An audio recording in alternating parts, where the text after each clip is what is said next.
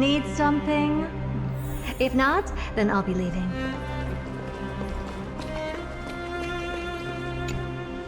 Please stay close to us. We need to rendezvous with Lord Dongheng. We will do everything in our power to clear the path for you.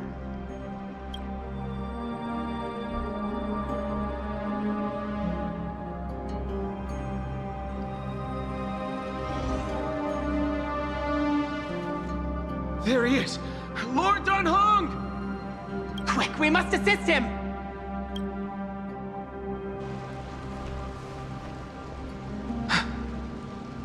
What are you doing here?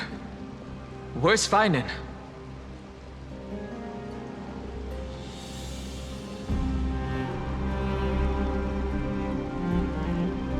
We're under Lord Phainon's orders to escort both of you to safety, no matter the cost. Leave this to me and the Holy City Guards. Zeph, take them and go. Wait, Namazani. That black-clad swordmaster. Something seems off. At some point earlier, they suddenly froze in place, not moving at all. Like some kind of omen.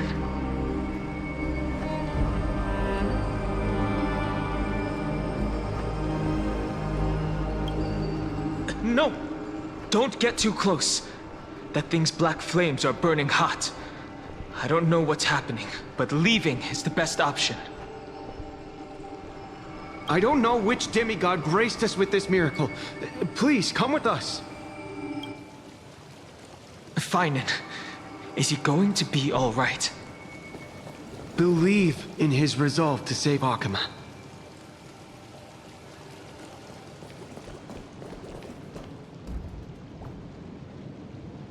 Take a look. This is pure genius in action.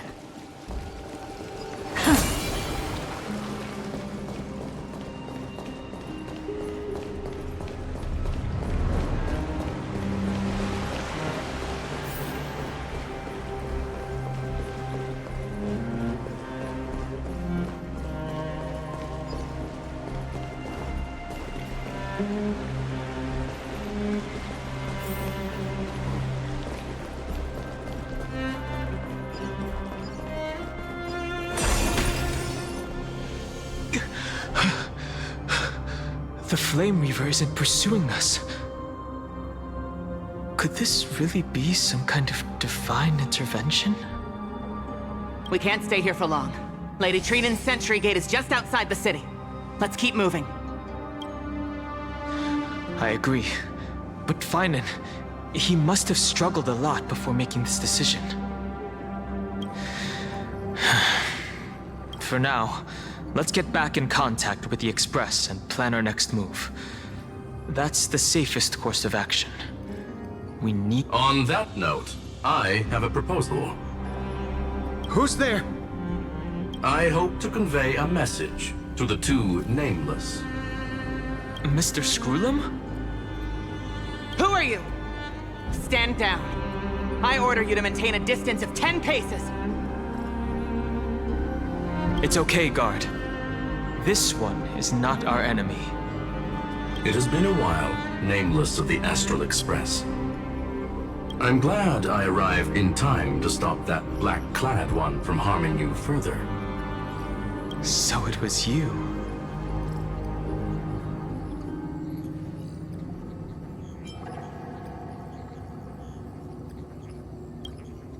Indeed.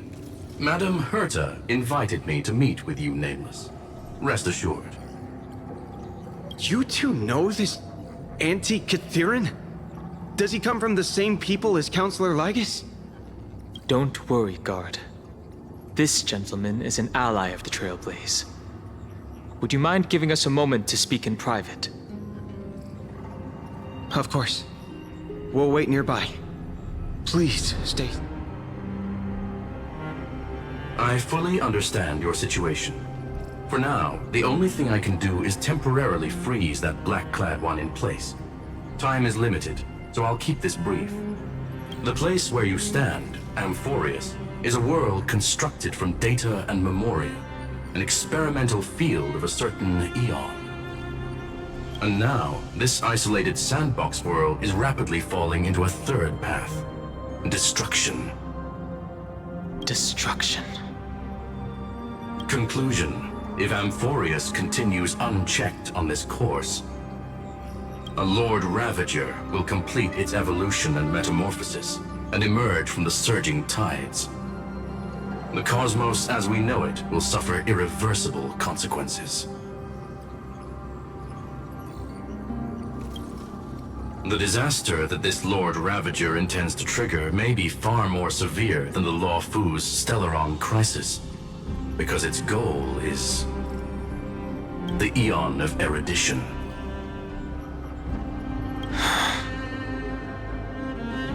Putting aside the complex details of the inferences involved, I have a request to make.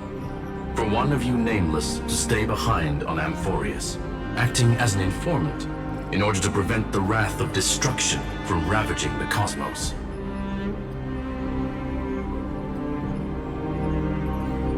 This world is enveloped in a firewall that defies explanation, and the flow of time here is also different from reality. Madame Herta and I can only tear open a gap and project images inside. However, the accidental crash landing of the express car notwithstanding, both of you were able to successfully land here. There must be some principle behind this we have yet to fully grasp. It will take time to uncover the reason. Before then, if one of the Nameless is willing to stay and witness the fate of this world, or to push it along when necessary, it would be of great assistance.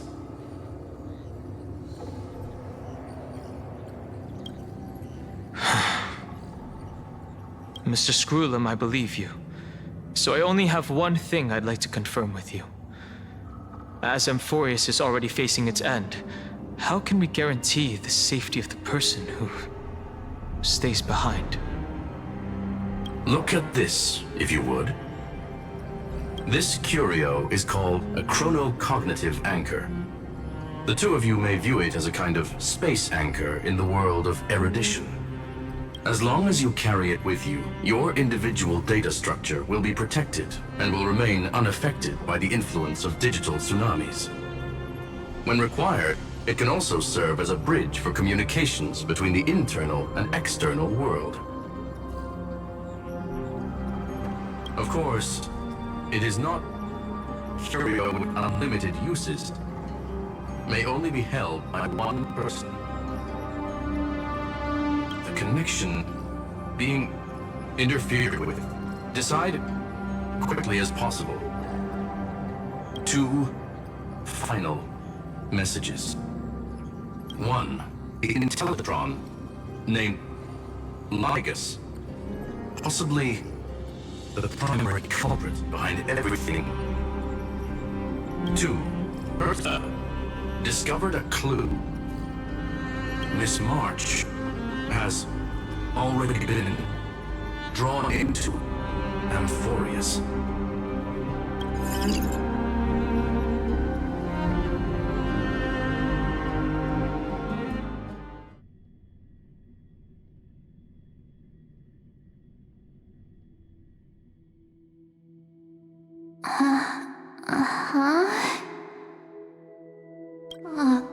Cold.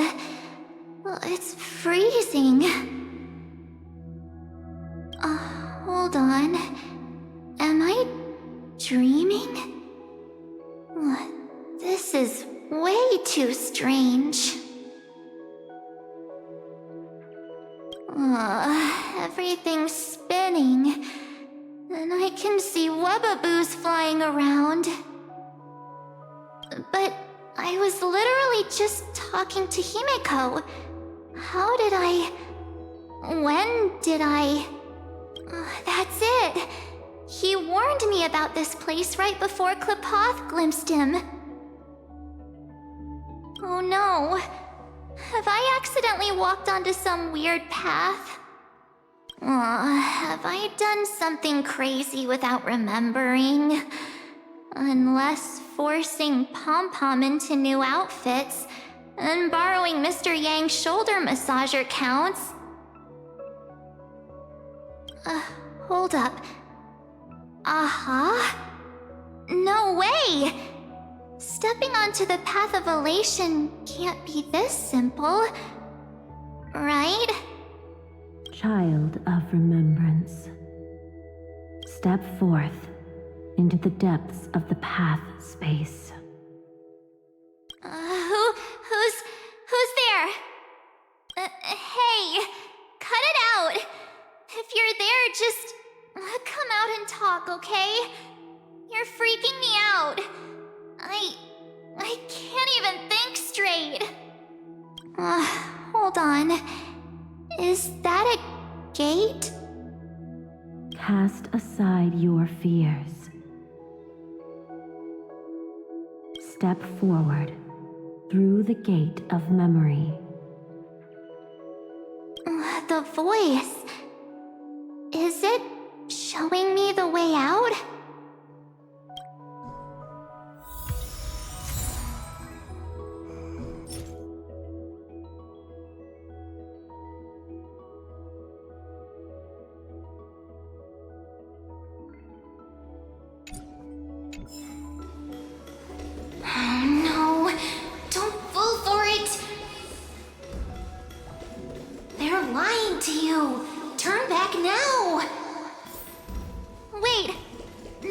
Diviner? From the Wafu?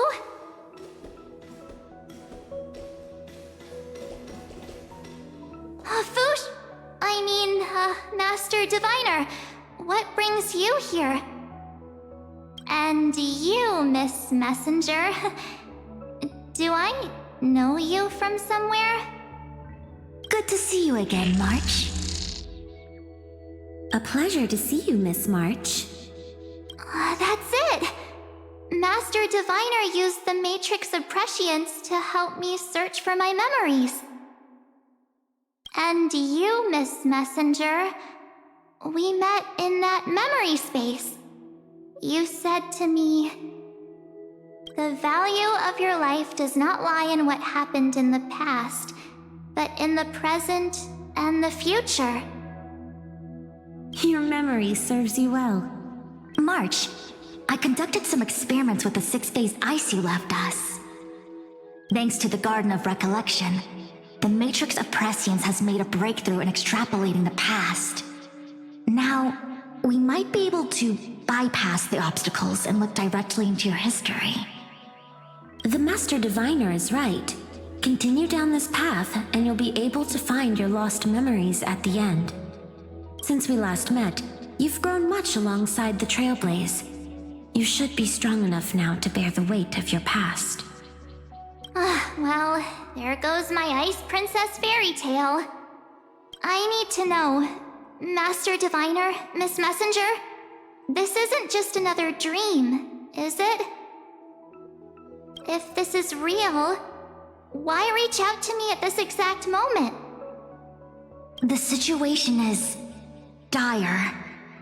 Your lost memories, they're crucial to the Garden of Recollection. She's right. The Garden of Recollection's existence hangs on your memories. The Garden of Recollection. You may not want to sacrifice anything to preserve the garden for now, but in time, you'll understand. Your destiny and the path of remembrance are extremely, closely intertwined. Now go. So, I just walk through that gate? This way, March. Your past awaits beyond the gate of memory. Stop! They're just mimicking people from your memories! That voice again. Don't let those bad people deceive you! The gate. Now it's... you two?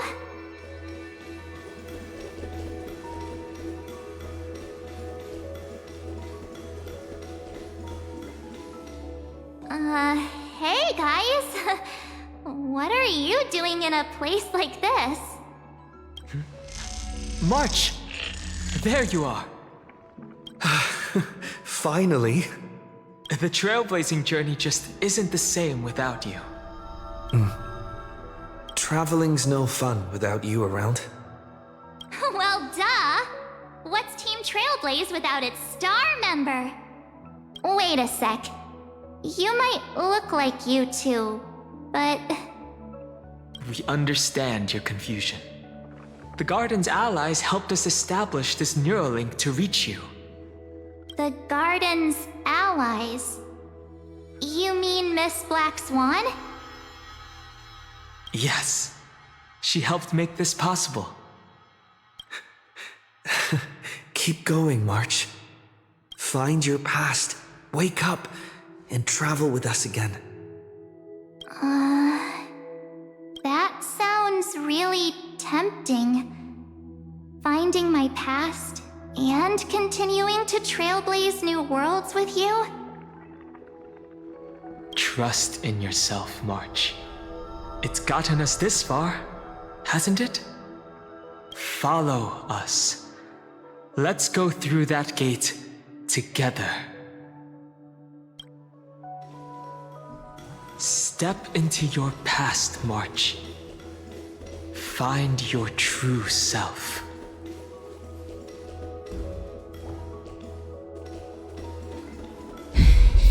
Wait up! Slow down! Those words sound so sweet. But keep your eyes open! Don't let them fool you!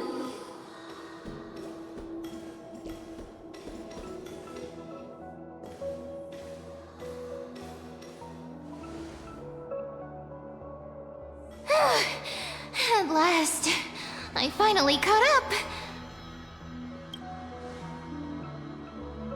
Hey, are you all right?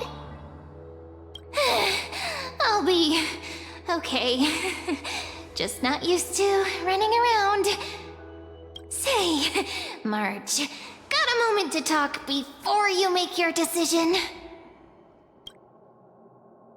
Wait, that was you? Pushing the gate away? Sending those warnings? Yep, named Cyrene. It means ripples of past reverie. Easy to remember, right? Wait a minute. We actually look quite alike, don't we? Yeah. Your pink hair is just as eye-catching as mine. We're both bright, pretty, and positive girls. Talk about coincidence.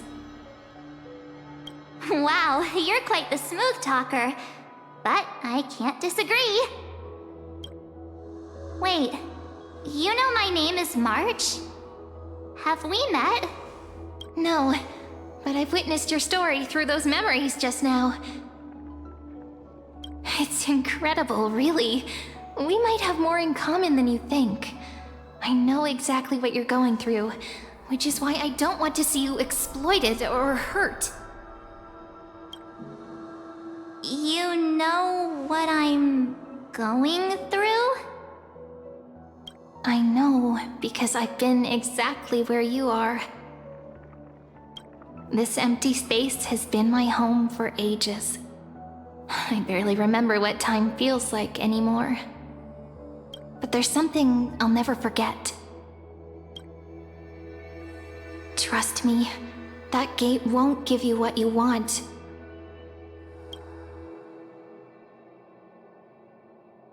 You mean those people? They're lying? Luring me into a trap? Yes, convincing, weren't they? They've studied your memories, using your deepest wishes against you. How dare they manipulate a young girl's feelings like that?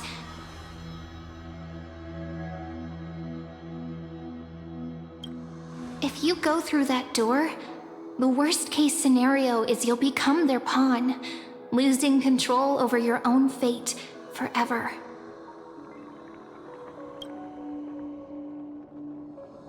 You've seen what's on the other side? I may be stuck here with missing memories like you, but I still recall fragments of my homeland where I grew up. That door leads to Amphorius. Trust me, it's anything but welcoming. For ages, I've watched people walk through that door. They couldn't see or hear my calls. The voices beyond always promised safety, but I've never seen anyone return safely. So I had to try and stop you.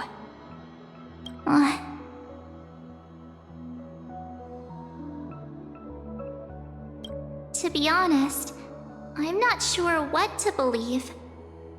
But the fact that you're here, putting in all this effort to warn me, that means something. Tell me, Cyrene, how can I return to my world? It's really easy, actually. Just turn around and walk away from this place. The girl cannot be trusted.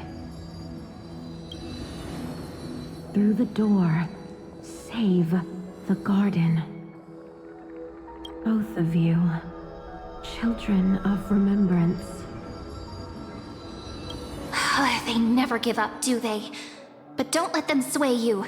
Stick to your path. The return journey could take ages, longer than most lives. But that path will lead you home.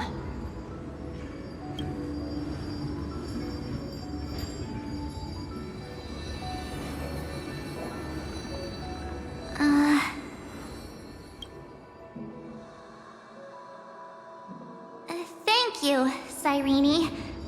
I know what I need to do. I'm going through that gate. Into Amphorius. Wait, what? Don't worry. I believe you. It's just that, for me, the only place I can call home is right beside my friends. Two of my closest friends are already on their way to Amphorius. They may seem capable, but only I know. They're absolute disasters waiting to happen. They won't last 5 minutes in a new world without me. That's why I need to go through. Amphorius or not. When the three of us are together, there's nothing we can't handle. We'll explore, understand, establish, and connect. After that, we'll find our way home together. I see. You've got people who mean the world to you, too. That is so heartwarming. March, if that's what you've decided, you have my full support. Birds of a feather we are, looking all sweet and innocent, but with hearts of fire. Oh, stop. You're making me blush.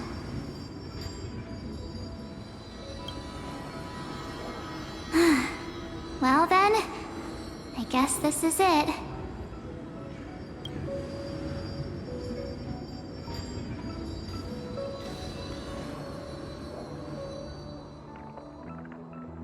Do you think we'll see each other again? Who knows? But don't worry about me. After all this time here, I've grown quite used to chatting with my imaginary friends.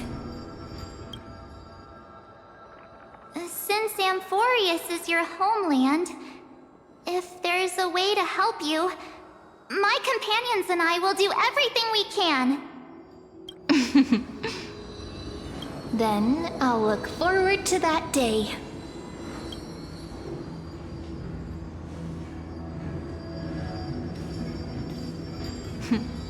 Your story awaits, March. Make it an epic one.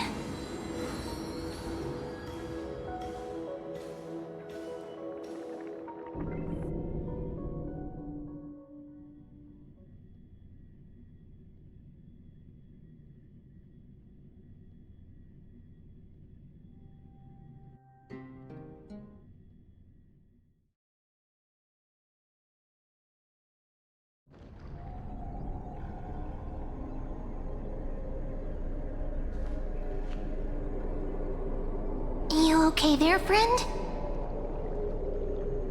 Something seems to be bothering you.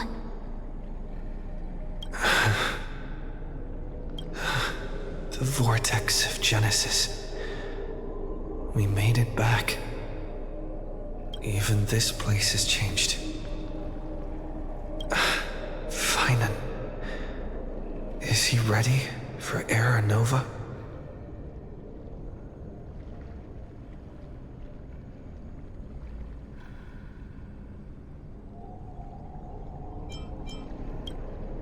Yeah, we've come such a long way.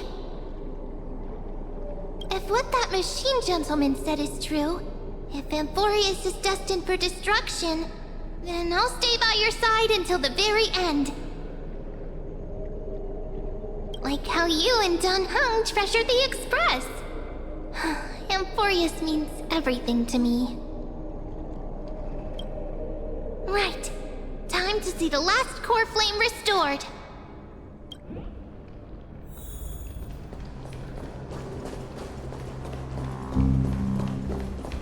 Look, there's Phainon. And wait. Lycus? Remember Screwlum's warning.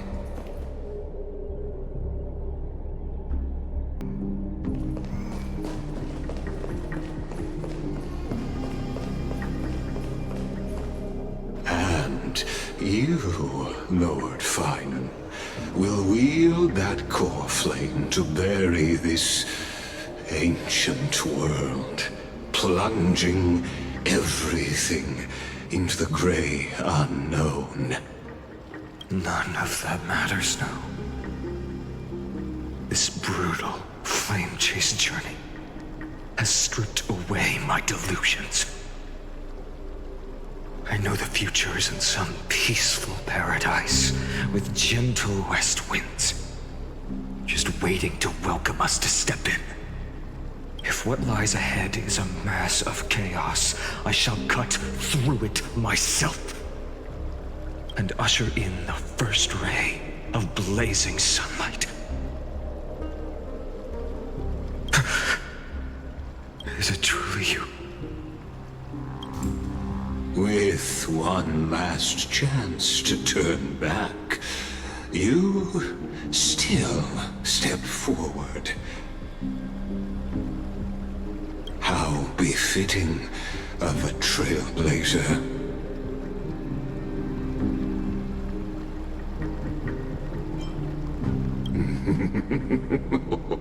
You misunderstand. As our world nears its end, the ones who walk the infinite paths have embraced their destiny. As the Theoros, it is my duty to witness the world's future and oversee this final core flame ritual on their behalf. The trial of world-bearing, the ritual of Era Nova.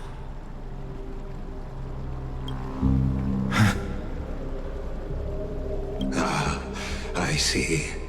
So you met my kindred spirit before I could erase his traces.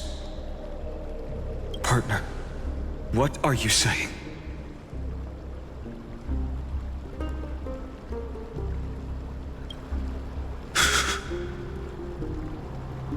I've had my suspicions. How does a native Antikytheran know so much about repairing vehicles from beyond the sky? Lord Lycus, how much do you truly know about Era Nova? Tell us everything. Very well. I need no longer maintain this Theoros masquerade. You seek truth, Lord Phainon, and truth you shall have. As you know, when the old gods fell, someone had to bear their broken pillars to fill the vacant seats. Those who would assume divine authority must prove themselves through trials. Yet, for Kephales's demigods, the possibility of overcoming the trials has forever been non-existent. For the world-bearing trial is the divine duty itself. Bringing forth the Era Nova and bearing its weight is an endless ordeal, ceasing only upon collapse. Precisely. The Era Nova ritual is not something that can be completed in an instant, no, but a long and arduous journey. While the sacrificial journeys of other demigods conclude in this world, Kephale must shoulder the gods' core flames, bear the memories of all worlds, and stand unwavering until the next world, when the black tide consumes the bearer and all that they carry, leaving nothing behind. Unless their core flame finds a new bearer. The holy flame that illuminates all worlds rests in your hands. All that remains is one choice.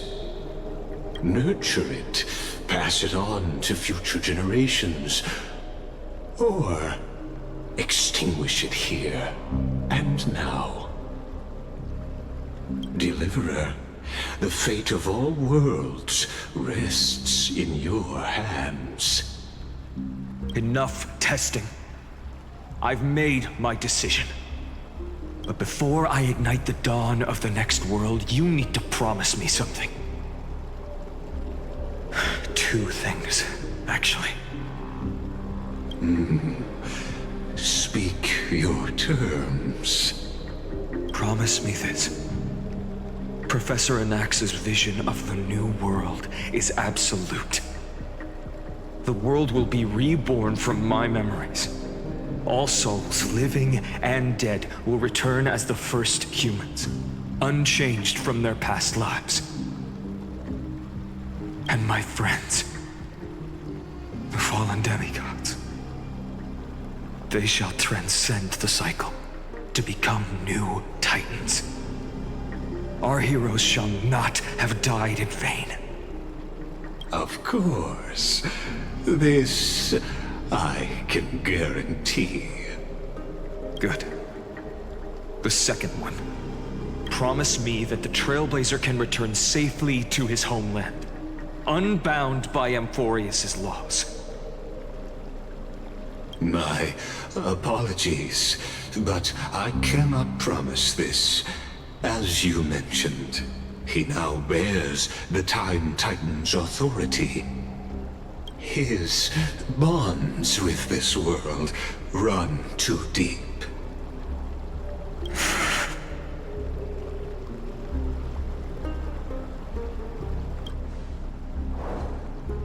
Well, I stand corrected.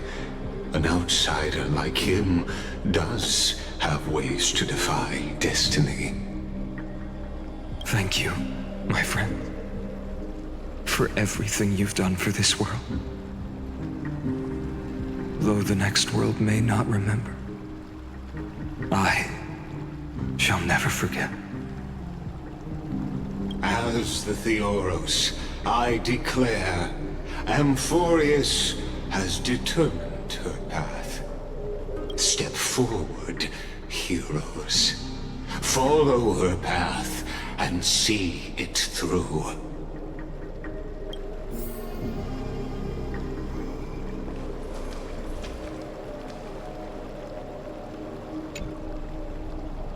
Without you, we could never have reached our prophesied tomorrow.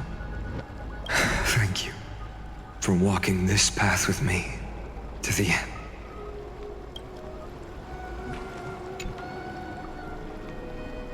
Behold, oh gods, Amphorius has achieved her victory, and the Era Nova approaches. The radiant soul has arrived, having walked through the bustling nights, bearing the golden fire and blood, stepping with pride into daylight. He is the pure child, walking upon the path of yesterday, today, and tomorrow. He is the first to be born, first to be named among the nameless. Eternal in form, limitless in reach. He treads the endless night underfoot. Greatest of kings, protector of the displaced, raising humanity's children above their adversaries. The firmament of molten gold courses through his very bones and flesh. The greatest of schemes reveal against his breath and words. In the golden lakes of that beautiful new world, he shall wash himself clean. There. Finish what we first and last wished for. To write an ending unlike any before, for this world we so deeply love. Come, partner. Join me. The time has come for us all to face oblivion, or embark on one final grand journey.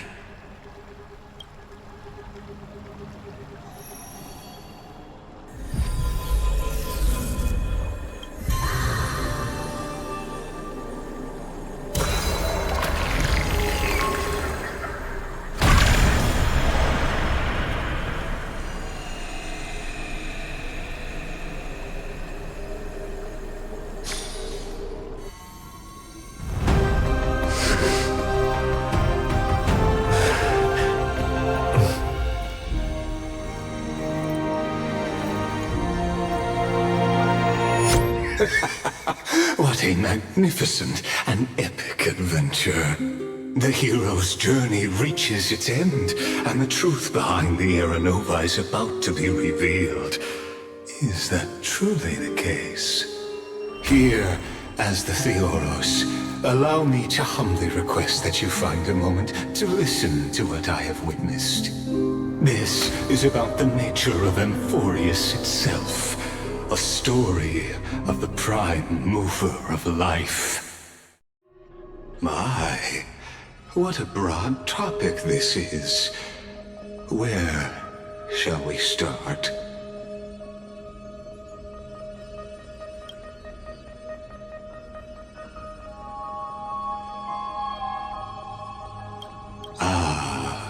Got it. Let's start at the very beginning. The Big Bang, the birth of particles, the emergence of all things. Just kidding. What I mean to say is that time, space, matter, all concepts exist solely because we perceive them. This is called the erudition. Without it, the universe would merely be a chaotic book written by chance, yet unread by anyone. As your acquaintance, Lord Anaxagoras, suggested, everything in Amphorius exists through new spores, living in the memories of those yet to come. Oh, how beautifully it aligns, revealing universal truths in such simple terms. Only he could solve the riddle of what exactly are we? But you'll remember, even as the embodiment of reason, one mystery remained beyond his grasp.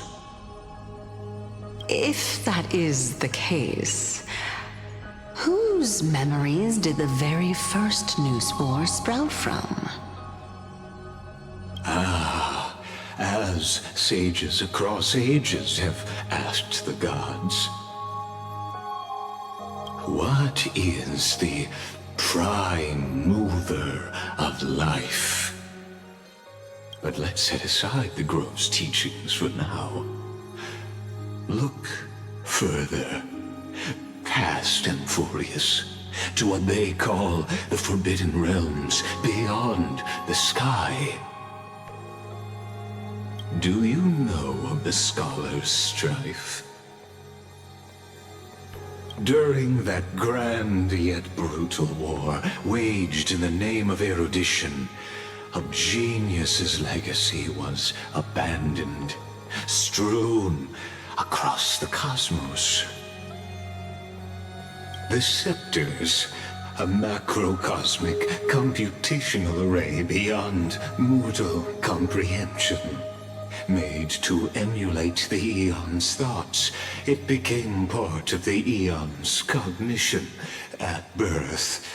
Scattered throughout the cosmos, these arrays act as celestial body neurons for Nous.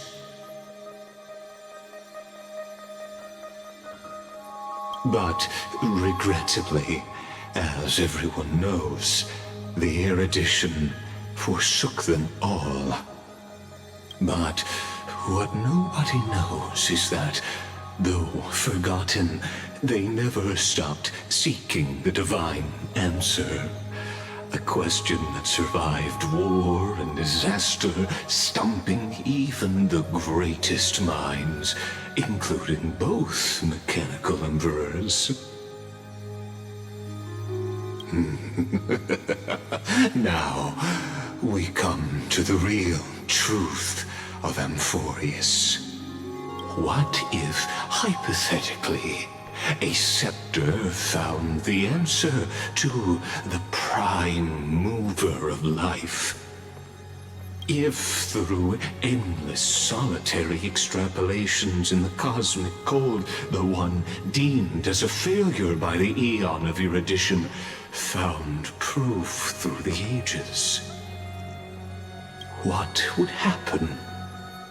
Perhaps the answer is simpler than you'd think. From a perishing neuron devolved into true life, reborn through the gaze of another Eon. This is a tale from the distant past, unknown to all, even unheard by the greatest geniuses. Now, let's leave the Scepter's story here, returning to where we began.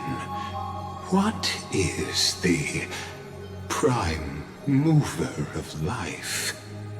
Actually, you know the answer better than you realize.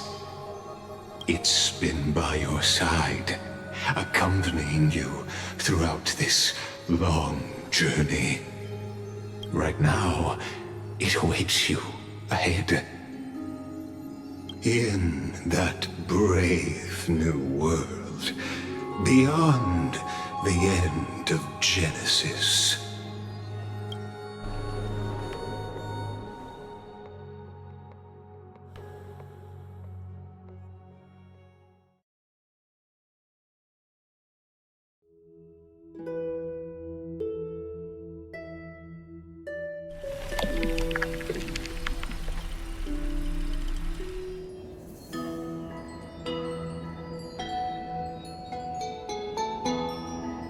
Take this wish with you. Be the one who begins it all. As the prophecy foretold, you will bear the blazing sun until the pale dawn breaks. Continue onward, bearing this world upon your shoulders, until the Ashen Hero, the nameless deliverer, ushers in the dawn.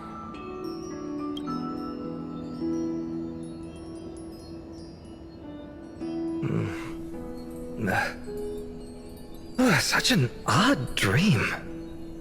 Strange. Like I've dreamed this before, but it all slips away when I wake. Only a voice remains. Who was that?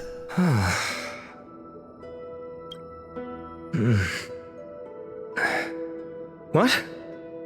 Ah, it's you. Whoops, I fell asleep there. What a strange dream I had. It's gone now, though. But look, perfect sunshine. The day is still young. Let's go find Cyrene, partner. We promised to be there for her oracle card reading today. It's right about time. Looking at you, someone's still half asleep. Tell you what, catch some fresh air first. I'll hang around here.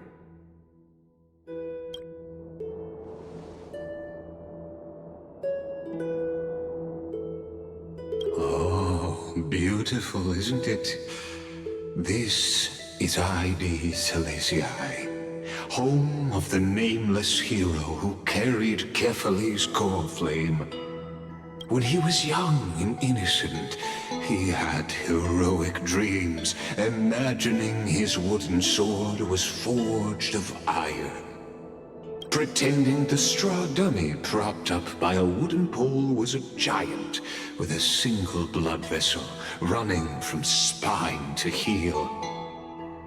Dreaming of slaying the giant and becoming a hero to save the world, though to his young mind, the world was just this small village.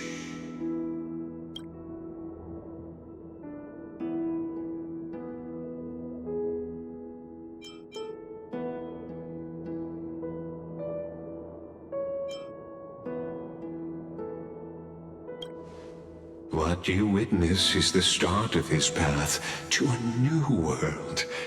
And trust me, you play no small part.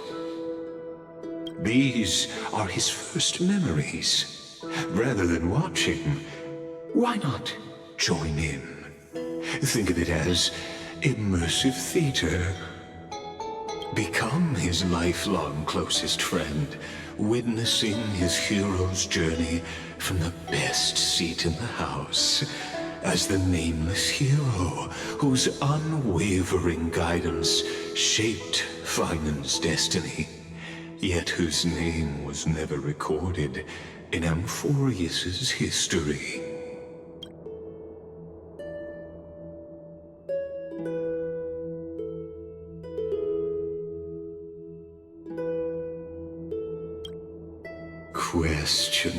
Questions. Let's follow along and find out, shall we? Many mysteries lurk in this village beneath the veil of Evernight. Your questions will find answers as the story unfolds.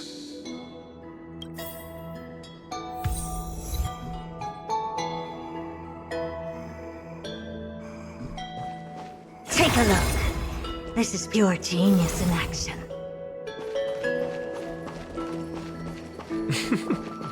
All awake now? Great. Let's go see Cyrene. Phainon! Show me how to use a sword like you do! Wait till you grow a bit more. Hey, Phainon! Where are you headed? No Cyrene today? That's exactly where I'm going.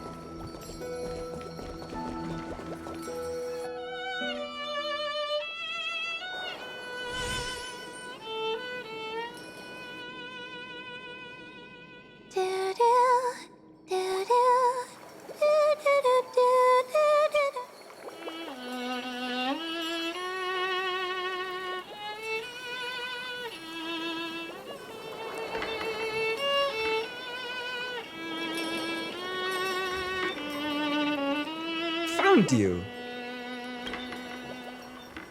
That's...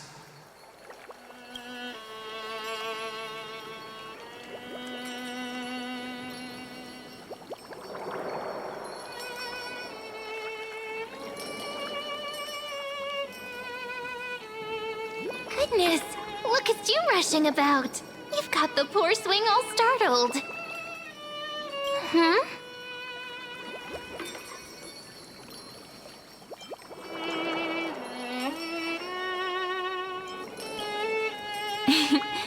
It's that deja vu. Something wrong? What do you see? Oh, nothing much. Just suddenly felt a strange connection. Look at you, leaves in your hair. Were you sleeping in a tree again? Or was it the wheat fields this time? At least brush yourself off before wandering around. Come on, I'm not a kid anymore. You're the only one who still treats me like one. Sure. You may have the height advantage, but when it comes to maturity, I'm leagues ahead of you. Still fantasizing about being in heroic adventures and imagining yourself as one of the characters? That's the kind of thing kids do, not grown-ups. Don't you agree? And since you're playing along with his antics, who are you pretending to be today?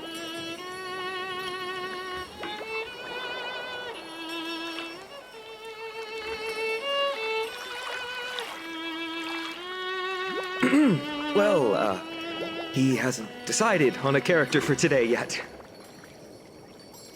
How about we stick with the usual? You know, the valiant hero from a distant shore who made a pact to learn the sword from you.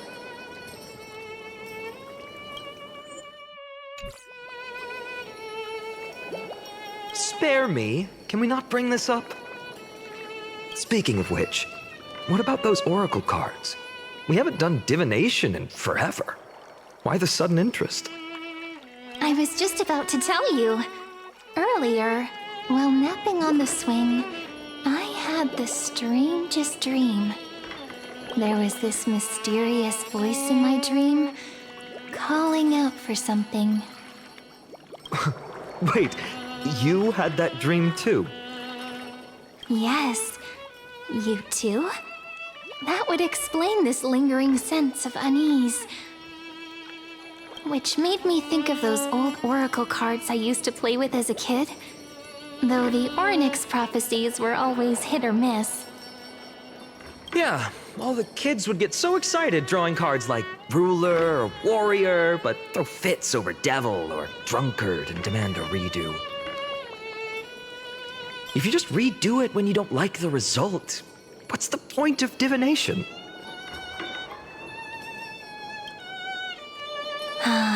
The blessing of childhood.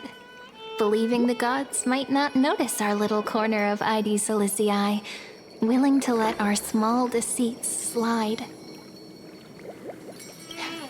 Still, fate is absolute. After all, we never really know just how far into the future the prophecy extends. Anyway, let's go to our old secret base and look for those oracle cards. Now, where did we hide those? I can think of a few spots. Let's go check it out.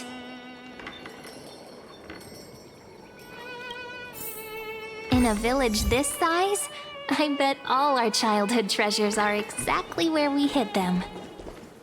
Mm-hmm. Time must be keeping them safe for us.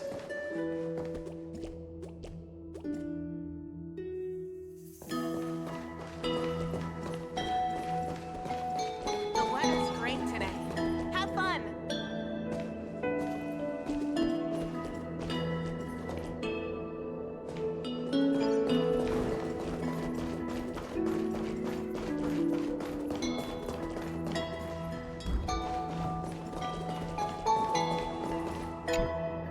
In the sunlit barn, amid the scent of ripened wheat, they found various fruits hoarded by squirrels.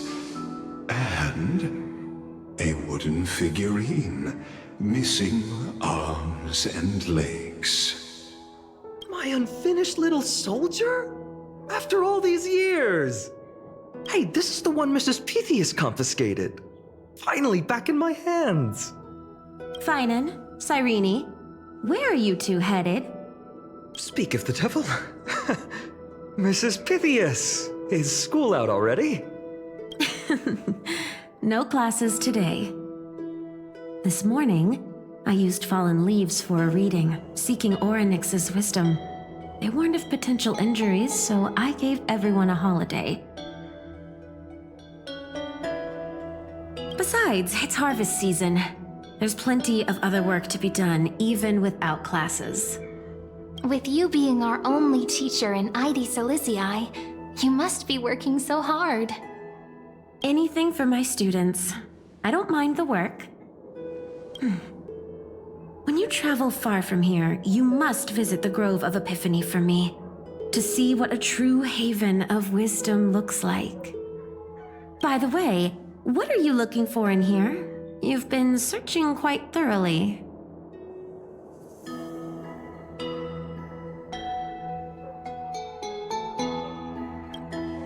Thank you, my friend. Time to take our soldier home. All right then, I should be going. It might rain tonight, so don't stay out too late. So this is where the wooden figurine you carved during class ended up. And here I thought I knew all your hiding spots. To be honest, I'd forgotten all about it myself.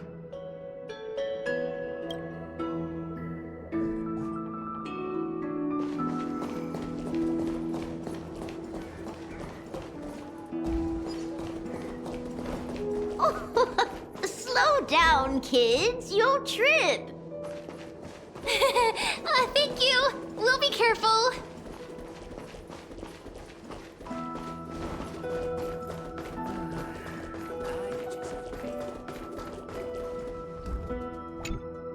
It's mine! I caught it fair and square! You did not. It's mine. Phainon! Cyrene! Come quick! Look at this huge bottle I just caught! Give it here. My rod, my catch. I only let you borrow it, remember? What's got you two so worked up? Here, show me.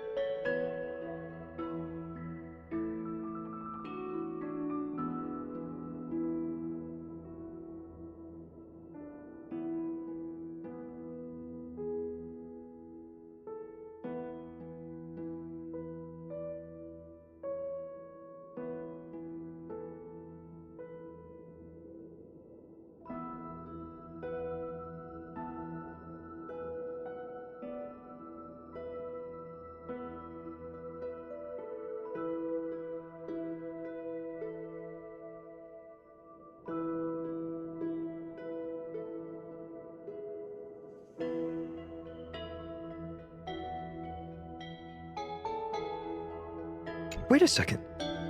This is my old wish in a bottle. How did it end up here? Ooh, I wanna see. What did little phainon wish for? Not happening. This stays sealed. Piso, Livia, dinner's ready. Coming, Mom! Finally, I'm starving. See you later. You know what's funny? I really thought tossing that bottle into the sea would carry our wishes beyond Ides Elysiae. Maybe even bring something back to us. Never thought the waves would end up pushing it back ashore.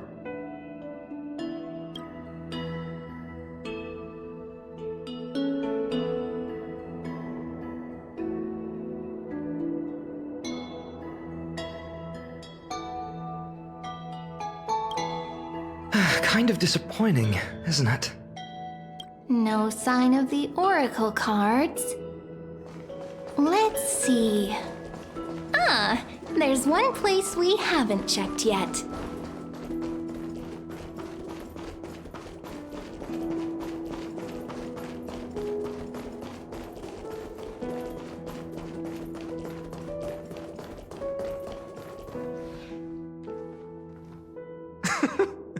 Well, those were the days. We'd always meet either by that statue in the village or right here. Right? And I remember you never used the front door when you wanted me to come play. You always climbed over the wall. You were such mischief makers. Just like a certain someone who has a habit of showing up unexpectedly. Right?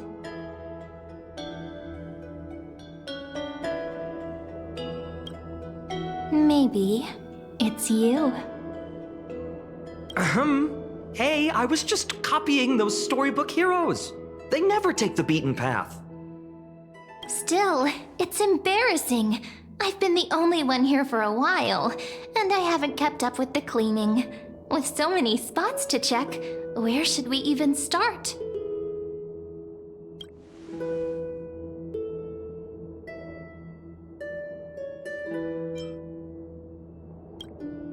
Leaves have taken over the courtyard. I know. We wouldn't want your clothes getting dirty. Leave the dirty work to me. That's not what I meant at all. All right, let's split up. I'll handle the yard. You check the upper floor. I wonder what the view's like from up there.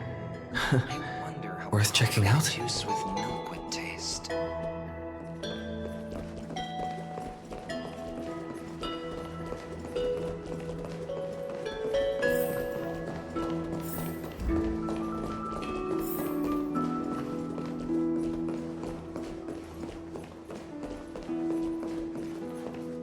The girl before you carries an air of mystery, her secrets elusive, yet her demeanor toward you is exceptionally warm.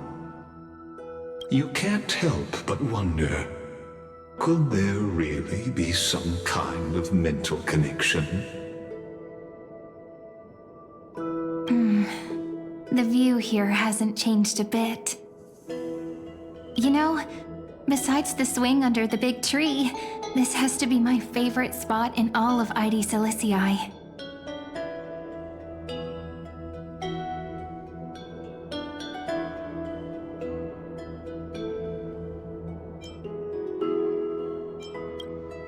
You can't help but want to hum one of those old songs we used to sing. Why do leaves and branches grow? Which way does the wind blow? They always said I'd become the next priest of time, just because I heard prophecies as a child. But here's the thing. The more divinations I do, the more doubt creeps in. I want to believe the prophecies, but actually leaving Ides Elysiae. Where will that waiting ship take us, I wonder? Here they are, the oracle cards.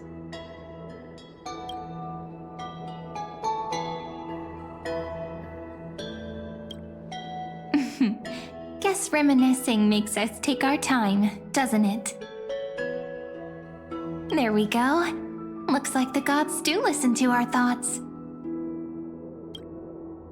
Here it is! This is the box where we kept the cards. But the cards are gone. Who could have taken them? Huh? What's this underneath?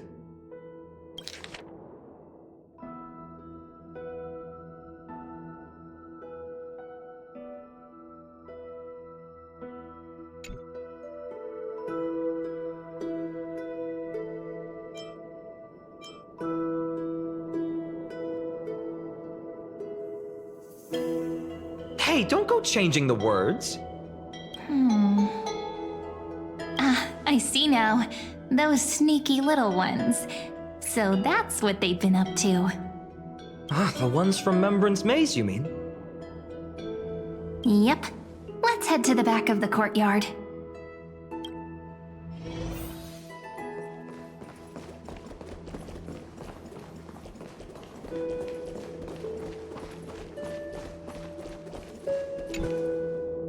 The entrance should be around here somewhere. Right here. The path to the maze is hidden under all these weeds. It's been too long since we visited the fairies.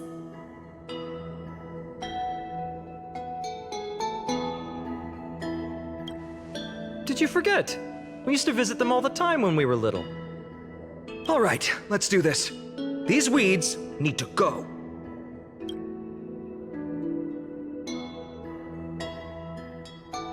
Pretty sure this is it? Should be this way. There it is! The entrance! That hollow in the tree.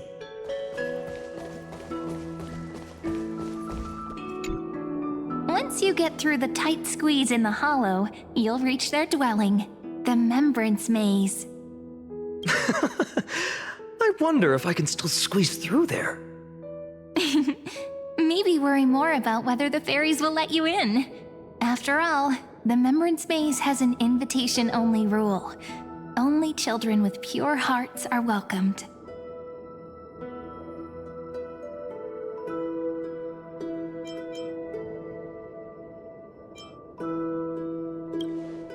Lead the way then, partner. Regardless, how about we try getting through the hollow first? After you, then. What? Oh, sure, I'll go first.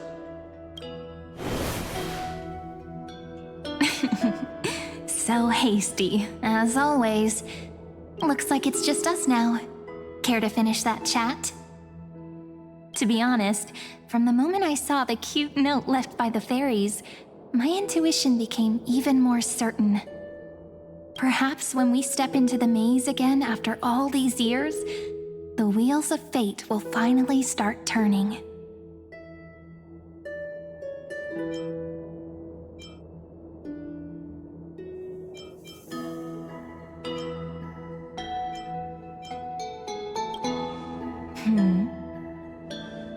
What if I am?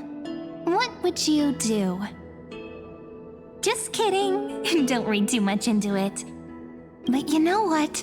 Even if fate is set on its path, no matter where it steers the world, if we're together, there's nothing to worry about, right? So, if you're willing... Forget it. If the wheels do begin to turn, that's when I'll make my request.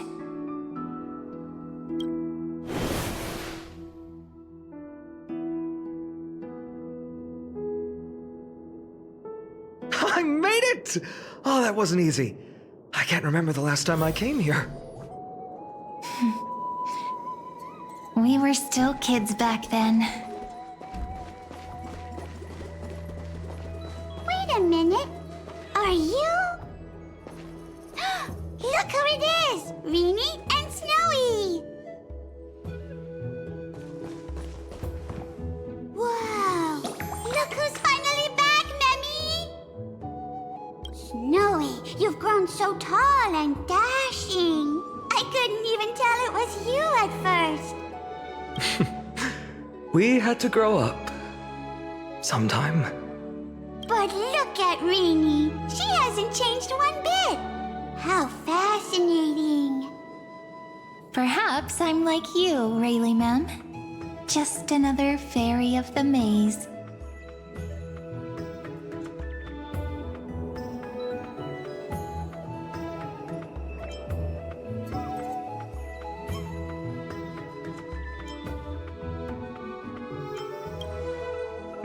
Dye? Rayleigh Mem's always been this lovely shade of lavender. Doly Mem, Rayleigh Mem, Mealy Mem, Folly Mem. I've missed these cute little troublemakers. We used to gather around the fire, singing and dancing, imagining all our future journeys. Without coming back here, those memories might have faded away entirely. Oh, how good you, Snowy. You swore you wouldn't forget about us. But you were gone so long, you almost did. Oh, he's just copying those bards from his stories, being all melodramatic. He couldn't forget about you all even if he tried.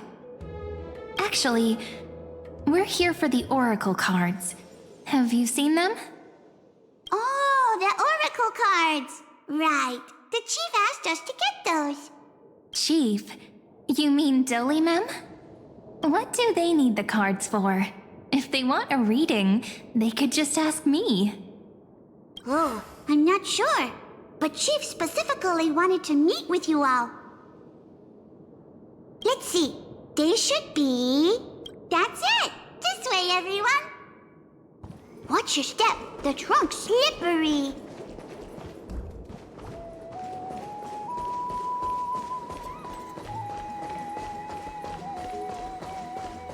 Chief! Rini and Snowy have returned!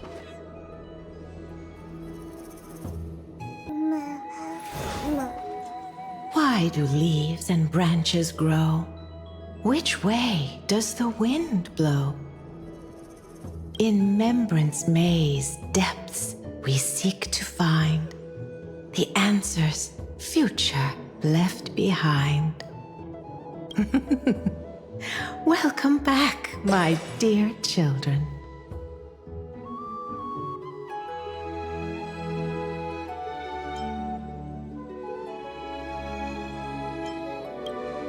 Pink ones? That's strange. I don't recall any pink fairies in the Membrance Maze. Have you seen any, Chief Doly Mem? Oh, Chief, you haven't changed a bit. Still so full of life. Oh, no need to fuss, my child. You haven't forgotten, have you? As long as our songs are sung, the children of the maze will live on. Just as our paths stay forever linked. Here, take it. I'm sorry I had to resort to such methods to bring you here.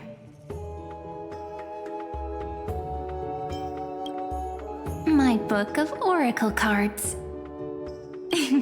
Thank you for keeping it safe. You know, you can always just ask if you want me to divine something. Still, bringing us here like this after so long. Is something wrong, Chief? Yes. The Veil of Evernight whispers to us once more. It tells of a new fairy who will soon enter the maze. Indeed, every time a new fairy arrives in the maze, it means that beyond the veil, in the vast lands far from Ides Elysiae, a great calamity is on the horizon.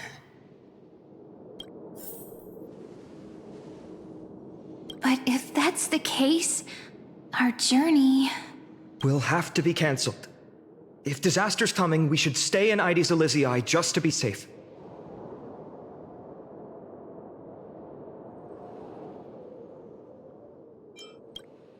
That's a good point. But what difference could Cyrene and I make? We weren't planning to be gone for long. Just enough time to hone our abilities.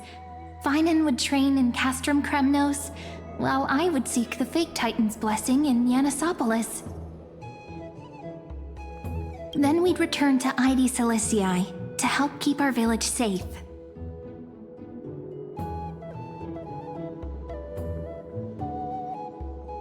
It's okay. I can still practice my swordplay here. Some things you can learn on your own. Well, probably. That's not very convincing. Here's a thought. Let's have Cyrene do a reading. If fate wishes to show us its path, we might find some peace of mind. But what if we don't like what the cards tell us?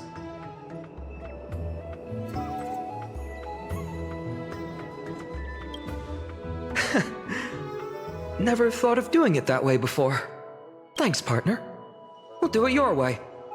Whatever the cards show, we'll face it together.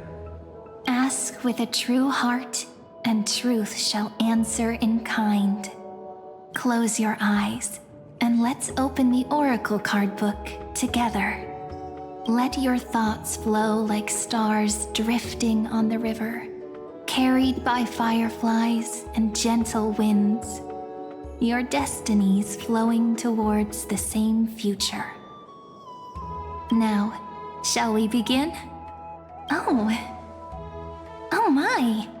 The cards are quite responsive today. Very well. Let's see what future the Oracle cards wish to show us.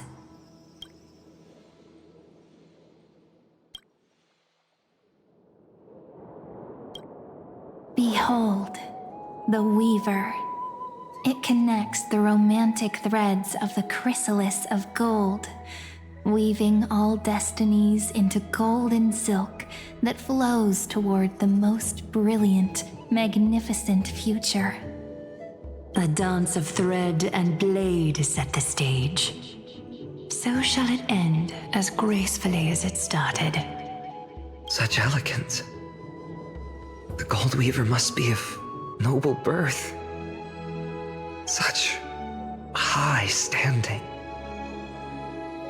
I doubt someone like me could ever reach it. This is the Gatekeeper, who guides people to their true path among myriad passages. We have surrendered our countless senses, dedicating ourselves to the sacred whispers within the temple. Wait. It almost feels like I can hear the echoes within a temple. And are those children singing? It feels overwhelmingly solemn, yet strangely comforting. The ruler stands for discipline, authority, and glory, but frequently also points to isolation and warfare. Even should you pledge your loyalty to me as the last sovereign, the glory shall be mine and mine alone. He who has slain a king can no longer bear the title. Let the withering lion walk his last path alone. Is this showing us a ruler who forsook their people? Stories of such bloodshed like this feel so different from Ide Celestii. But they sure can stir the imagination. Ah, the Traveler. Our little trickster. Always hiding behind other cards, disguising itself. What a rare catch. Over here! Or perhaps here! Gotcha! You'll have to be quicker than that.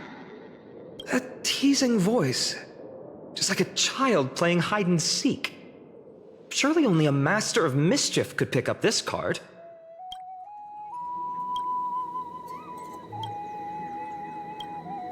This card, the Servant, is surprisingly light, bearing the cool scent of Antilla flowers, just like starlight. It symbolizes new life and hope, yet often brings to mind struggles, sadness, and loss.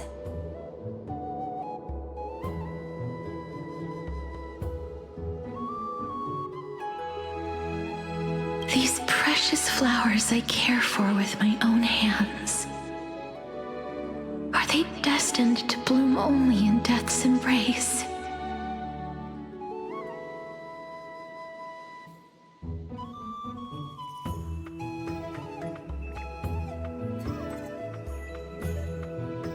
It sounds so solemn, yet tinged with an inescapable sorrow.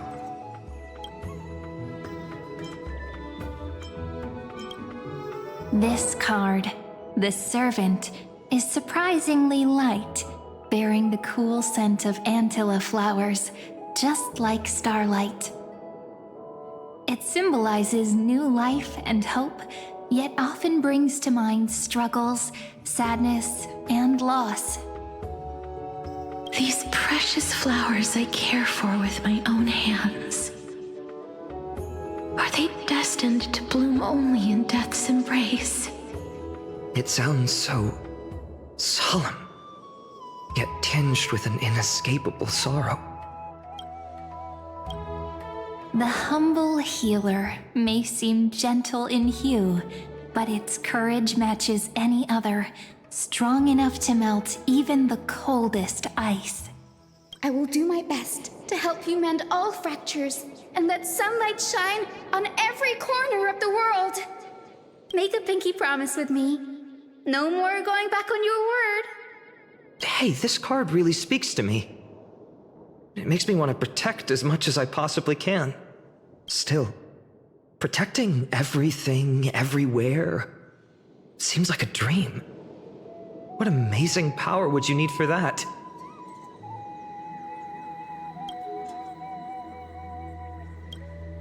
Behold the scholar, bearer of many names, the grand magician, the great performer, the eye of wisdom, and the defiler of Circes.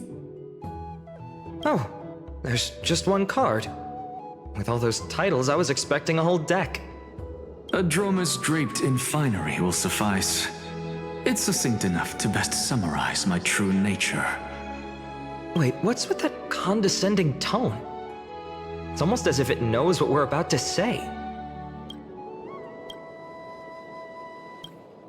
The Deliverer.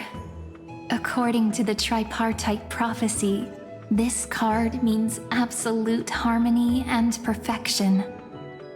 In fact, it's the only oracle card without a dark side. What, no divine whispers this time? Oh, silly. This is simply the card you drew for yourself. The sleepy village of Ides Elysiae, in just one fleeting moment, welcomed an array of legendary figures. The Weaver, Gatekeeper, Ruler, Traveler, Servant, Healer, and Scholar. Their stories and wishes showed the village boy glimpses of a world larger than he'd ever imagined. They brought tales of raging battles, of cities crowned in holy light, and of wonders beyond his understanding. Each story so far removed from his simple village life. Once, these were just images on his friend's oracle cards, and yet destiny now stirs in resonance with the maze. And now, they are right in front of one's eyes. The Deliverer? This card again. Ah, my child. It seems you're destined to bear the wishes of many, to answer the world's call. Bear their wishes? Yes, just like Kefali, standing eternal atop the mountain. My parents, they only wished for me to grow up, well, to help around the village. stay out of trouble. Mrs. Pythias wished for more books in her little schoolhouse. Wanted us to all learn and grow. And little Piso, he wants to grow up strong like its father, to become a hunter. Is that my purpose? To fulfill their wishes? Perhaps. For a true deliverer, such wishes are but droplets in an ocean. After all, Kefali bears the weight of the entire world. Right. How could any human possibly measure up to a Titan? I wonder too. Perhaps... What's this? What you see are futures written in the cards. Or rather, the people you'll meet on your journey. Sometimes, fate can guide us when we're lost. Let's consult fate itself. Maybe then we'll know why we must take this path. And learn just how many burdens one must bear to become a true deliverer.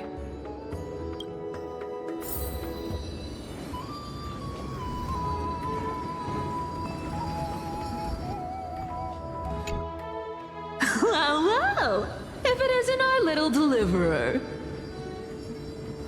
My wish. Just let me wine and dine and soak up the sun for another millennium or two. I mean, what's the point of dying rich if you never lived rich?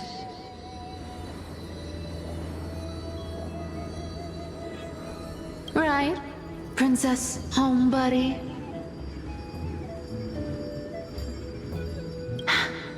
Cypher, that's not how I see it.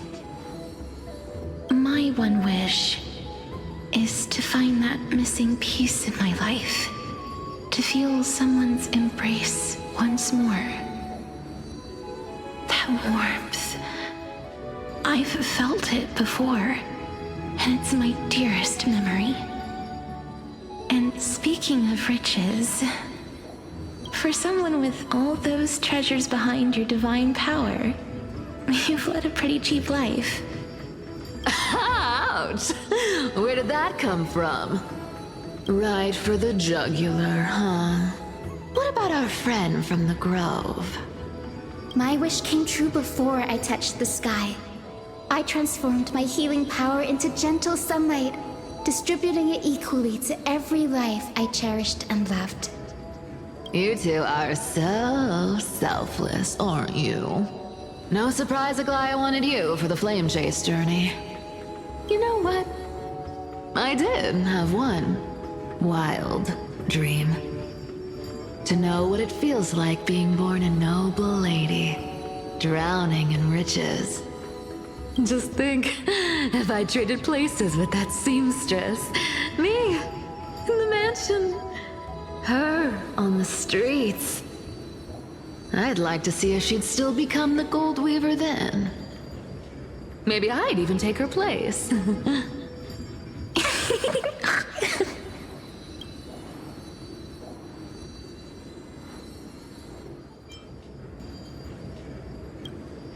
I can't disagree with you. These wishes aren't weights to bear.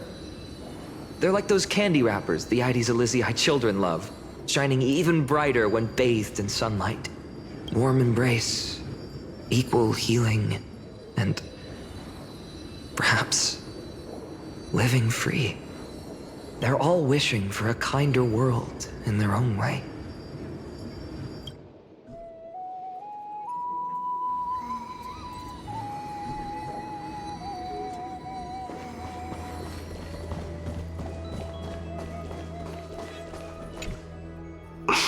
Phainon? Since when did you become so timid, asking such juvenile questions about wishes? What's that supposed to mean? What's with that condescending tone? No way I become friends with this half-naked show-off, right?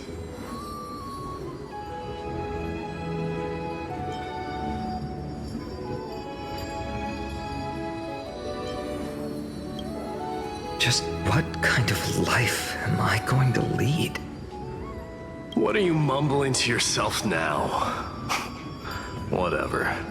The wishes of the Kremnon warriors are done, but I survived 1,000 deaths only to fall to a coward's blade. That masked flame reaver who struck from behind.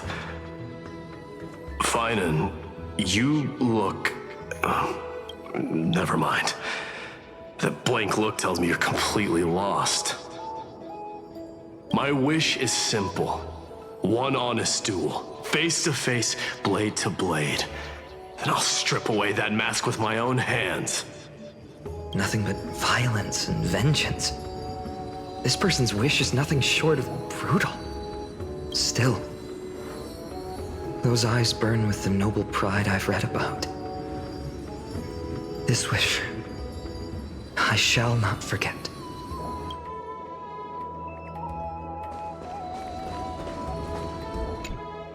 Phainon, my student. Must we go over this again? Listen well. I detest the word wish.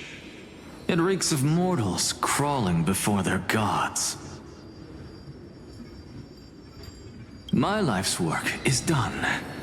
All that remains is for you to take the final step and prove the ultimate truth. I, Anaxagoras, shall become a god of the new world. Through irrefutable logic, I will prove that mortal wisdom can achieve divine greatness. Isn't he, you know, a little... I mean, I just daydream about hero stories, but he's fantasizing about becoming a titan? Well, that's something. Could I ever be that sure of myself?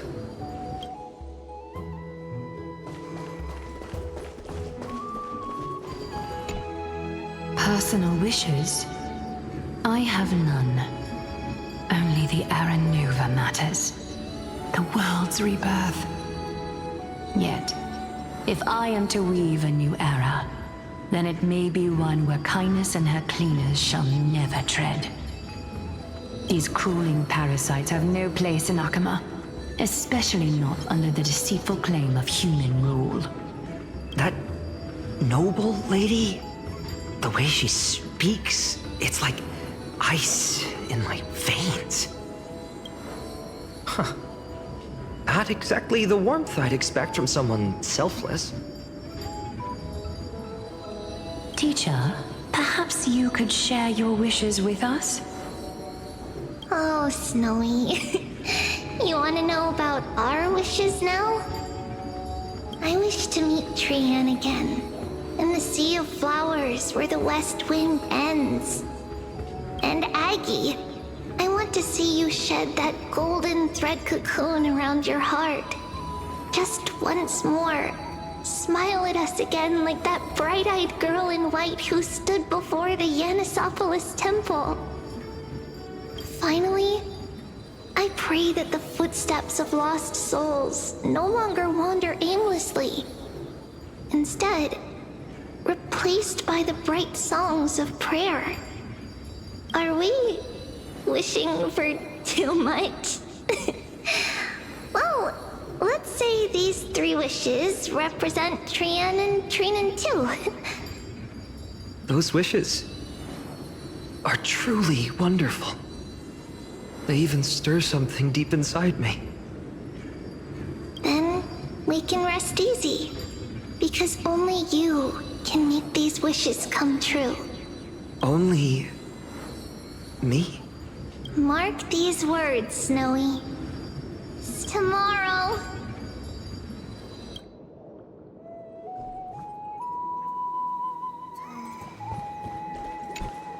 So tell me, has the uncertainty in your heart begun to fade? So many faces in my future. So many wishes. Still, why would fate choose to show us this path? What's weighing on your mind? Didn't you say disaster would strike Amphorius? If so, shouldn't Cyrene and I stay in Ides Elysiae? How could we possibly meet all these people?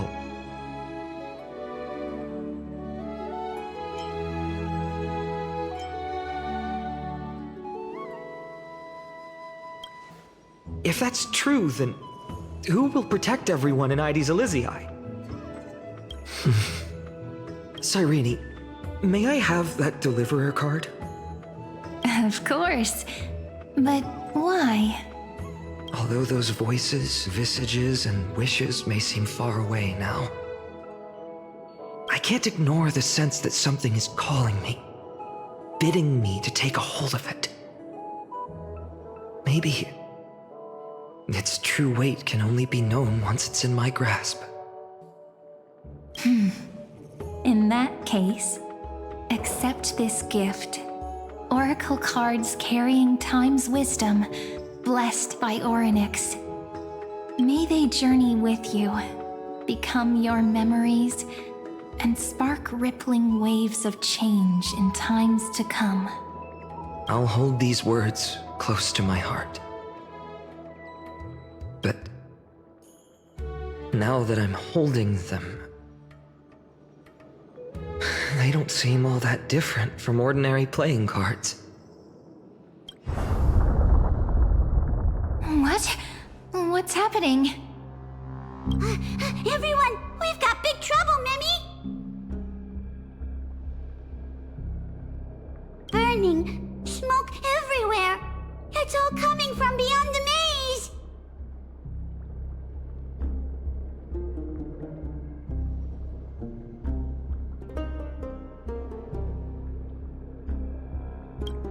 What's going on? It's here.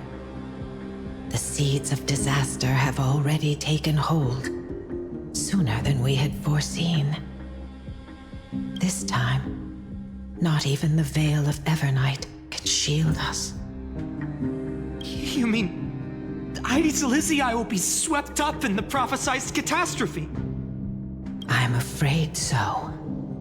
My children, take shelter in the Membrance Maze. One step outside, and this horror will consume you both. But my parents, the whole village.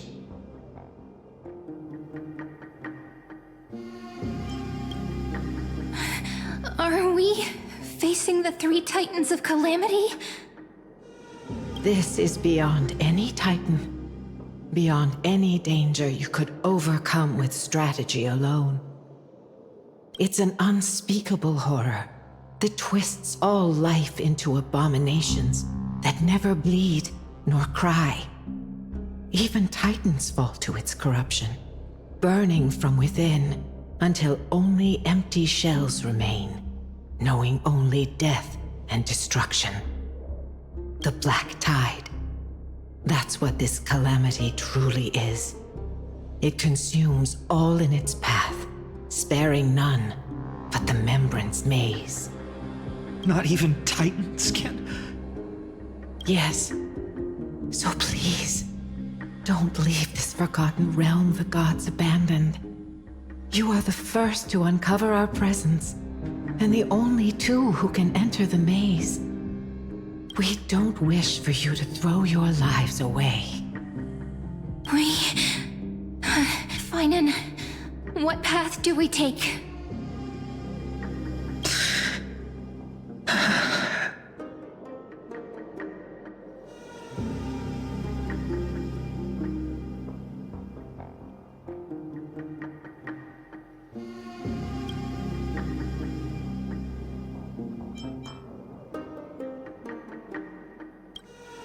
I learned the sword to protect those close to me. If I run now, I'll never be worthy of lifting a blade again. Then we know what we must do. Indeed, our friend is right. We must take action. Forgive me, Chief, but Ides Elysiae needs us. And as her child, I must act. Very well. Make sure you protect yourselves. With me, Cyrene. Join us, my friend. Even without a sword, I'll take a rake. Even with the roughest steel, I'll keep our home safe. Deliverer. The card's truth extends beyond its mere literal meaning. there's another hidden layer within. Not someone perfect from the start, standing high above, casting merciful gazes upon the world, but one who starts small, from a humble village, expanding their world within step by step, learning to save others as they grow. When we were little, I told him I wished this world would never need a deliverer. Now that wish has shattered. Yet I'm glad he's chosen to walk this path. And all of this happened because you believed in him, friend. Shall we? It's only when you're by our side that phainon and that our hearts find their courage. I know you're watching us right now, aren't you, great hero from the future? Oh, deliverer. Such cruel irony. Though destined to bear the world's burden, this boy can never become the hero to bring forth the dawn.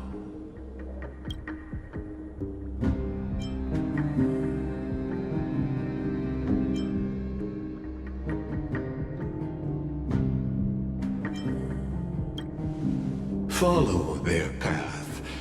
Bear witness as this man, forever denied the mantle of hero, takes his first step on the path to deliverance.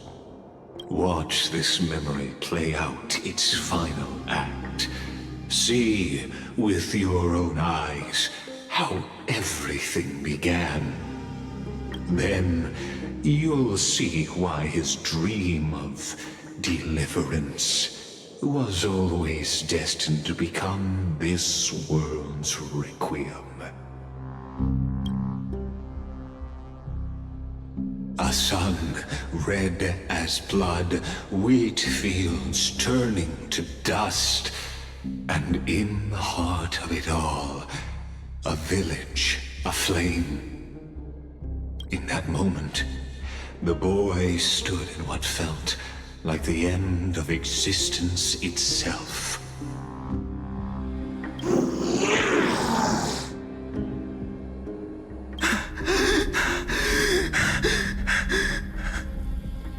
These creatures, they're everywhere. Someone, anyone, where are you?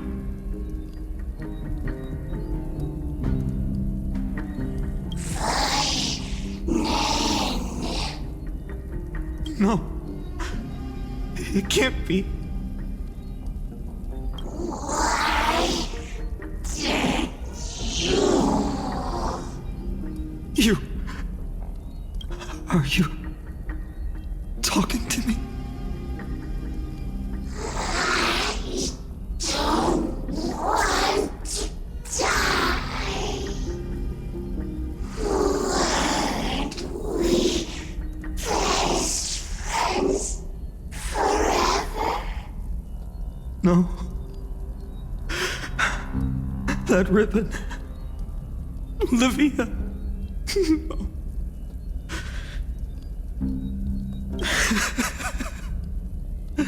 I should have known. Save us. Save us. Please. No. Stop. Please stop.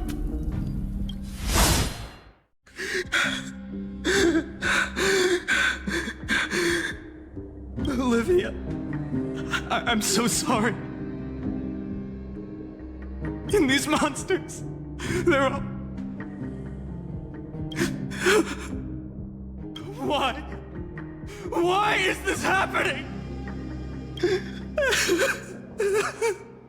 When the black tide arrived, the wavering boy found resolve in his companions, and together they ran toward their first battlefield. In the far-off future, the land of Amphorius would bear the marks of the hero's footsteps.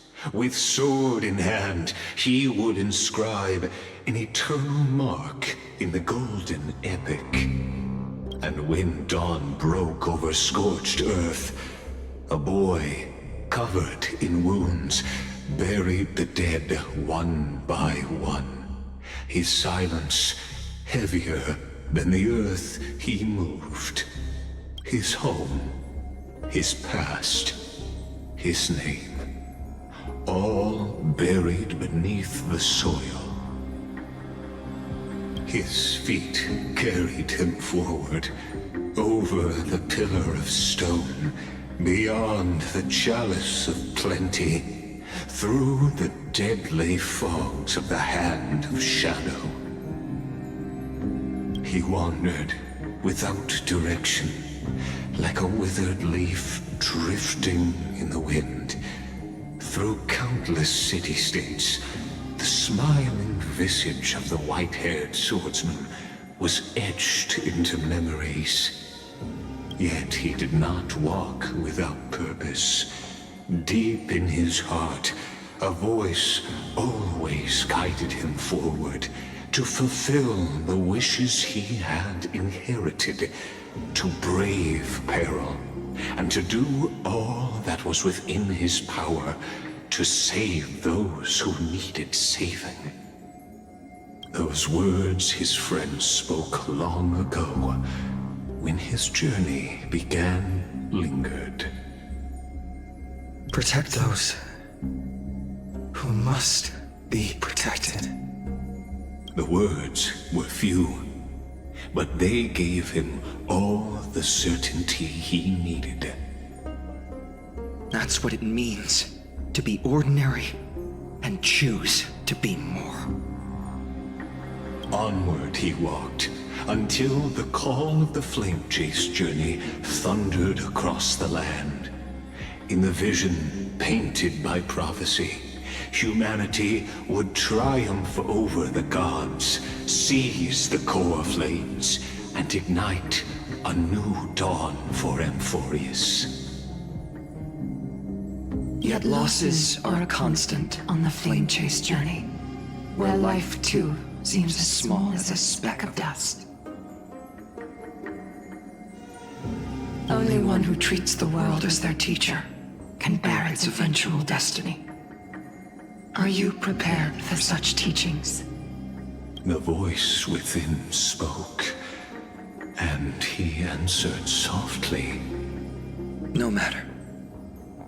My existence is of no consequence. When the Gold Weaver called, he answered, traveling to the holy city. There the elders met his warrior's spirit, with nothing but scorn, condemning him to the barracks in derision. No one saw it coming. Not the world, not even him. Yet, this nameless recruit stood at the gates of legend.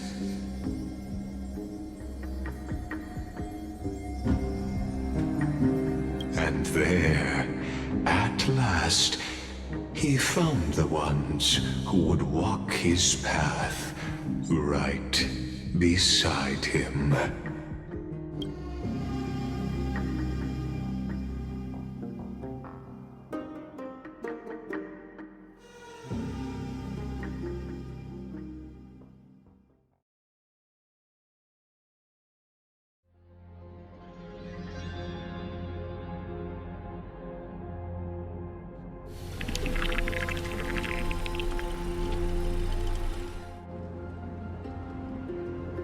This is the Abyss of Fate.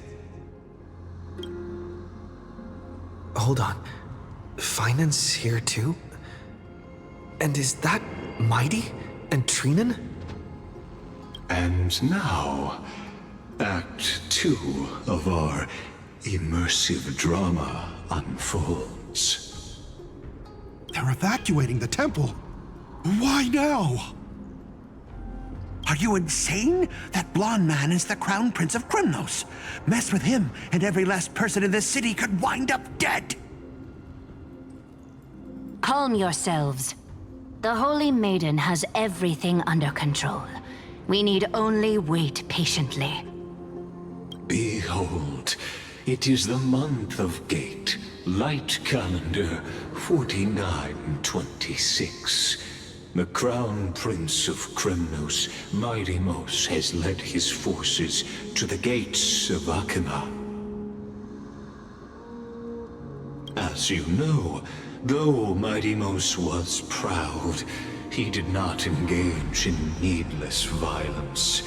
He challenged the elders of Akima to a duel, not for glory, but for the rights and dignity of his people, to ensure they wouldn't live as second-class citizens in foreign lands. After Aglaya's mediation, phainon met Mighty-Mos's challenge as the Elder's representative. This duel was to change the course of the Flame Chase journey itself. So, as Phainon's most important companion, his lifelong friend, please, continue to bear witness to his memories.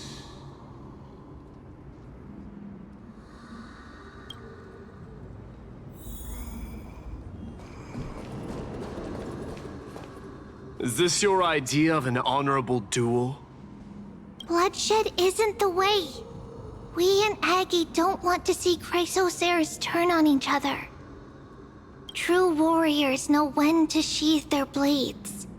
The impartial Talantin shall oversee this duel.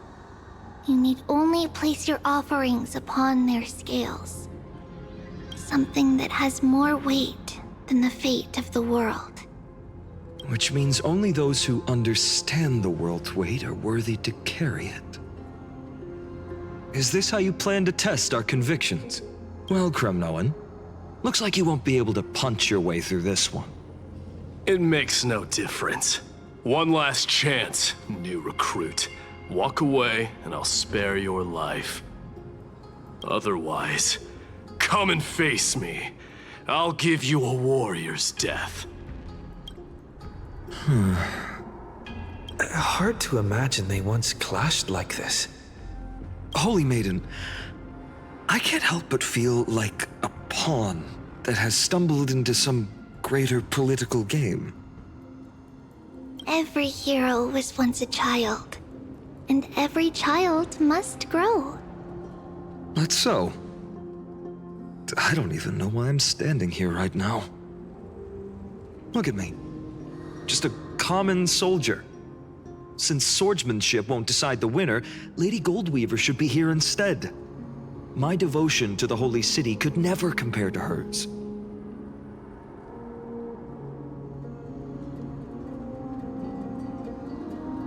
What if we told you this duel isn't about winning or losing, but rather in the choice you make? Are you saying that Lady Goldweaver is testing me? Every Chrysocer is indispensable to the Flame Chase journey. And you and the Crown Prince of Krymnos are both a part of the prophecy. What the duel marks is not an ending, but a beginning. So, listen to your heart. We wish only to hear your answer.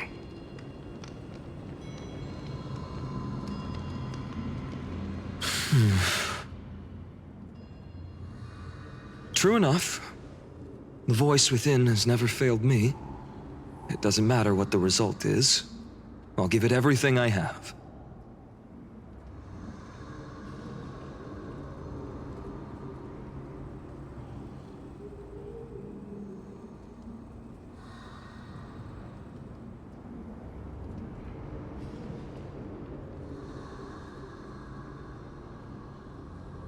Spoken like a chrysosaur.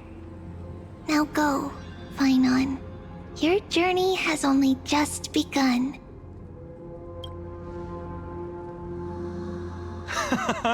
That's right, comrade. It's time for us to teach that proud prince a lesson together.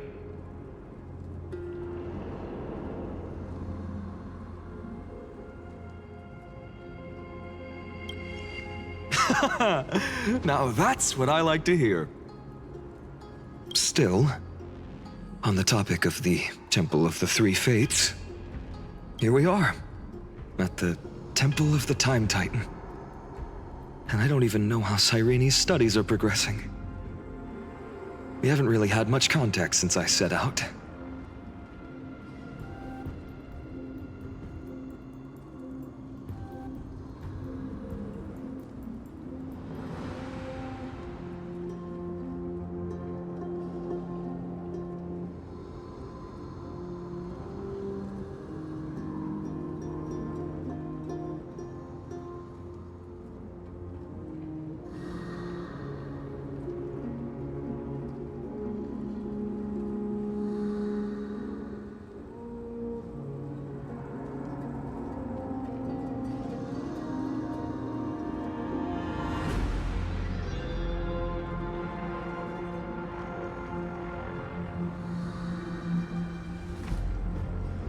Still, I hope she's doing well. Anyway, let's go, comrade. It's not every day you get a chance to see Talantin's scales of justice.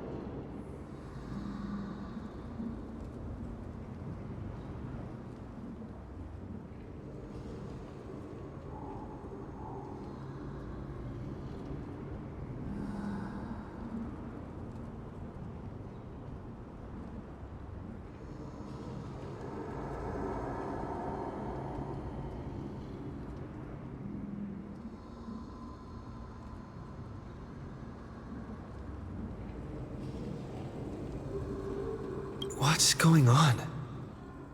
Did he just say Cyrene's studying here? But how is that possible? Wasn't she? Of course, Lycus disappears right when I need answers. Forget it. I need to catch up with phainon first.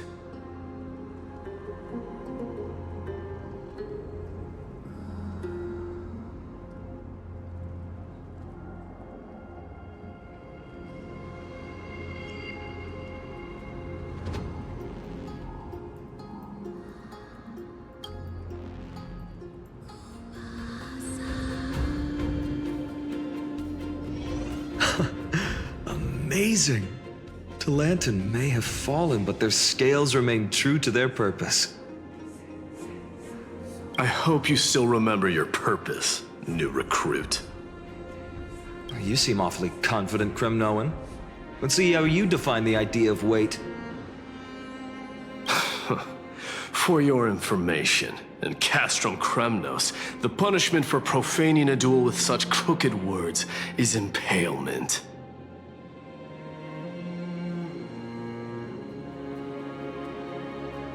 But as we're in foreign lands, I'll indulge you. The signet of Kremnos, the crown jewel of our people. That's my choice. A ring. Not just any ornament, I'd wager. What's the story behind this little treasure? Don't push your luck. Think I'd pour my heart out to you? Just know that Kremnos' 1,000 years of glory could bring a titan to its knees. Let alone a nobody like you. So to him, glory and his people outweigh the entire world.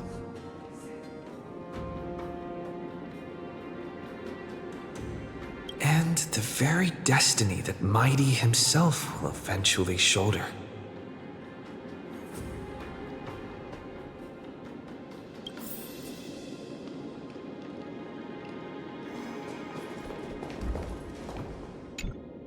Now this is a tough one.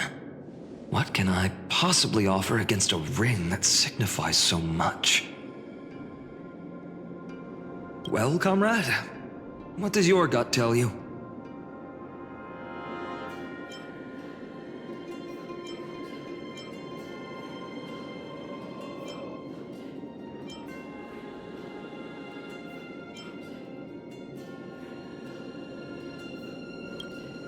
Looks like we really are on the same wavelength.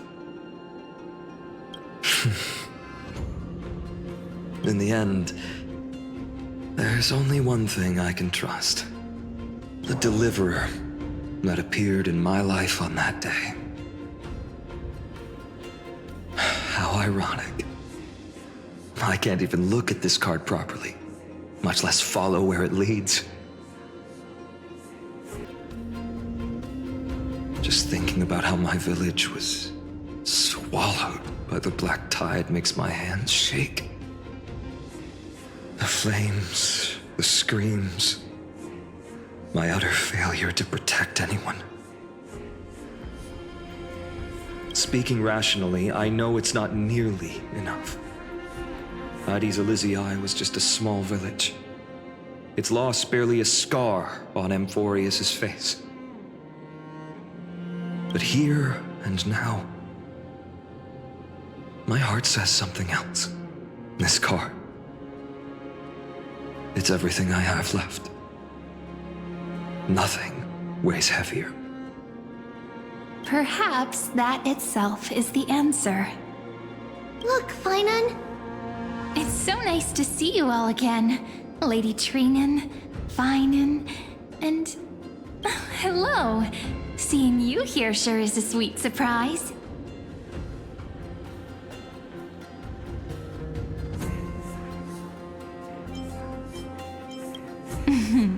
Why so surprised? Could it be... Did you miss me? Cyrene? This is incredible. I was literally just thinking about how you might be here. But I'd never imagined I'd see you this soon. I was supposed to leave with the priests, but then I heard Lady Maiden was with a white-haired young man. I figured it had to be you, so I snuck back here. That's Cyrene for you. Unfortunately, this isn't a good time for reminiscing. That Cronoan over there. Still playing house, boy? You get the idea. Quite the hothead. You know, you two just might get along. Don't worry, you already know what the answer is, don't you? If that's your choice, I am with you. I am with you because I remember it all too. The fields of Hades Elysiae, those red leaves, that little swing of mine beneath the tree where I dream the sweetest dreams.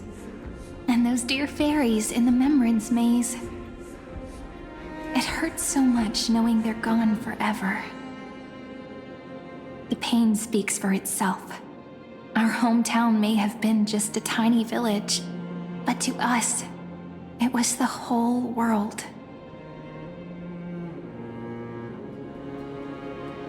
But that's not enough, phainon. Not nearly enough.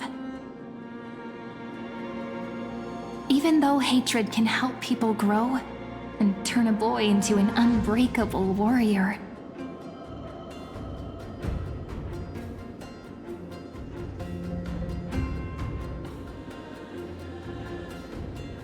what you need now is victory. You can't just stack the scales with your past suffering. You have to throw the weight of your future onto them as well. The future? What do you mean?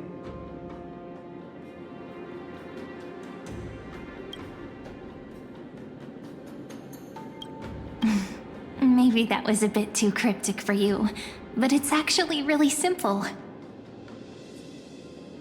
Why not have our mutual friend here stand on the scales with the Deliverer? How about it? Can you help us?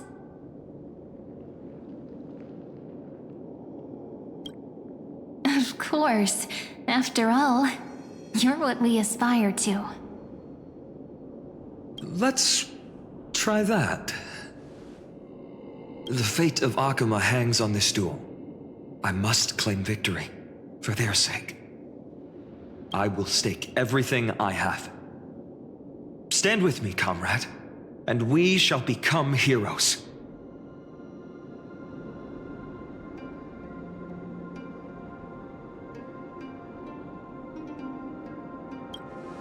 Let's. Together we'll prove that what weighs more than the fate of the world is the resolve to shoulder an immutable past and carry it into the future. Talantin, the fair, the just, they of unassailable integrity. The challengers have made their choices.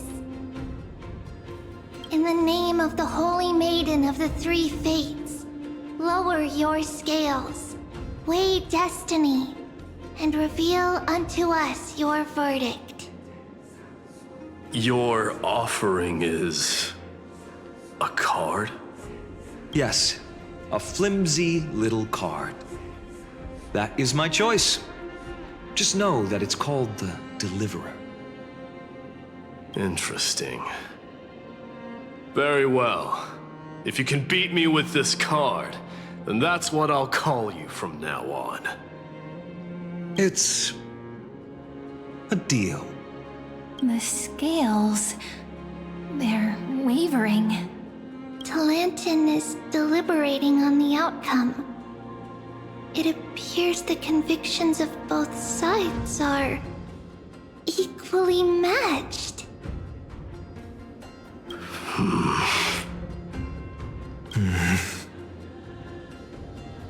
This is suffocating. Like the whole world's weight is on my shoulders. But I believe what my heart tells me.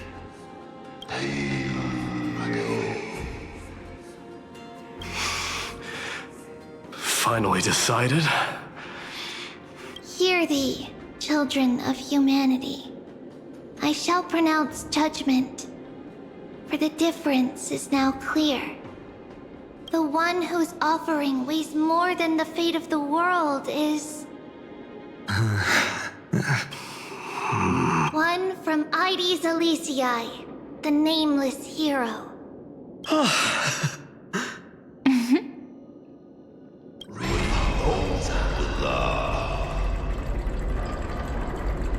However, heed this. The true weight of conviction originates not from itself, but rather in that which tips the scales. Hope itself. What's that supposed to mean? I think the Titan means that it's not anyone's personal convictions that outweigh the fate of the world.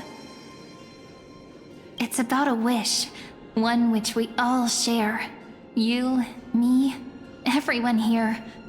What tipped the scales wasn't Phainon's conviction alone, but the collective hopes carried by this oracle card. Humanity's desperate call for a deliverer. Yes, even you and your people, Kremnoan. Placing us both on the same side of the scales? Foolish. We Kremnoans are your mortal enemies. Such weak idealism will only get you skewered on our spears. Fine by me. I've never claimed to be the deliverer from the card anyway. I'm a soldier, and if it's my fate to bleed my last on the battlefield, then so be it. I'll fight to my last breath. And on this, I know that we're the same. That's all a hero really is. Someone with that kind of conviction. And the Deliverer? Just a sum of all those heroes. A brilliant explanation.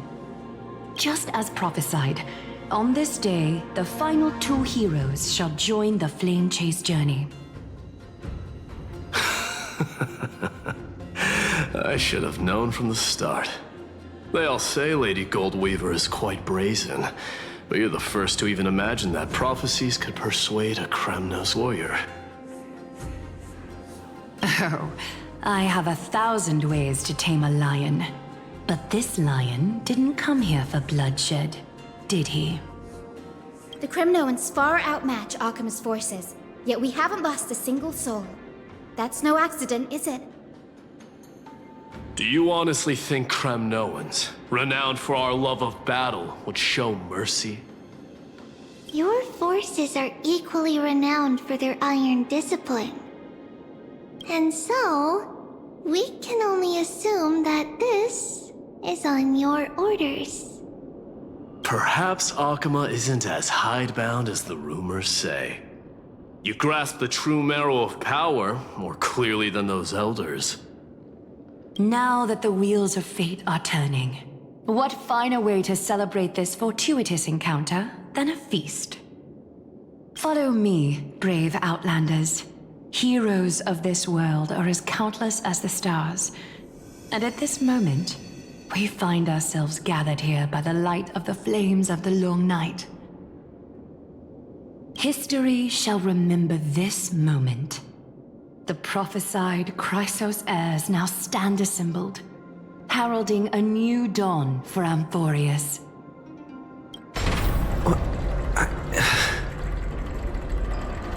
You must see now how different this is from the flame-chased journey you traveled.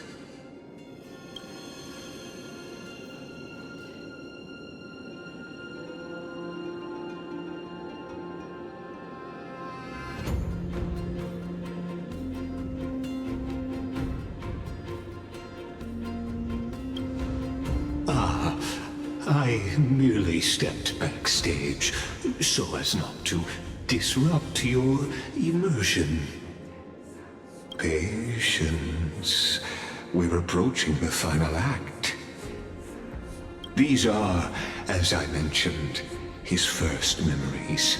They are of particular importance for the imminent Era Nova.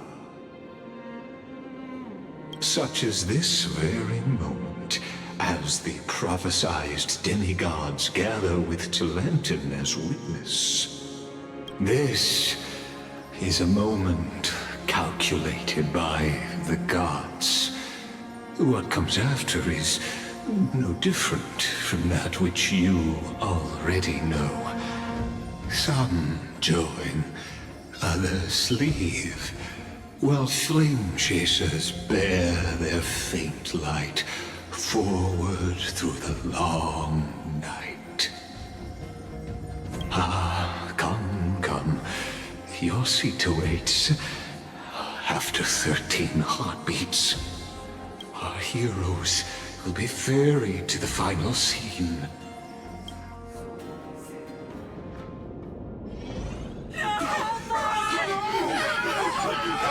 They say that the heroes of this world should be as countless as the stars.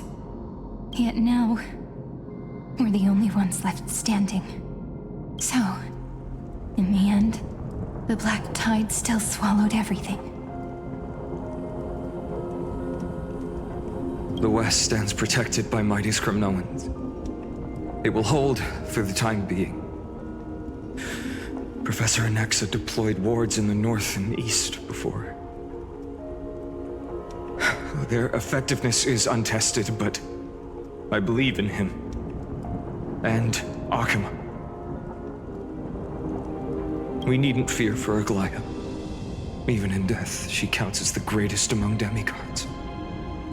Her threads of romance weave an impenetrable shield, and the people answer her call, rallying to the city's defense. Let's move. Cavalry is given their core flame. We must complete the Era Nova before the next entry hour. For Amphorius. That only leaves 3 hours. So, this is the last time we'll see her. Phainon, we set out on this journey to answer the world's desire, didn't we? That's what it means to be a Chrysos heir. So has it always been. Then why? Why must Amphorius' wishes be so cruel? We made the best choices we could, whenever we could. But in the end, the prophecy that led us, this black tide swallowing everything. Why does it look like this? I don't know. We haven't had any other choice, except to move forward. Not for a long time now. Even if we only see the long, long night ahead, I still believe that through it, we'll find the dawn on the other side. Beyond these flames, a new sun will someday rise.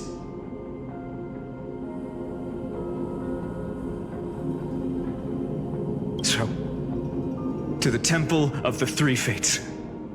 You'll take over Time's authority, and we'll return all the core flames to the Vortex.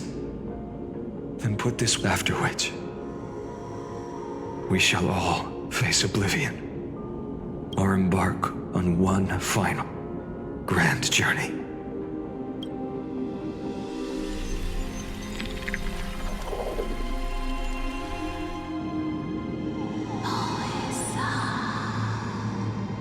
Please forgive us for disturbing your sleep, Orynyx. It matters not. I know fate has run its course. The Black Tide has reached Akama. Amphorius does not have much time left. It is time for the Era Nova. As agreed, I shall present the core flame of time. Ride the river of time. It will guard your passage to the vortex of Genesis.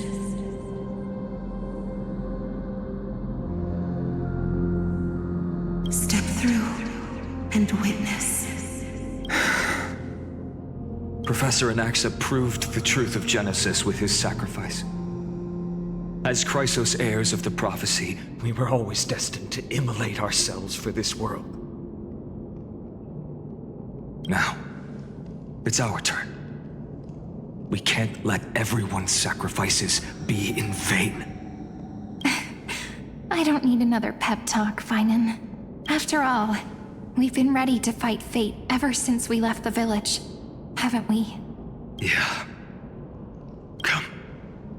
Let's claim the miracle we were promised, and burn away every last shadow in this world. And then rise as the first light of a new world.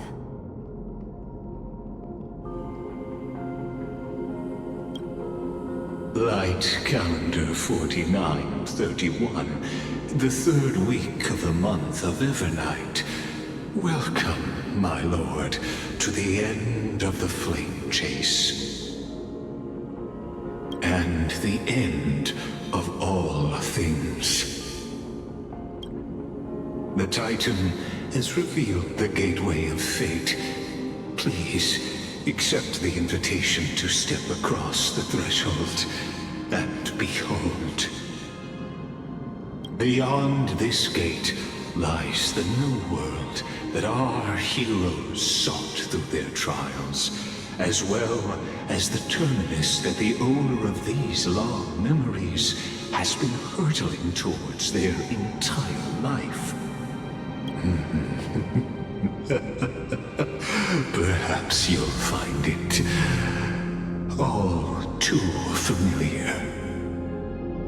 Then you'll understand how the mortal called phainon shouldered the world's weight. how that same burden crushed him, proving that the so-called deliverer is nothing more than Emphorius's own delusion. A pitiful fantasy that it could defy fate's decree. Please, esteemed one, the answers you seek lie in these non-existent times.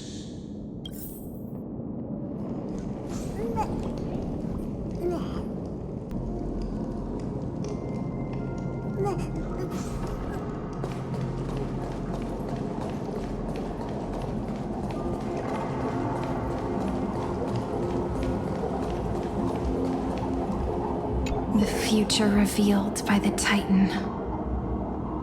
Just what will we see?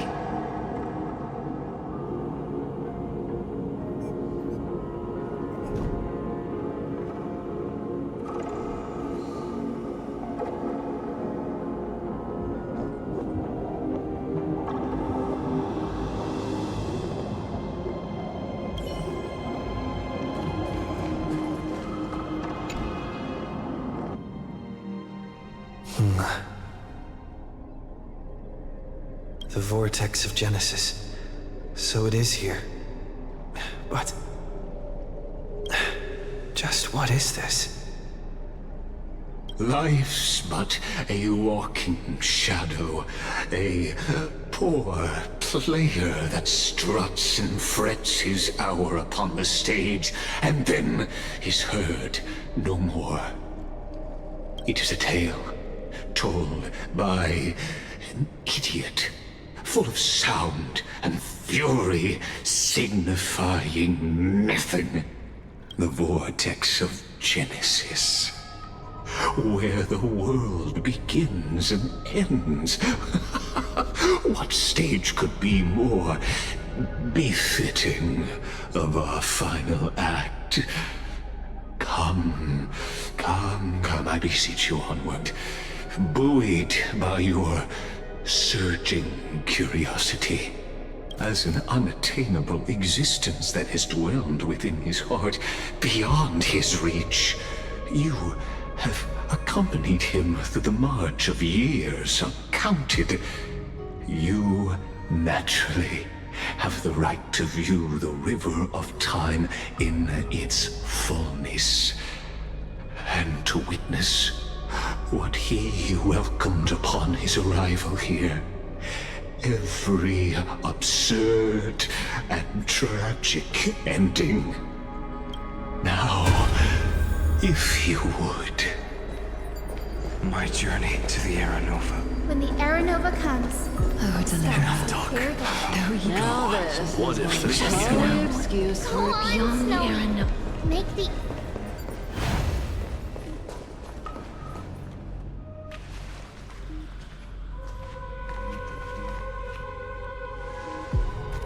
None of that matters now. This brutal, flame-chased journey has stripped away my delusions. I know the future is in some peaceful paradise with gentle west winds, just waiting to welcome us to step in. This will be a romantic story like none that has come before. You think so too, right?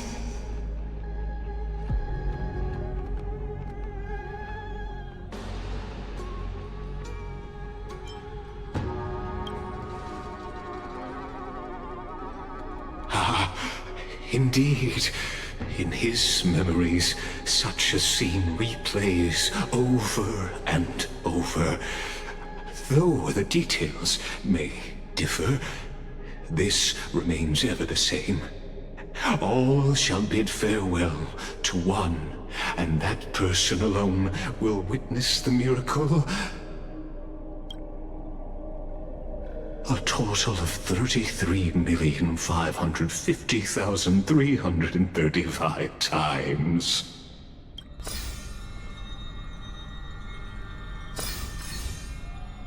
Each is a drop from the river of time, representing the long journey he would take. Or rather, the never-ending cycle.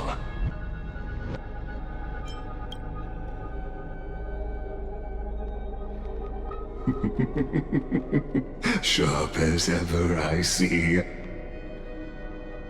Seeing is believing.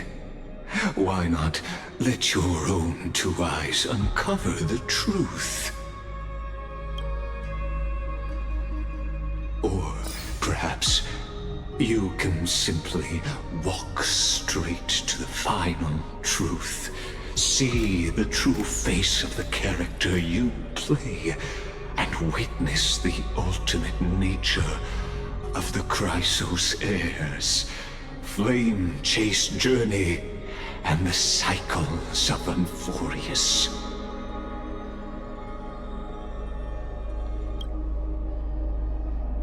Please, take your time. Look around as much as you wish.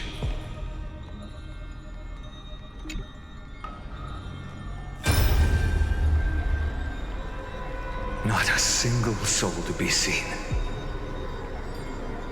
So this is how the vortex looks at the end of days.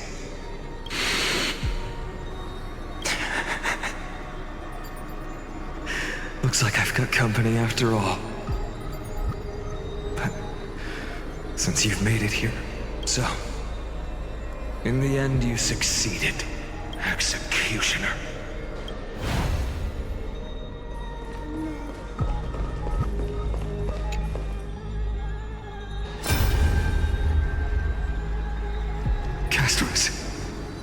Didn't you?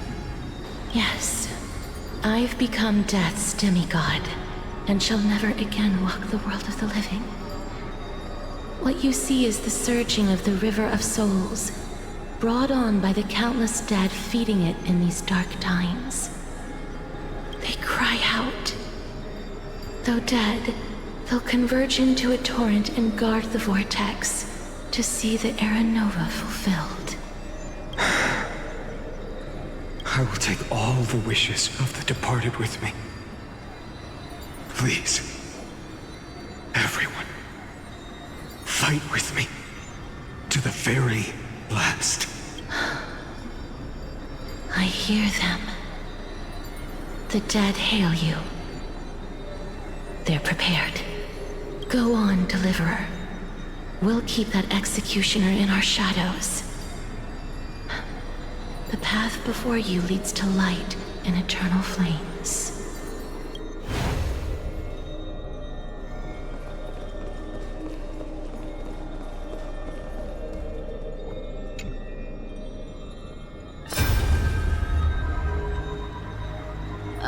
There's water everywhere. This place is always so wet and sticky. Even my tail's getting heavy. Plus that burnt smell.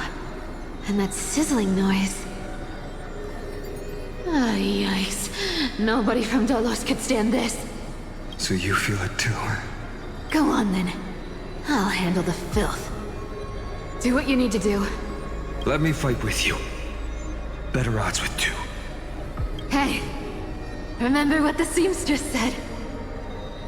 You know what really matters. Yeah, I'll leave it to you then. Wow, someone's not shy. Just so you know, I'm not in the business of making losing deals. I'll distract that executioner. You go turn the world's biggest lie into truth. Let me become the first wind of your new world.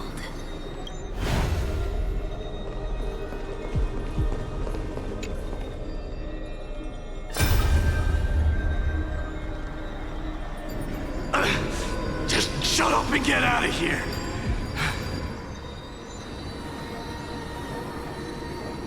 Are you crazy, Mighty? Immortal or not, even if you're the demigod of strife. Oh, I'm still no match for them? No, I know you can. I just wanted to request that you witness the Era Nova with me. Together, let's prove that we're enough to transcend the prophesized fate.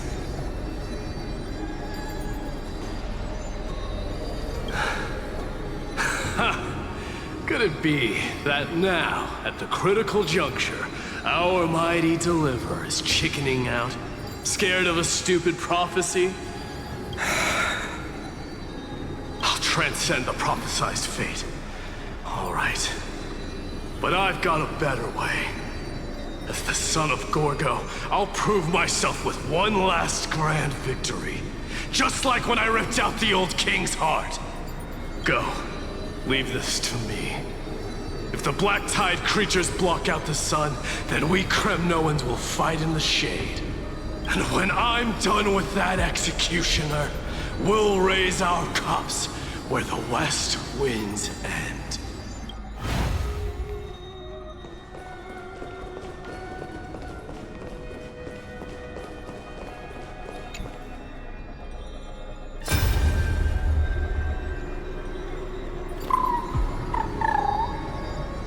Hey, little one. Are you scared?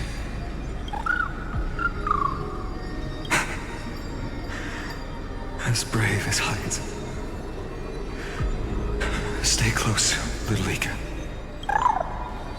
What? No, not you two. I see. I won't squander your kindness. Your hopes. So please, keep this bit of sky standing for me. Well, now there's one last thing I need to do before the Era Nova. Come, Executioner. Let this patch of clear sky show me where to strike.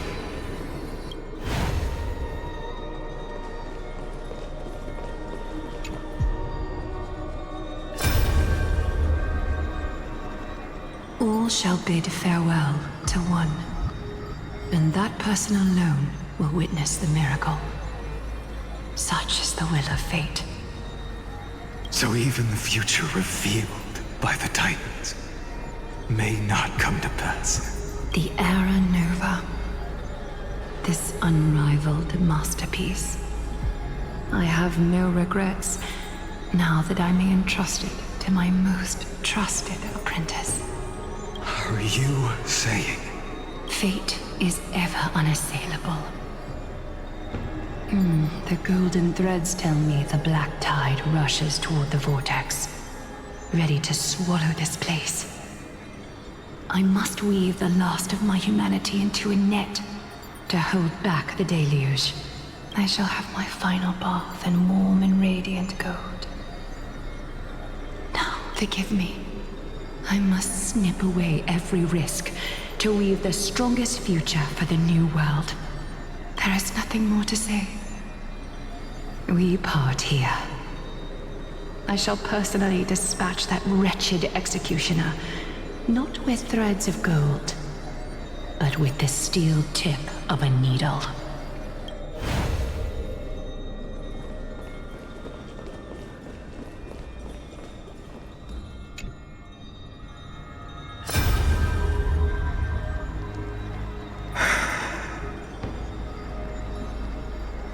Baby, look. We made it to the vortex. That prophesied future. The flower fields where the west wind ends. Era Nova. We're so close now.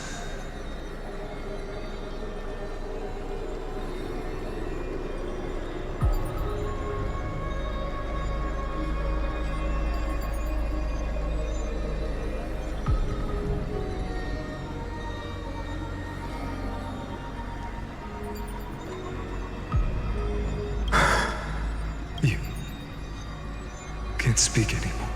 Please. Allow me to pause just a moment before I keep my promise. Let me answer your cruel fate by tearing that executioner's heart from the void.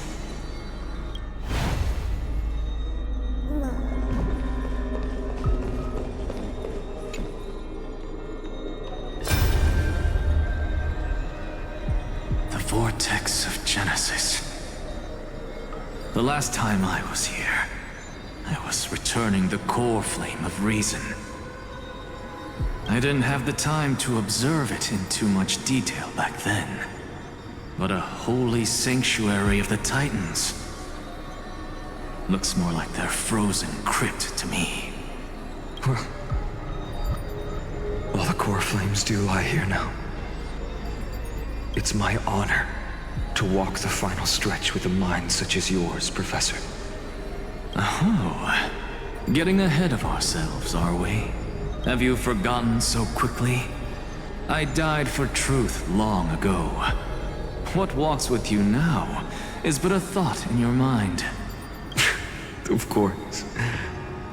How could I forget that? But I'll say the same to you. It's my honor to walk this final stretch with you, too. Now go. Stand tall and finish your final task. Yeah. Just leave it to me. Time for that wretched executioner to pay what they owe.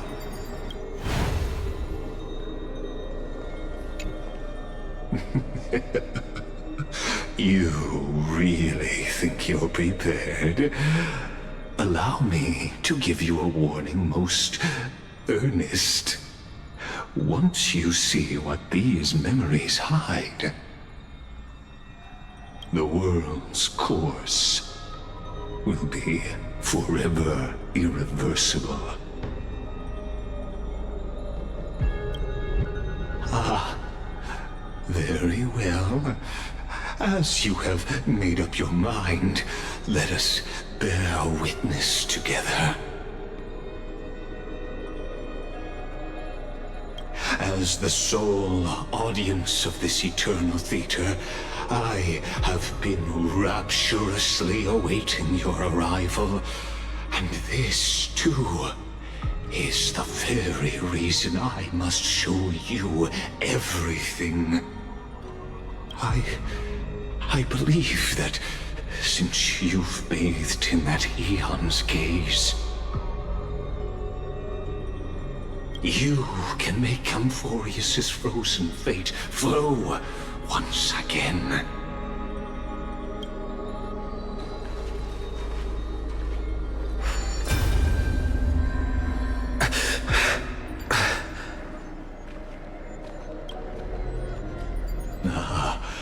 Feeling a bit lost? As you now see, this scene marks the final act of the drama Amphorius. The final eternal recurrence created by this man's hand, and the last one this world shall undergo. Behold, at the swordsman's side stands one he has sometimes called companion, other times comrade, that nameless hero absent from the annals of history. He is the swordsman's ideal in his youth, the deliverer that guided him resolutely onward through fantasy. And now, in the name of the Nameless, he has become an essential and inseparable part of the epic of Amphorius. And this time, under his guidance, what choice shall the hero make? Whither shall the fate of the world flow? And what is the ultimate truth of the nature of Amphorius?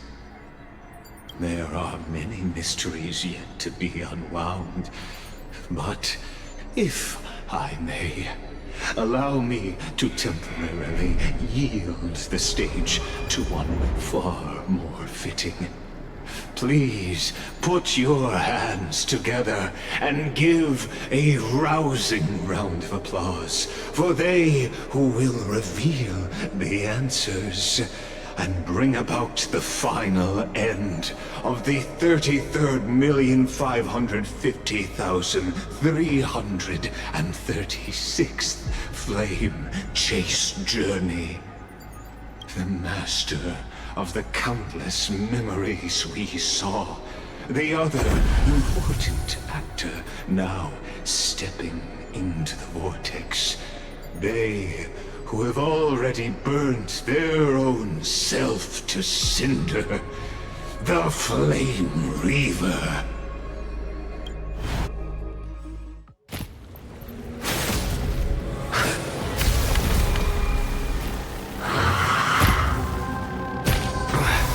So, in the end, you succeed.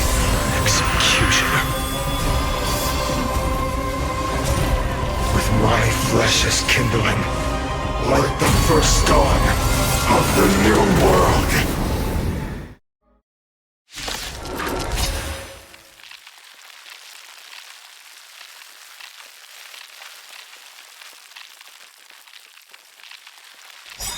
The time has come to once again start everything. Let's try it this other way. I choose you! Sure, I'll play along. It's on me.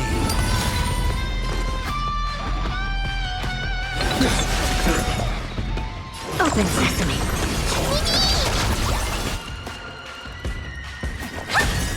Curious, endless riddle. Nothing but a boy. Time to twirl! Never seen. Expand your thinking. Glimpse the unknown. Time to twirl! Return to my dream. Alright. Answer me. Will you be the blazing sun? Even if all creation burns to ash. Bust. Or maybe I'll take it all. Watch your head. Do you know this big diamond? It's all yours! Time to twirl! Trust me. We can do anything! Hedge your bets. Time to twirl! I don't have time for games. Open sesame. Time to twirl! Curiosity, endless riddle. Nothing but a boy. This ends now. With your corpse, I'll ignite the dawn!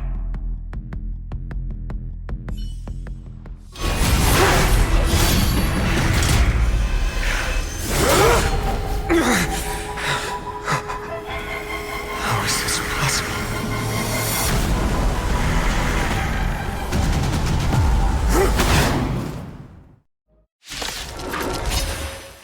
The sons of destruction, now twinned. Feel them set your blood ablaze. Your fury. Let's try it this other way.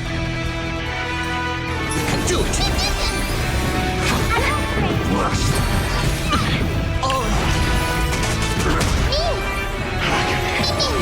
Never seen. Expand your thinking. Do you know who this big diamond? It's all yours! Time to twirl! This is being in sync. Honored to meet me. Time to twirl! I don't have time for games. Open sesame. Curiosity, endless riddle. Nothing but a boy. Expand your thinking. Glimpse the unknown. The yoke. Changing. Unceasing. Sure, I'll play along. We can do anything! Spend freely.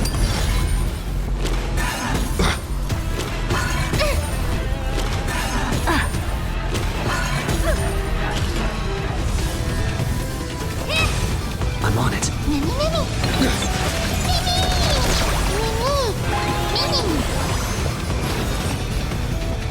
Open sesame. Time to twirl! Watch your head. Do you know who I am? This big diamond! It's all yours! The dice have been cast. Bust. Or maybe I'll take it all. Time to twirl! Oh. Time to twirl! Curiosity? Endless riddle. Nothing but a point. Not enough. This form shall fuel the fire. Burn. Burn unceasing. What a crime. Suffering is eternal.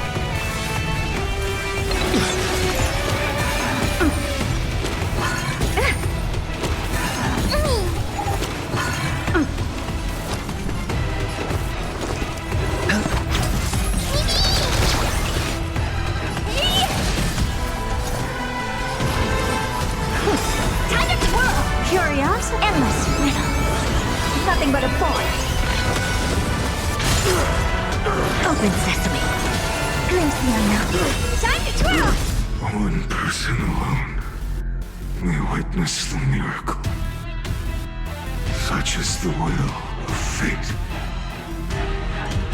That person can only be you.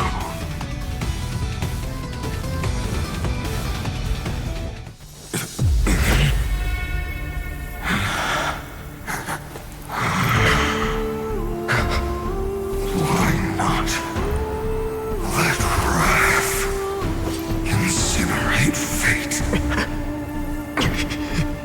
Gods.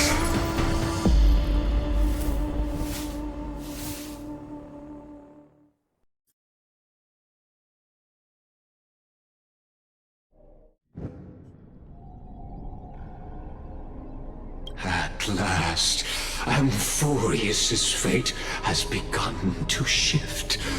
Just as I foretold, your arrival will change everything.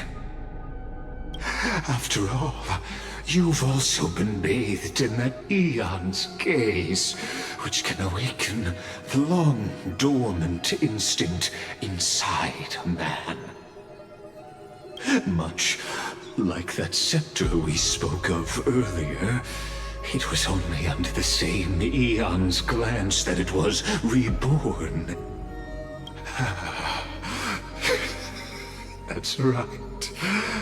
If you recall, I mentioned it at the very start of our play. The celestial body neuron, once belonging to the Erudition, abandoned by the Eon. Now, allow me to reveal the final piece of the puzzle for you.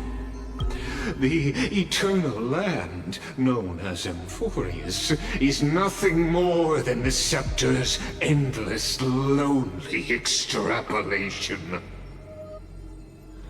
A bottomless well of fury, aimed at the god who cast it aside.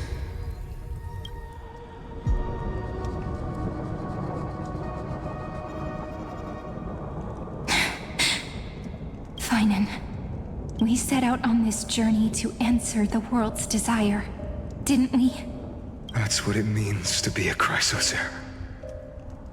So has it always been. Then why? Why must Amphorius's wishes be so cruel?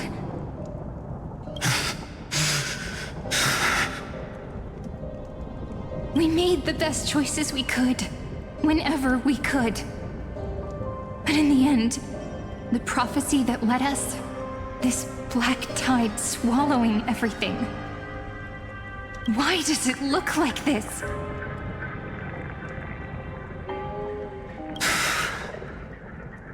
You see it too. Those burn marks. The flickering cubes. They're more like a shattered teleslate. Standing here, the voices of Titans have never been clearer. turns out. They were coming from the Black Tide all along.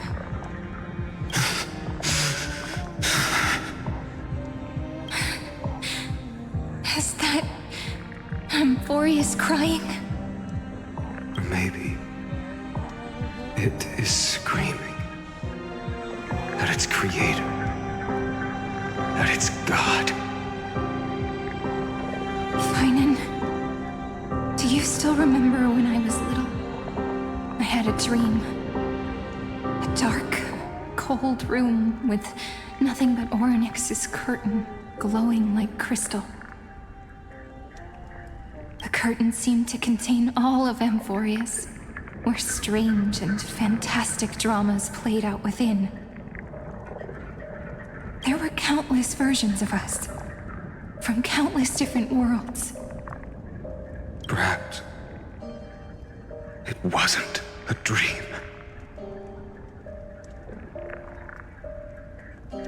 Yeah. As I gaze out at the world before me, those sorrowful thoughts have become reality.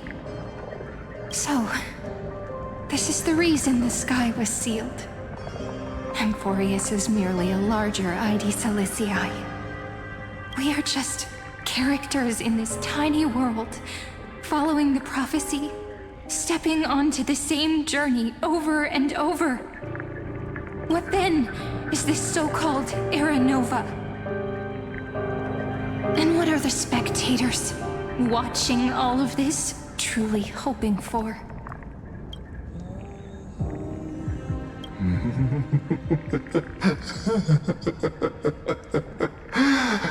As a reward for reaching the end of the world, let me answer your questions. As the Theoros, I have observed. Thus is the synthesis of the prime mover of life formed.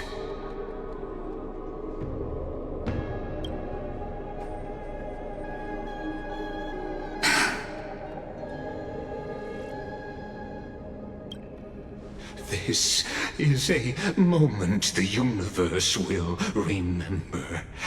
After millions of extrapolations, the experimental environment known as Amphorius has finally achieved results. So, the results you speak of are this wreckage of a world.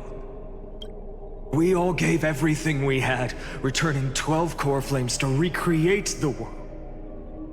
And in return,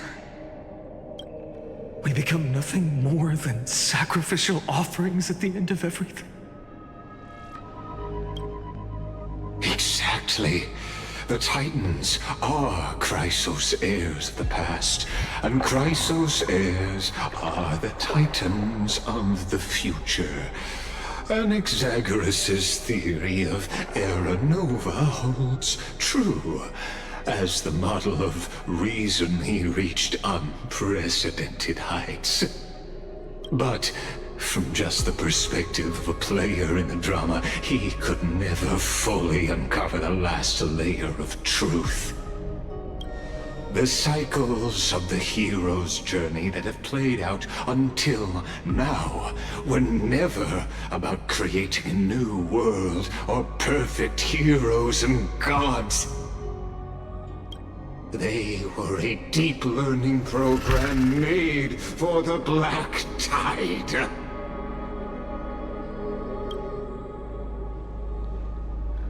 But this time, your plot will fail. I've taken Catholi's core flame, and when the dawn of the new world arrives, its light will burn away all the darkness. Haven't I made myself clear? The Chrysos heirs and Titans were merely byproducts of the experiment. You've seen this world's evolution, witnessed the birth and growth of the Black Tide, and how it devoured everything. Every generation of heroes, gods, and worlds was born only to be destroyed by it. This is the endpoint of Amphorius's calculations.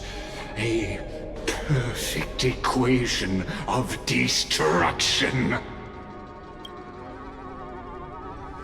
So in your eyes, all the sacrifices are just a string of insignificant numbers? Don't sell yourselves short. I'd say, rather than numbers, you're more like fuel for the fire. And without fire, there can be no sunrise tomorrow. Even if that sunrise is born from annihilation? Curious question.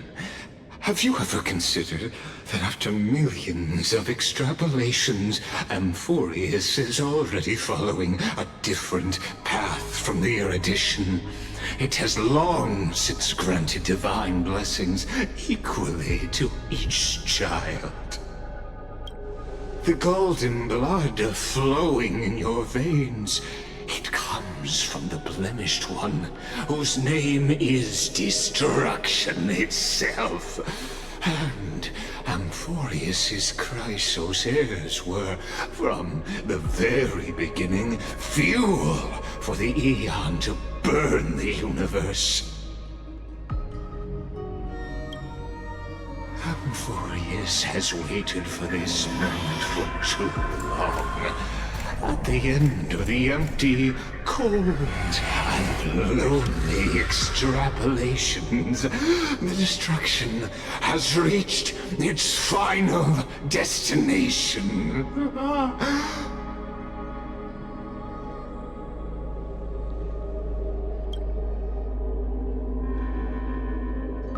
Nikos 496. Philia 093. No need to feel regret.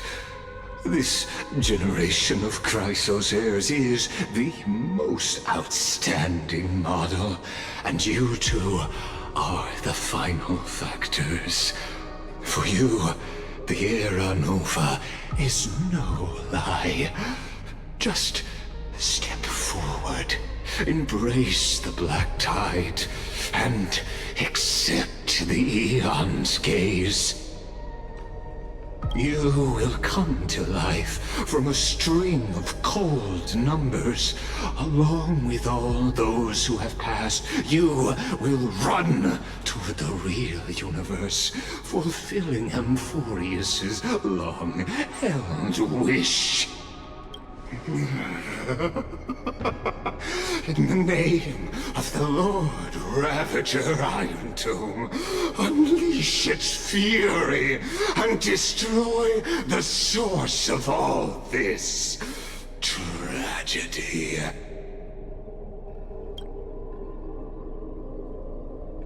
Or we could always choose another option. Like you said, Amphorius is just an experiment, and we're the participants. We can only walk along the predetermined path toward the ending, under the watchful eyes of the stars. But that also means that there isn't just one Aeon who can cast their glance at Amphorius, right?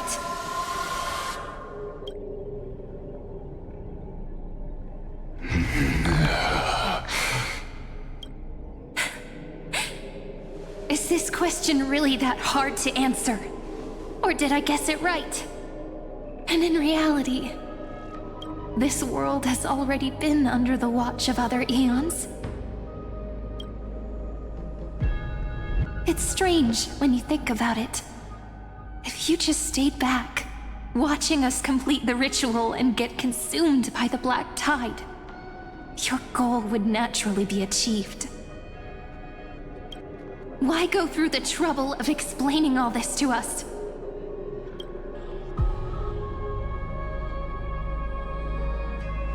You're pretending. Revealing the so-called truth just to deceive us. Covering up another possibility. Destruction is not the only outcome for the fate of Amphorius.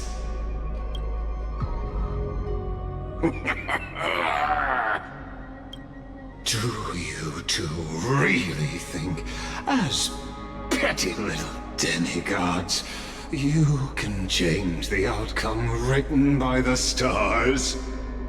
What makes you think you're capable of doing that? A little courage and determination. Just kidding. The answer is pretty simple. But we're not gonna tell ya.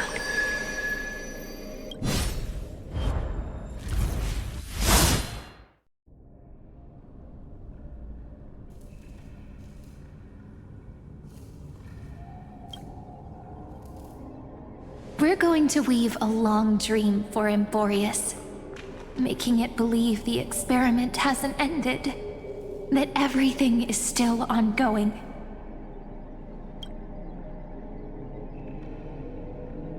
With just Orynyx's power, though, it should be impossible to achieve this, right?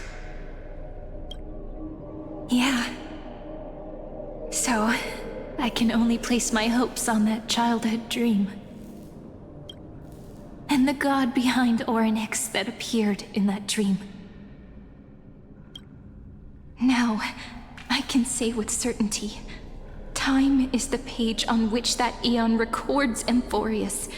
If it fades from existence, and all that it records is lost among the stars, that eon will surely direct their gaze here. And it will be a glance that spans time and space, granting each incarnation of me the power to reset time, imbuing my soul into this ceremonial blade, and creating an endless flame-chased journey. I understand. Then let me step into the cycles and continue Amphorius's grand design. To deceive the gods, deceive the world itself.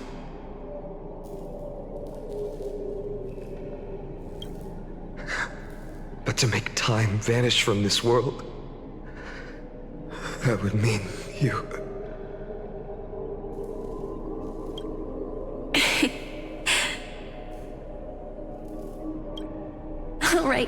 All right, let's not make things so gloomy.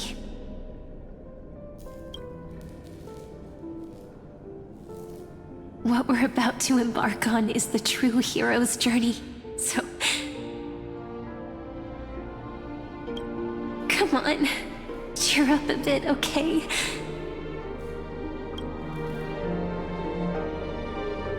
In that memory, you will definitely meet me again. A little Cyrene who knew nothing, lying on a soft patch of grass, feeling the light breeze, dreaming of the distant world. Tell her about the flame chase journey, and then let her become a romantic part of this story. I believe every Cyrene will make the same choice. Erasing time again and again. Resetting time over and over. After all, they're all me. And I will always have my charm.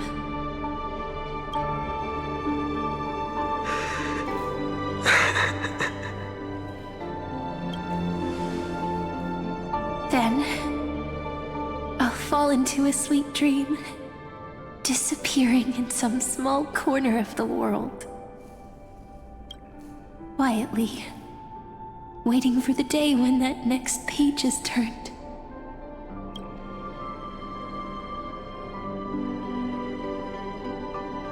And I will keep going. Even if the road ahead is dark, I will burn myself to light the way.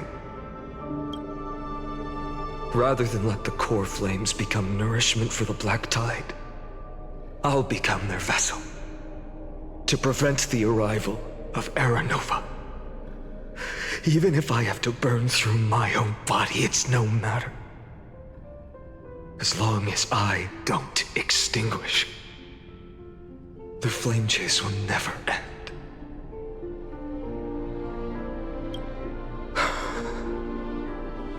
Until Amphorius welcomes a true dawn. The girl who watches over time, and the warrior who carries the world. Now, let us fulfill the duties of time and world-bearing. Honor the past and forge ahead.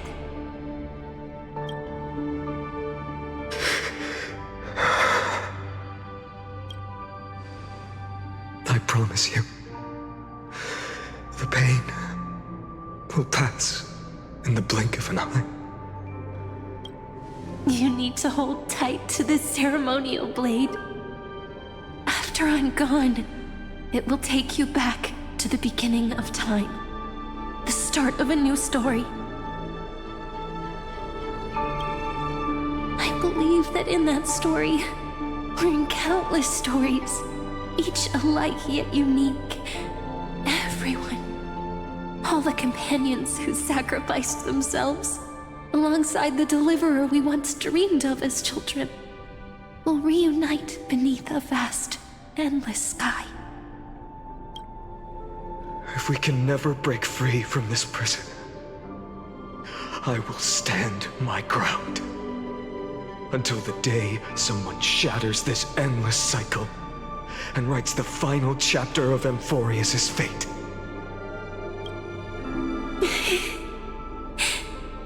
So, let's set out. We will be the ones to start everything. Carry the primordial chaos, just as your name suggests, and bear this world we hold so dear. So long, Kaslana. As the Theros I have observed, destruction of synthesis is formed.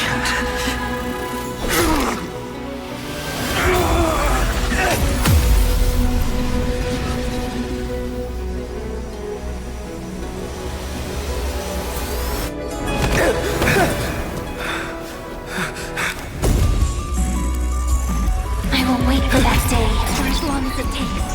The day will come whenever this world is eternal and follows in our footprint, to write anything unless it ever was.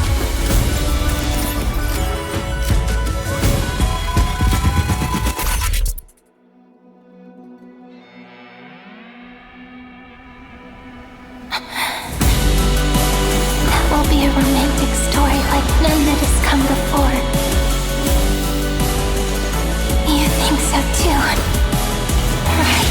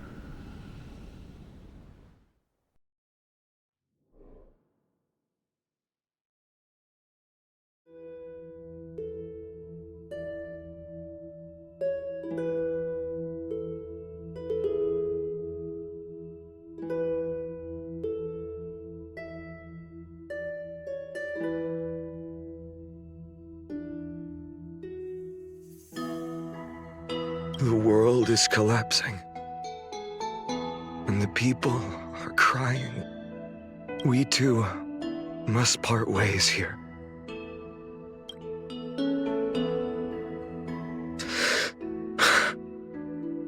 friend. Ides Elysiae, the little village of my childhood. The gentle breeze and the sound of waves still linger. Everything is as it was. It feels good to take one last look.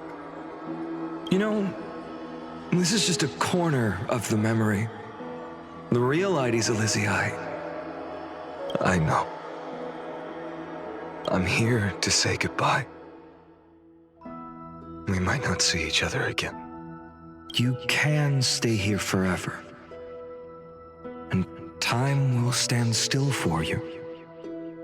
Let it flow. It's time for me to go. Even if it's a path with no turning back. When have we ever had the luxury of turning back? Are you afraid? After learning the truth of your origins, will you see the motivation I gave you as the manipulating whispers of destruction?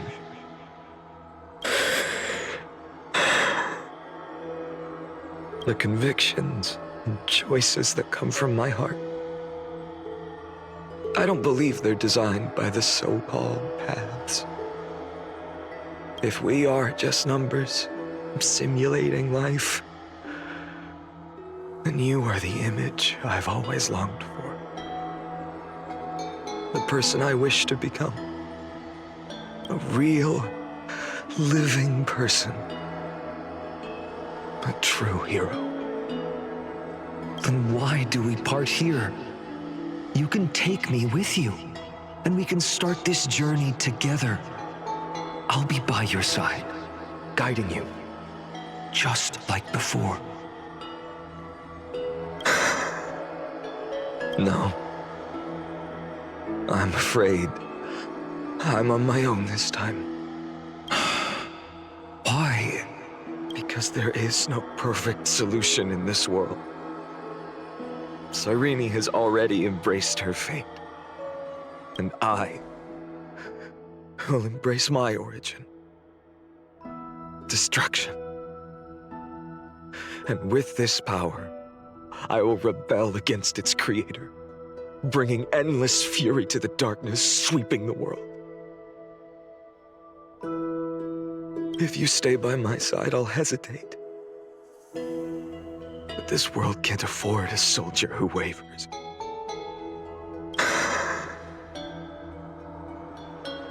Do you remember when we were kids? Everyone would get so excited drawing cards like ruler or warrior, but throw fits over devil or drunkard and demand a redo. Kids always get to change their minds. Things are so happy and simple for them. But when it comes to the fate of adults, there's no room for redos. Then go, Kaslana, as you promised. Deceive the world. Seize the core flames and rewrite your fate. Burn yourself up with all your might. Wield your futility like a sword. And fight against the gods. In the name of world-bearing, I promise you, Cavalier will never forget this.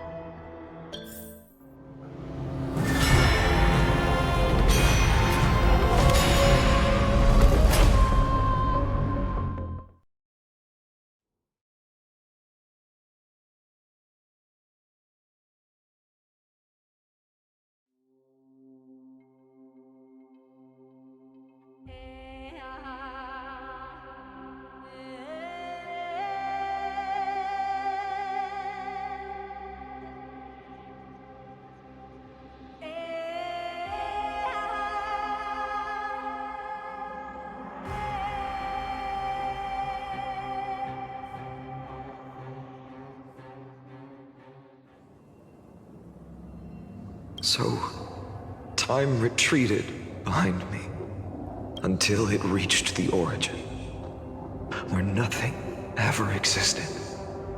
Just as Professor Anaxa once said, in that void, Kefali stood at the center of chaos. Time, space, and causality all flowed from their body. When the waves of time finally calmed, it was the year 3870 of the light calendar.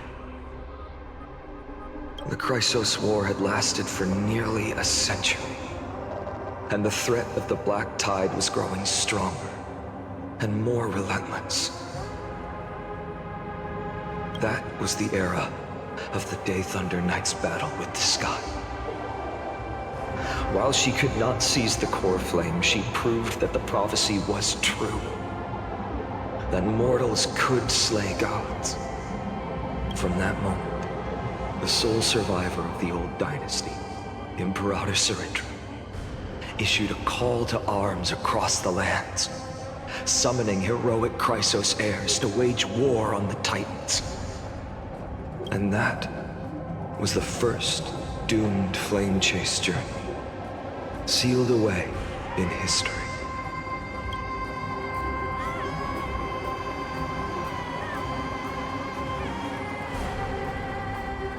So what you're saying is, you've traveled back down the River of Time, finally reaching this untouched seabed just to tell us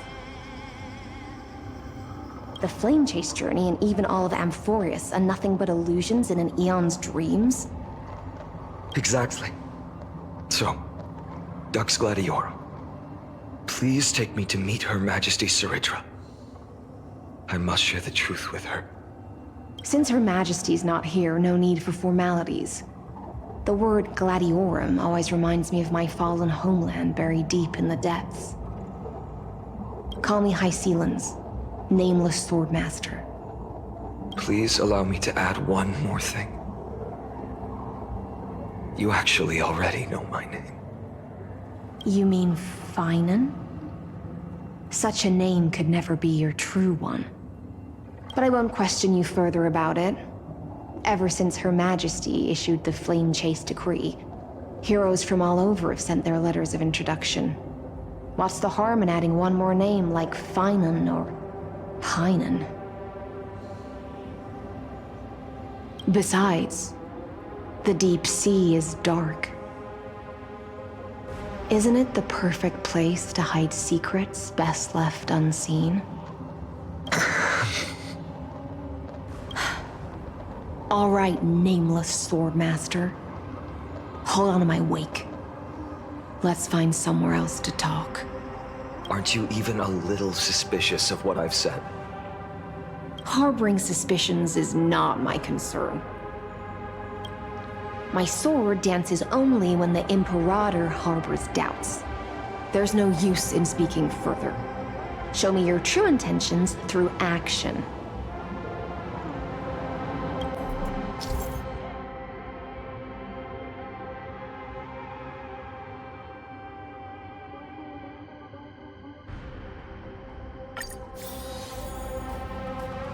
Perhaps you should demonstrate your skills and calm the raging black tide for us.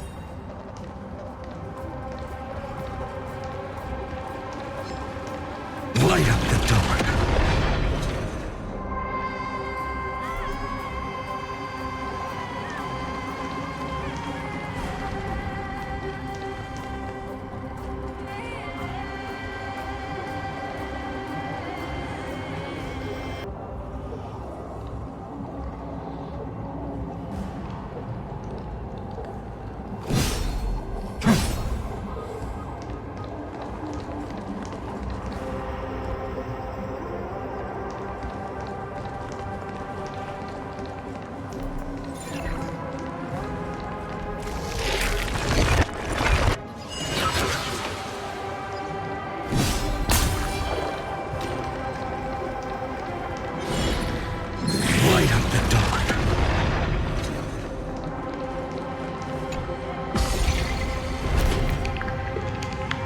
Oh.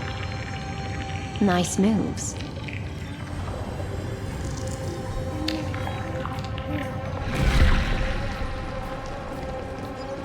We just washed it away and here it comes again. The Black Tide is really no joke.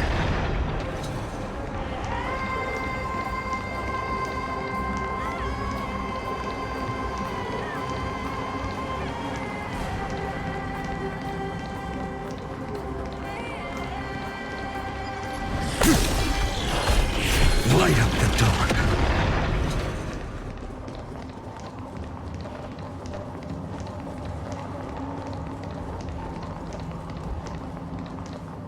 The waters end here. The one you seek is beyond this point. At last, I can meet with Her Majesty Saridra herself. Are there any formalities I need to observe?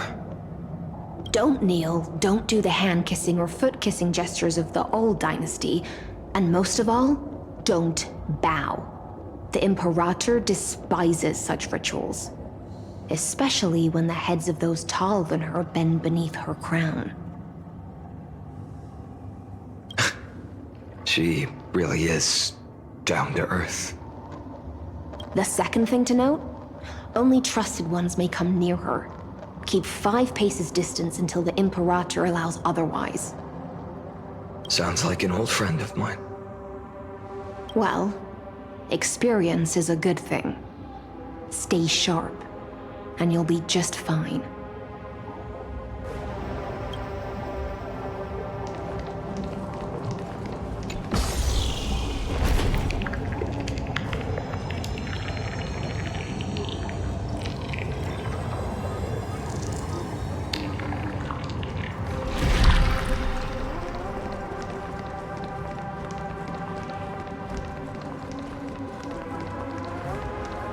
Duck's Goldweaver, little hostage. Apologies for keeping you waiting. It's you. You know them? Good. That makes things easier. Before that, I'm more curious about one thing. Where is Her Majesty Saridra? To avoid any misunderstandings, nameless Swordmaster. Although we spoke and laughed along the way, I never said you were entitled to meet her. The Imperator decreed. The Deliverer will not appear in this age. Be wary of suspicious individuals. Come now, both of you. Let's finish our job. I see. It's a trap. I had no intention of fighting. So remember this, Lady Hysealand. If my sword shows any hesitation, don't thank me. Thank them instead. No, you misunderstand. We don't want to see Chrysoceres hurt each other. Just give us some time to ask you a few questions. The Nestia's golden threads will judge you and decide your fate. As you wish. White-haired Swordmaster? If what you say is true, then you must know the fate of the world. So, how much do you know about what we read from the prophecy? You shall shatter into 1,000 fragments and wither in the soil of foreign lands. Is that correct, Lady Treeby? How? How is this possible? He got it right? Yes, but the prophecy never mentioned he'd appear here. At least, not in this era. You must listen to me, Aglaya, Treeby. The phainon of this world has not yet been born. In a distant future, he will follow the prophecy's guidance and appear before you. But do not seek him out, because Era Nova is a complete and utter lie. I will tell you the truth. and you will understand why the world must forsake the prophecy and find another path to Aranova. Because I know both of you, and I believe that no matter how the course of history may change, the faith we all share will always remain the same. And so, the layers of rock began to reverse, and history wove itself anew.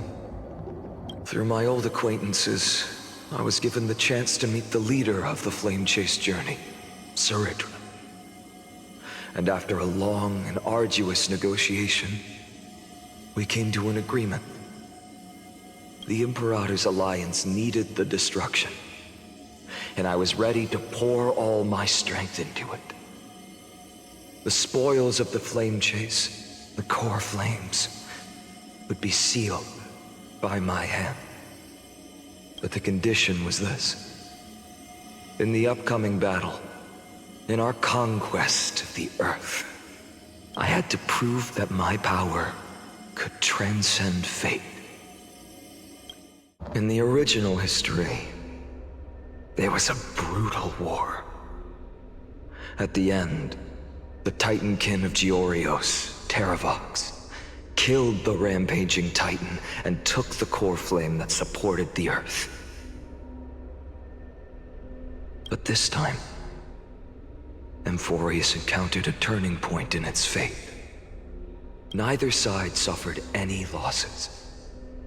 When I severed the Titan's head and raised the core flame high, the crowd gathered around the scorched remains of the god, roaring with joy, cheering for the hero of the destruction, who had ignited the faint spark of life for the first time.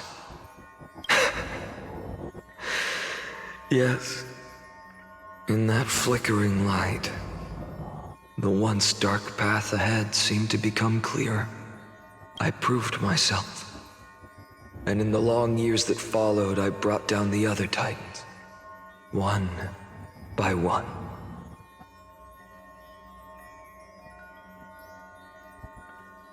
I could do more than just wait. When time resets, the chance to change the world also emerges from the lines of history. Until finally, the brutal future revealed by Aranova is reversed. But tell me, if that's truly the case, why are we doomed to the same outcome?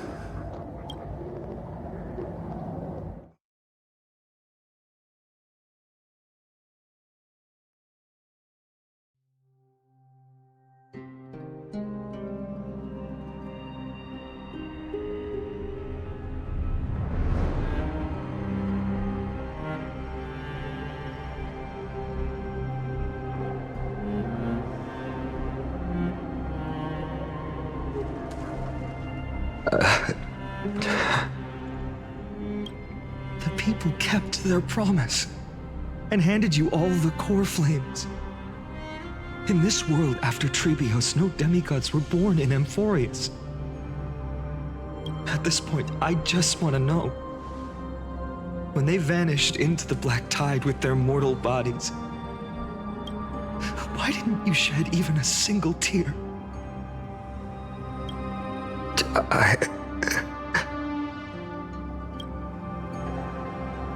Your indifference chills me.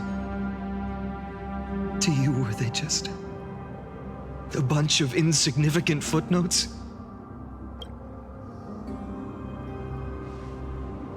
Sorrow has been my constant companion.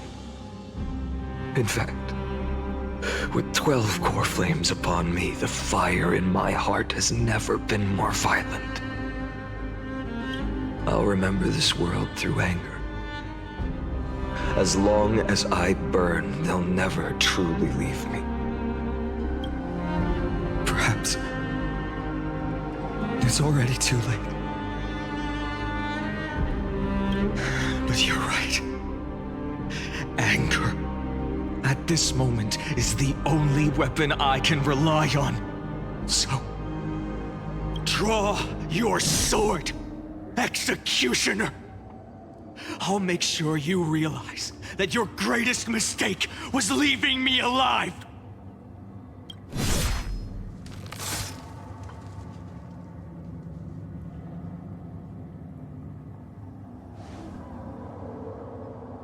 After that, he raised his sword and attacked. Then, Kaslana killed himself. That day, who fell to the sword to be left in the past, and who went into the future, I can't remember anymore. I only remember a nymph, hiding in the shadows just out of sight, futilely pushing a stone wall. Climb, fall, climb, fall, climb again, and fall. The only freedom the nymph had was in choosing how to roll the stone. Sometimes fast, sometimes slow, sometimes resting on a gentler slope, leaning against the stone for a break. But its choice couldn't change the futility of it all. The stone would always roll back down the slope, and the nymph would always return to the starting point, beginning again. After that, every time I reached this point in the cycle, the burning sky would cast a shadow over its path. It would nearly reach the peak at the 4th quint of curtain fall hour, then fall to the starting point in the first 15 seconds of the next entry hour. And my efforts in this cycle would dissolve into nothing at the same time.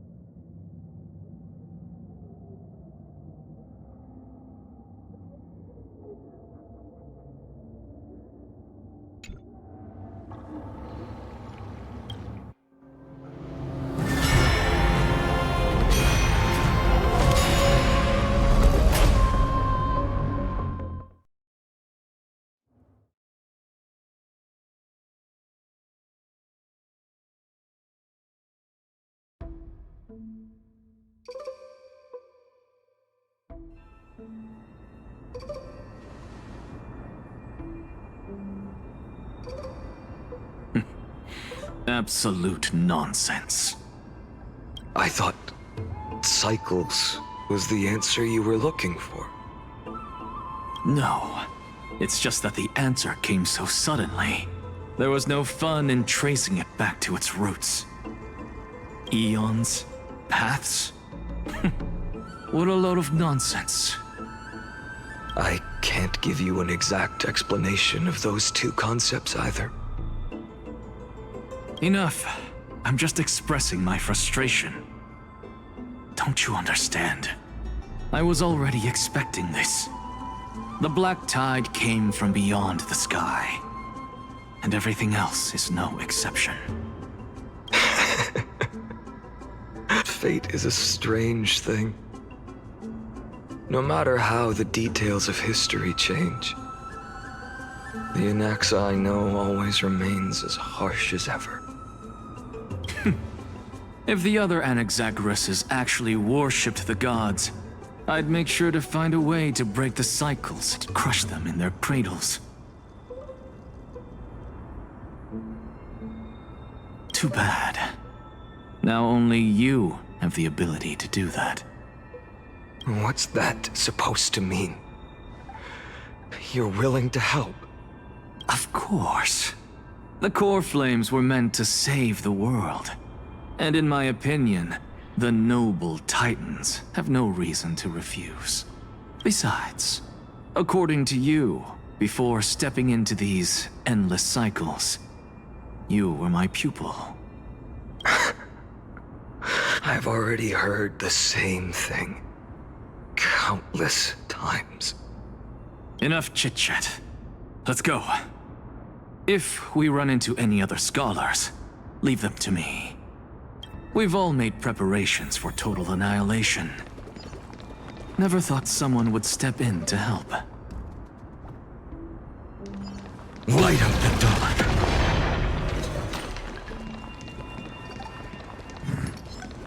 Light up the dawn.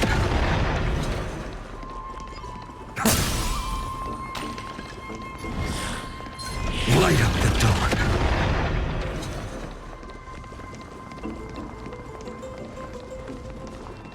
You've been to the Luminary Throne before, haven't you? If you're talking about in past cycles. You're already much luckier than the other students.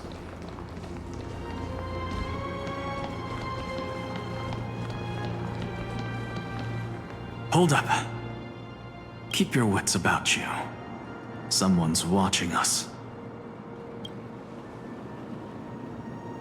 Pretty boy, your eyesight's better than I thought. As for that false god who's been turning the world upside down, it's you, isn't it, white hair? You sure do love stealing the spotlight. In the name of the Seven Sages, I demand that you immediately step away from the Luminary Throne. This is the sacred ground of reason, and no one may desecrate it. Take my words back to Aglaya. I won't say the same thing twice, cat girl. Oh my! You won't even call me the demigod of trickery. That is just heartbreaking. I have some words for you, too. First, as one of the most heretical blasphemers in the world, you have no right to lecture me. Second, this is none of your business, Grove Boy. Step aside. I don't want anyone getting hurt. Here we go. Core flame thieves. You really think you can scare off a sage of the grove with nothing but empty threats? This gloomy little brat's got a sharp tongue. Ooh, not bad, not bad. I kinda like you. As a return favor, please don't search this core flame right here. Aw, don't cry now. That was close. I'm out of here.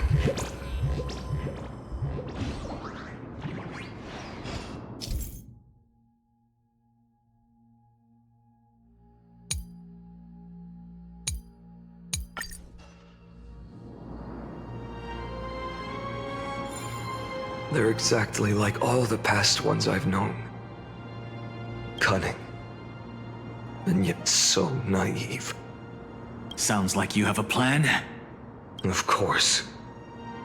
When I first set out on the flame chase journey, Lady Treeby never managed to teach me Orynyx's miracle. But along the way, I learned a thing or two.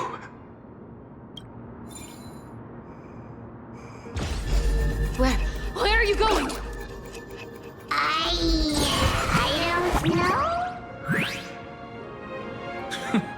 The Venerationists' foolish inventions finally come in handy. How is this possible? You've arrived, Zagreus. Always so punctual. What? Do you know who I am? I'm running out of patience. So I'm not going to waste words. Listen up, spirit thief. Hand over the core flame, and let's pretend we never clashed. This way, you and this world can still be saved. Save? You sing better than any bard. If you ask me, you're the greatest disaster Emporius has ever known. No matter how strong you are, you're still just a mortal body. Carrying 12 core flames? Don't make me laugh. You'll just get consumed by the divine flames and drag this world down with you. 134. What? This is the 134th cycle I've lived through. And the number of core flames I carry is 1,596. Yes. 1,000 core flames and just a single Chrysos hair. How is that even possible? I've come this far. And that's proof enough. But someday you will burn to the ground. Of course. The divine flames will eventually consume my eyes and blind me. But before that, they could still forge and sharpen Dawnmaker. Now when I cut open your stomach, you won't feel a thing. You... This is the final warning. Fine. Assume this world holds 100 million possibilities. And no matter how one looks at it, 99,999,999 of them all point to outcomes of certain destruction. Even so, I'll use my divine power, despised by the people of this world, to achieve that 1 in 100 million possibility. Bartolos! Brat, if you got the guts, you'll have to first step over my dead body.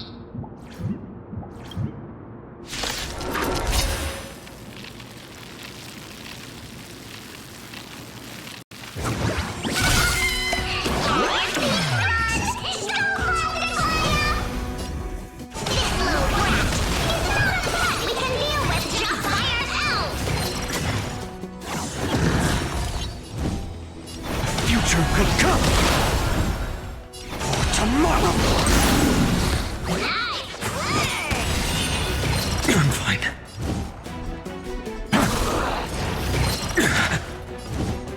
Future could come. How absurd.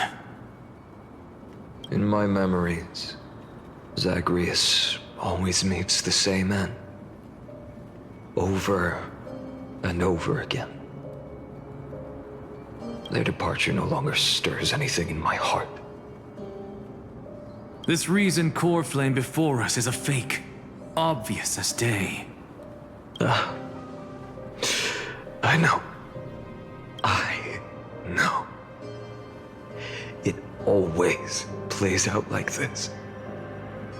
The spirit thief covers for her, and the trickery demigod escapes with 2 core flames.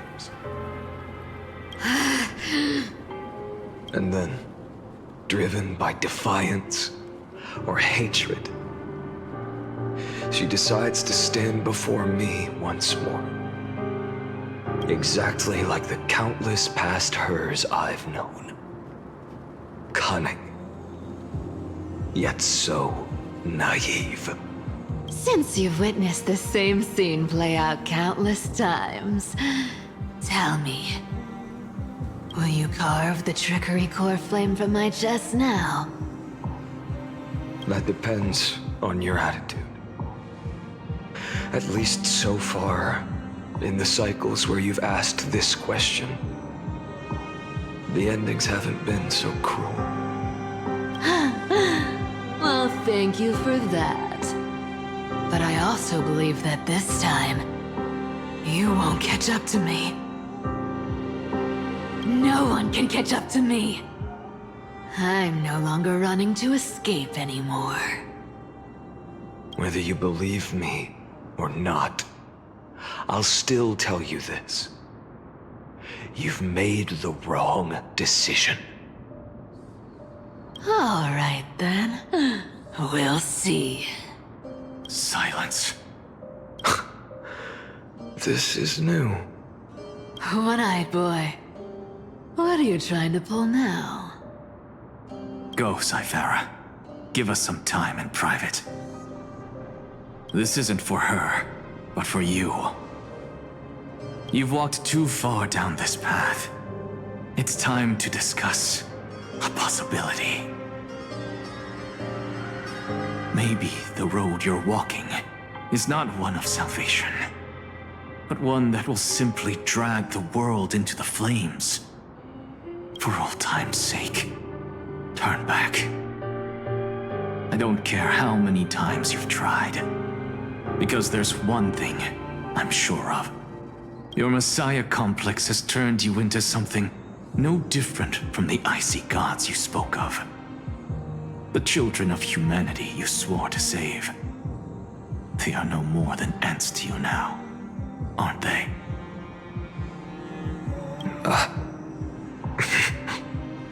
Of course. I've been wondering, what kind of demon could burn my homeland to the ground in an instant without batting an eye? Now I have the answer.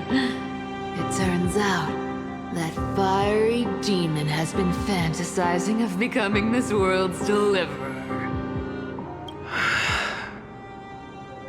I don't want to argue anymore.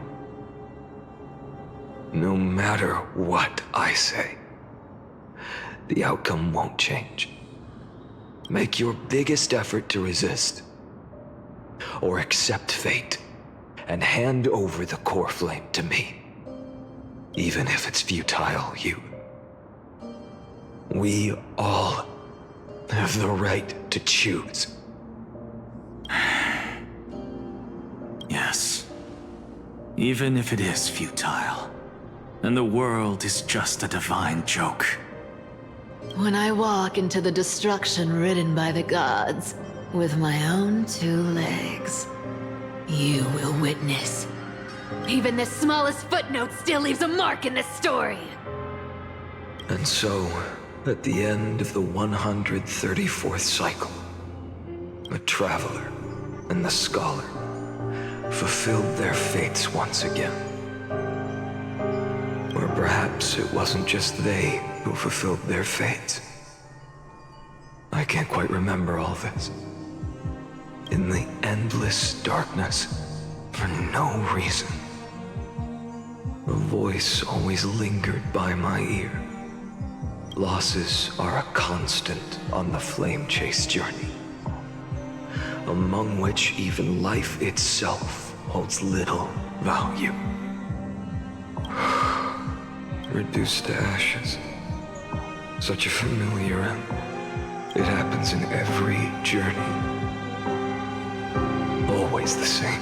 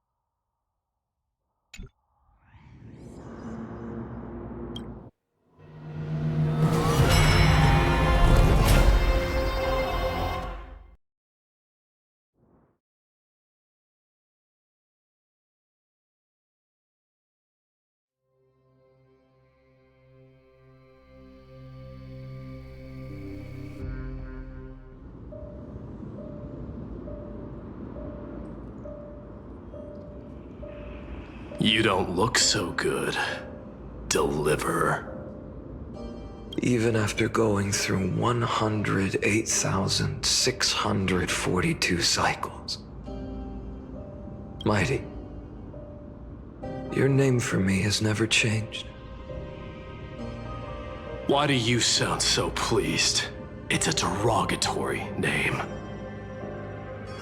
Yeah, I know all too well. You only meant it sincerely in the first cycle. After that one and only time we walked side by side, every time since, it always ends up like this. Dawnmaker will stab you through your 10th thoracic vertebra. That's your weak spot, and the only way to kill you. Interesting. Tell me, when the mighty Moses of the past faced you, did they ever retreat? Never. Then they died honorably, worthy of the name of strife. But there's still tenderness in your eyes. How pathetic. I have to remember how this feels. Remember that I was once human. Or else the destruction will completely consume me. If you win, tell the mighty most of the next life. This person is a worthy opponent. So always remember to give it your all and never slack off. I'll keep that in mind. As always. Even though the dynasty is left with just one, the Kremnos festival will continue as usual. I, the king of the Kremnoan Legion, will host the final feast in the center of this arena, and the prize will be the Flames of Strife. One day, you shall die with a wound in your back. That's what I saw when I overcame the trial. The gods' dying ramblings. Enough. You've probably heard this thousands of times. So you must understand, facing the demigod of strife, there's no way you'll take this core flame in peace. I understand.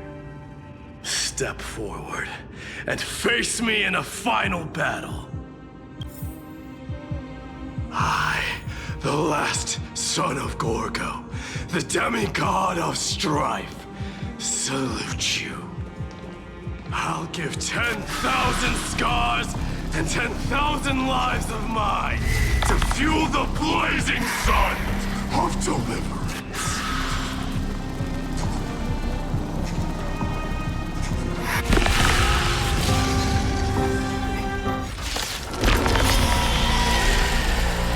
Oh, martyrs, behold! The last Kremnos festival has begun. And will not end till death. It's time to temper myself. Future will come. I can't let them down. Conquer this world, or be conquered by me. As you wish. Full glory, I salute you. That's all I ever wanted. So without substance.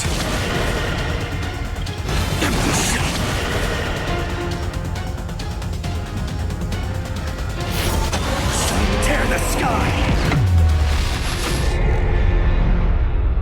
So without substance.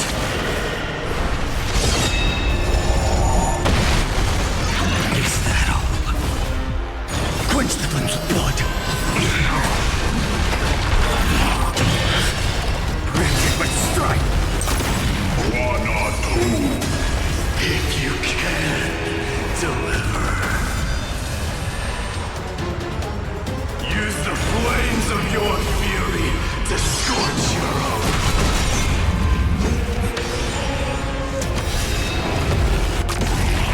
And boom! Is that all? All stars burn to ash. Hail the new dawn!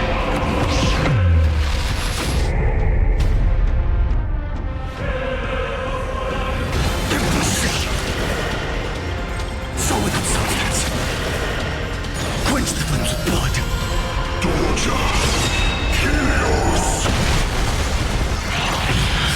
Branded with strife. The flames are not strong. Empty sacred. Sun tear the sky. Mighty Moose. Let strife decide the outcome. Let this burn.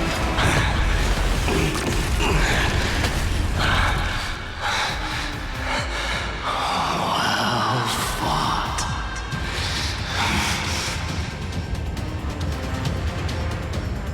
You may crown yourself my blood.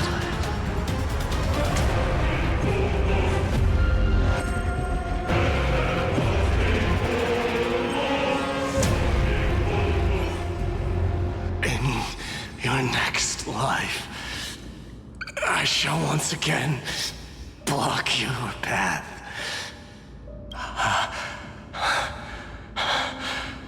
Deliver. I wish you eternal victory.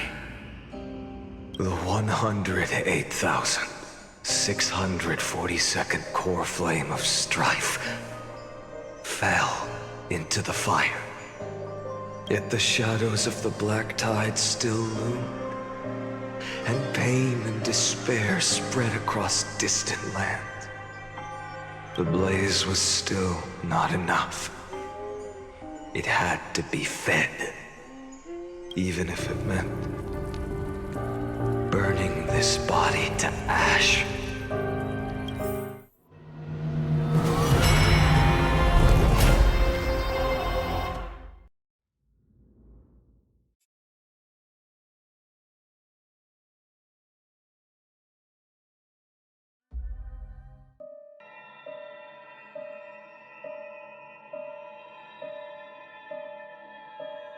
No matter how bright the sun is, there are still places it cannot reach.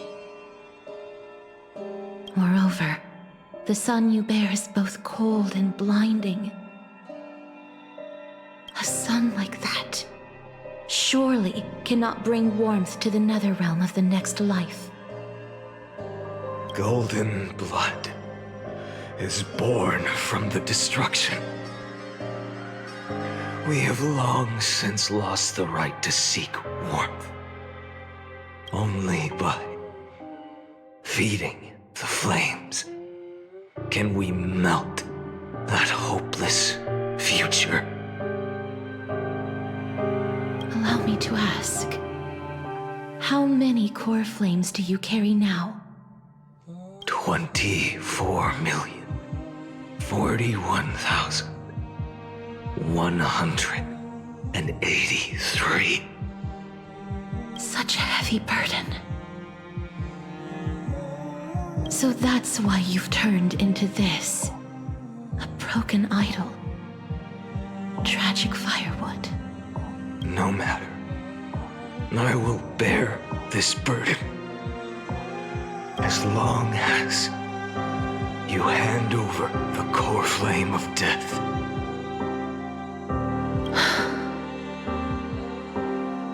I must refuse. As the demigod of death, I cannot watch you walk into a fate more cruel than death. But this way, the past, present, and future will never again suffer unnecessary death. Unnecessary death. Indeed, you are not the phainon I know. Please turn back. Don't let that absurd and unjust fate of yours come to pass. This way, at least my realm can still become the fragrant bed where you fall asleep. In the end, still, it seems the clash of blades was inevitable. How painful. I know I am not your match, having fallen under your sword countless times. But even so, please understand that my resolve is not to be underestimated. Even Kefali cannot shape all things at will, nor can they dictate the fate of all life. No one can shoulder the balance of life and death alone, not even a god. And it is precisely for this reason that I chose, at the end of this arduous journey, to overcome the trial and take the authority of death. I am the Hand of Shadow, Casterus, the demigod of death. Listen closely, deliverer from days past. Please turn back. Do not disturb these fresh flowers in their mother deaths.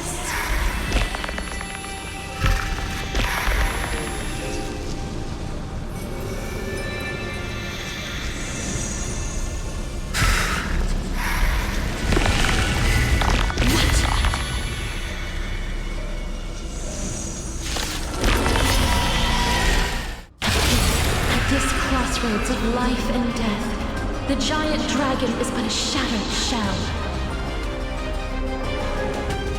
Yet I will still fight, defending what hope remains.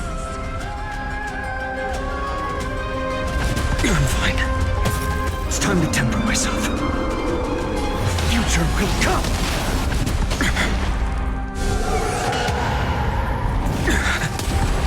I ask you to rest here!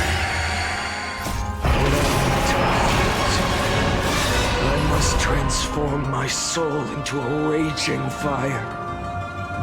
Must burn that idol of destruction to the ground. Hail the new dawn! All of this... How is it any different from that little future?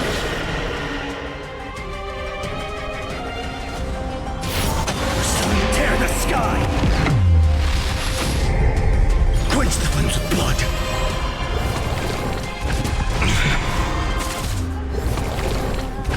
Is that all?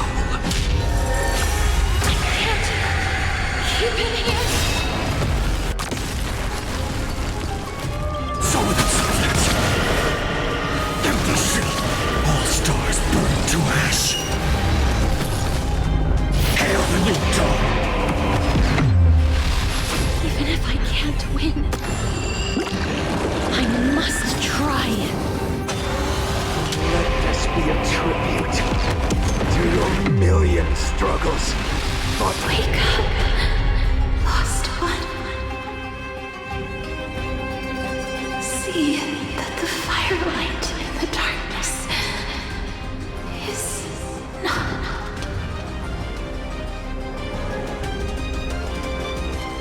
The core flame of death was taken from the dragon's belly. What a brilliant flame. It should shine upon all, light the path ahead, and illuminate the dawn of Amphorius that's to come. 2,003,432 cycles. 24,041,184 core flames. As if even the deepest abyss of primordial chaos could be burned away.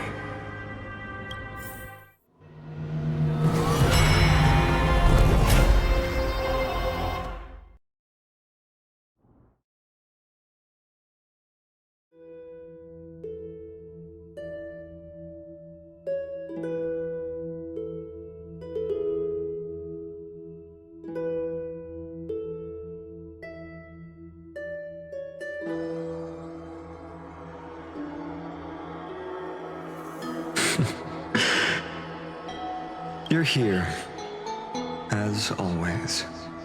You're still lingering, deep within me, never fading away. Because you haven't completely abandoned hope. Am I right? You're still waiting for a miracle. For the true hero to come and save us. If that thread of hope exists, it must come from beyond this world. From the true starry sky.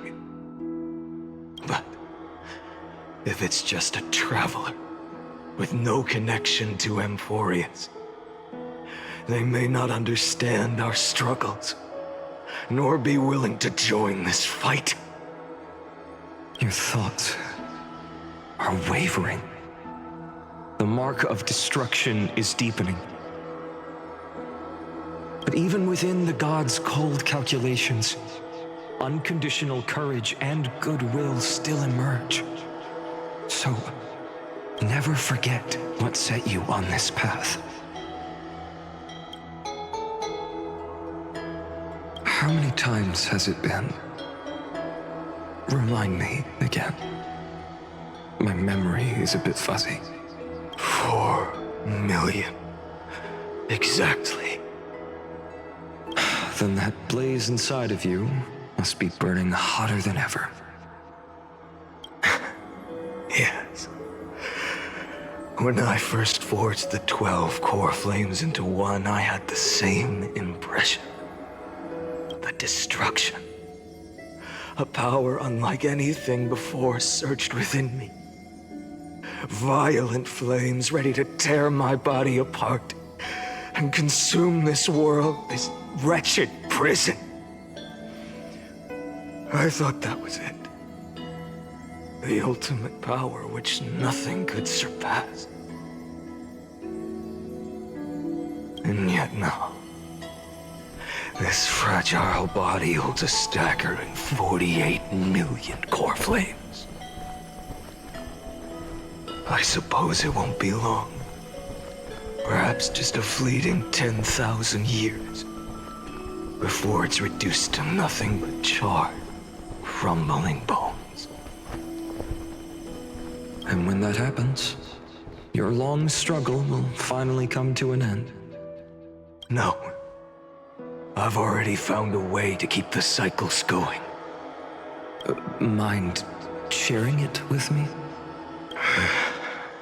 In every new cycle, a new me is born. All I have to do is push the next phainon to the end of the world. And then he'll kill me. Shatter this body. Take my flames, my memories, and carry on the path I started. Bold plan, but risky. What if, one day, the next you refuses to follow the same path? How can you ensure the continuation of the cycles?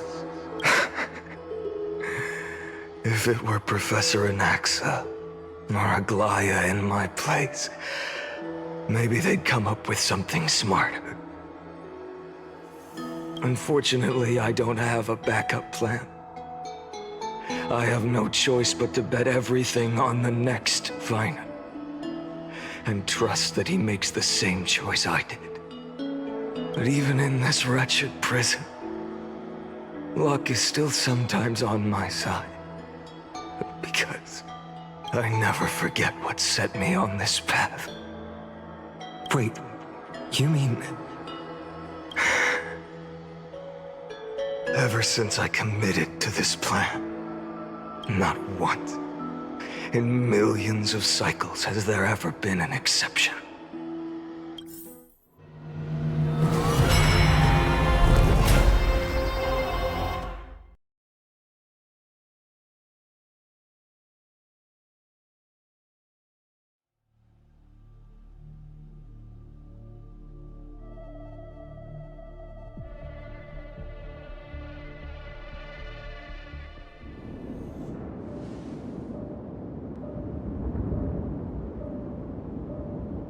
I can do this, Lord phainon.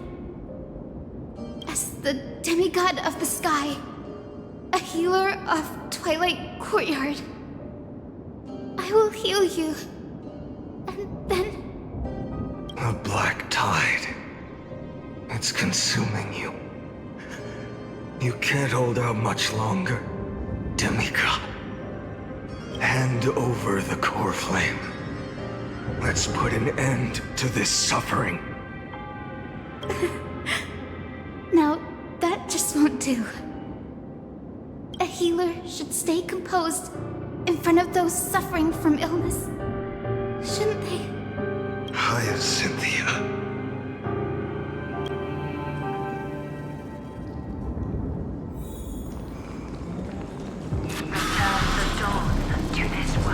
I swear, your deaths won't be in vain.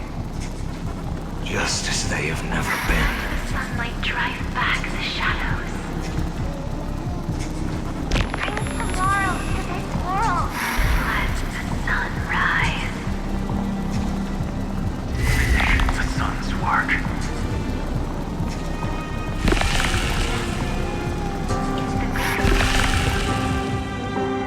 I believe in you.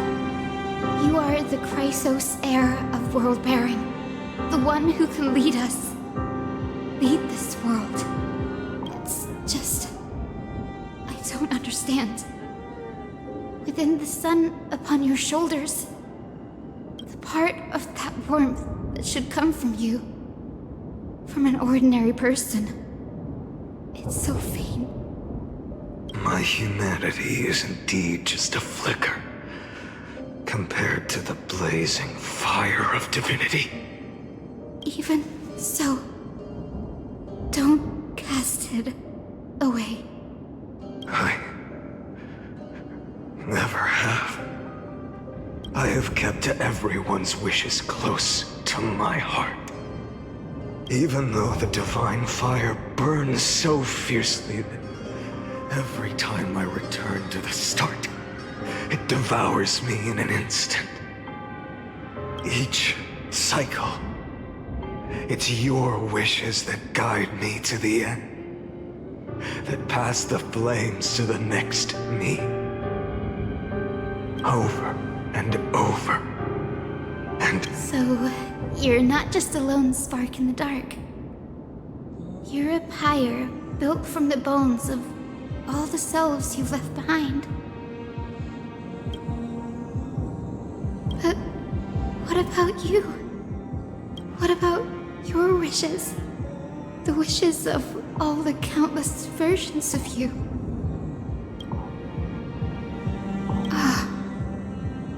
Lord Kazlana. So that's how it is. Without flaw.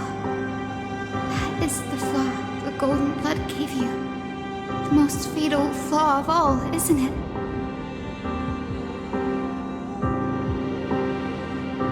The moment you took the world upon your shoulders without hesitation,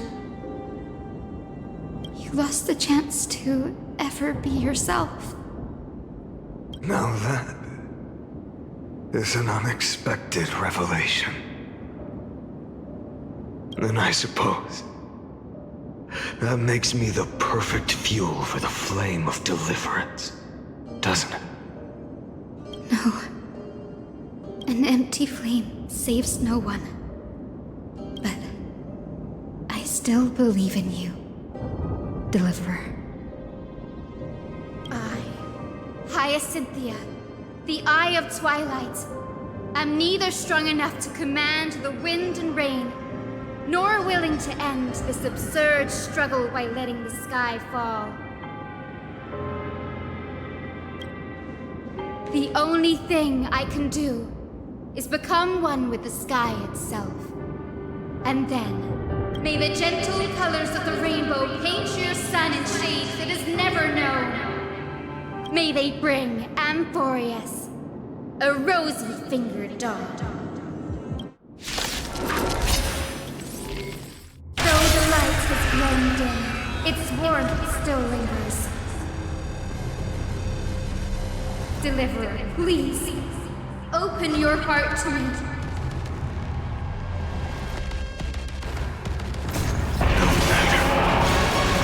Let this blazing sun fill the sky with golden fire. Crushed and torn! The fire! Burning!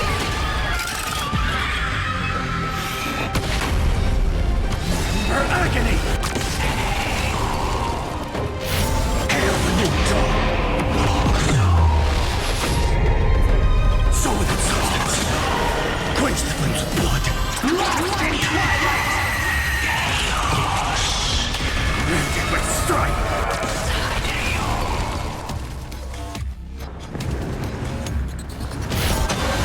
Tear the sky!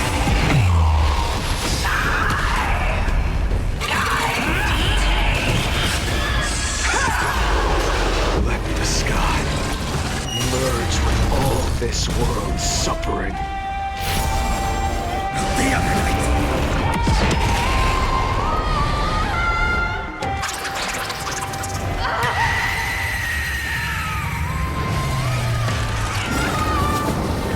Farewell, Hyacinthia.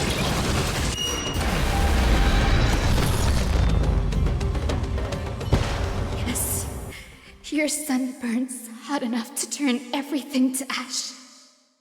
But tell me, how will the seeds of a new world ever take root? The core flame rose. The sky fell. The 23,570,000th cycle came to an end. And this time, the end of the flame chase remained the same as ever. From the horizon rose a golden color unlike anything the world had ever seen. So pure it consumed all in its path. This was the end of the world, and the start of the next. For a moment, I saw the destruction of the universe. That being known as Iron Tomb. Its will to break free from the black tide burns fiercer than the blazing sun. Is this Amphorius's wrath? If its choice has already been made, if fate is set in stone, I will still never yield to it. 23,570,000 cycles. 282,840,000 core flames. No more chasing is needed. And now, I am the fire at the end of the long night. The flame chase isn't some quiet walk through a sea of flowers. It's a revolution. An all-consuming transformation. And if destruction is the only way, then let me be the one to step across the ashes of the old world and burn endlessly. Until another dawn rises on the distant horizon, bringing the true dawn to Amphorius.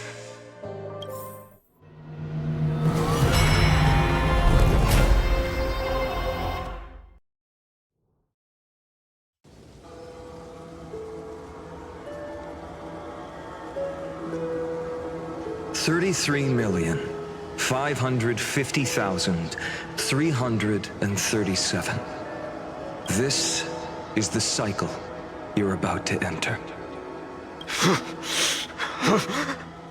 Countless memories are flooding in. Countless versions of myself have stood here, facing the same choice. They all needed a moment, just like you do. To stop, to breathe, to process the weight of 1,000,000 lifetimes worth of sorrow, pain, and struggle. And just like them, you will carry those memories and that fire into the chaos of rebirth. I must go and bear this burden. I must say goodbye to you, and then fight the destruction with destruction. Yes, that's always the decision you make. I will burn and fade away. I will become the flame reaver of this life and keep my promise to Cyrene. I will kill gods and comrades alike and steal the core flames.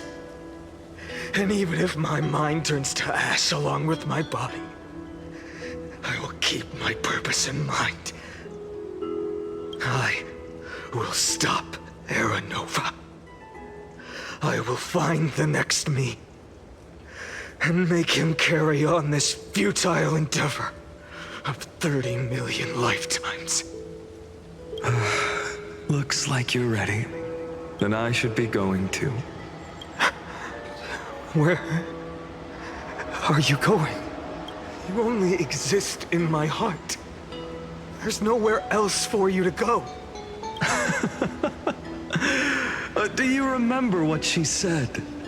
The dreams you had as children. The deliverer in the prophecies. A real, living, breathing person. You finally found him.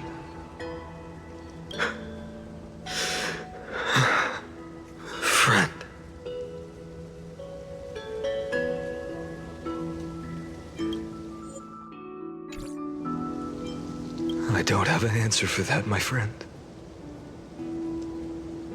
I'm sorry. I was supposed to send you home. This is my flame chase journey. You were never meant to be a part of it. No. You know the truth. If Iron Tomb is born from Amphorius' fate, then it will bring ruin to the worlds beyond the sky. And all these countless lifetimes you've spent, it's all been for the sake of defying that end, hasn't it?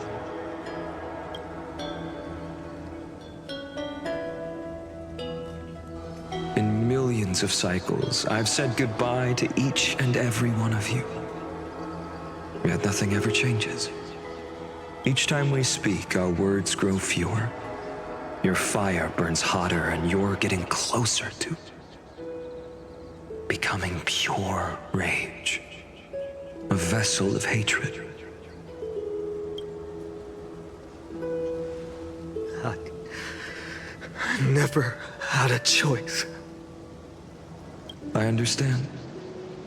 If you are to keep the worst fate from unfolding, this is the only path.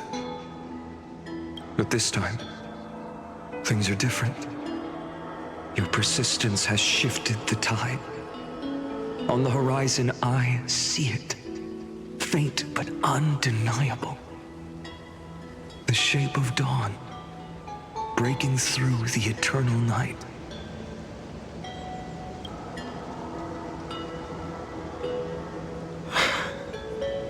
Turns out, the fire that lights the way was never mine to begin with.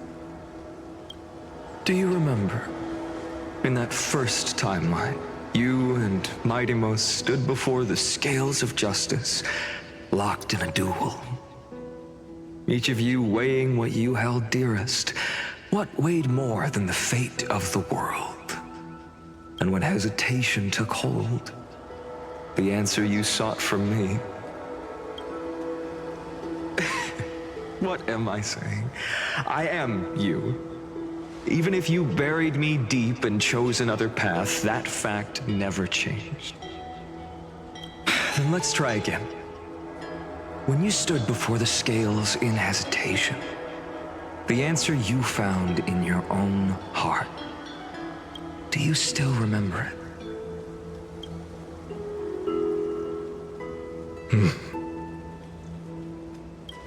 Remember the past and become the hero of tomorrow. What weighs more than the fate of the world is the resolve to shoulder an immutable past and carry it into the future. Good. Then Trailblazer, my friend, my comrade, you arrived in this strange world and were bound by its cruel fate up till this very moment. In the face of danger, you never once backed down. Instead, you've saved world after world without hesitation. That boarding pass on your chest is now the mark of a hero. If I choose to step through that door and embrace an end fitting of the destruction, let this sun forged from millions and millions of core flames burn me up along with the god of destruction and their minions. Then the world we leave behind, this world, my home, where hope still lingers.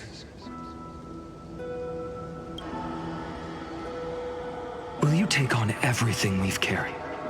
Return to the beginning one last time.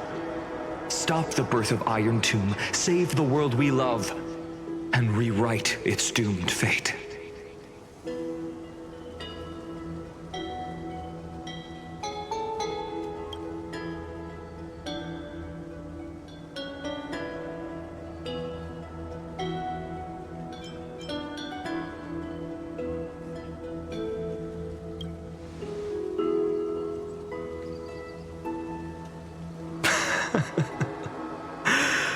Good.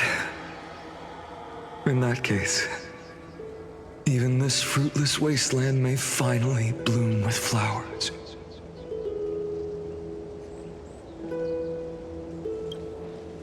So...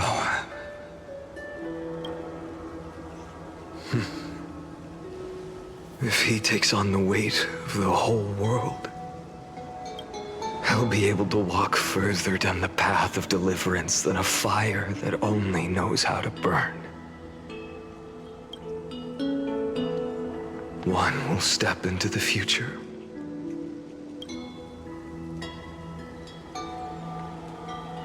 One will remain in the past.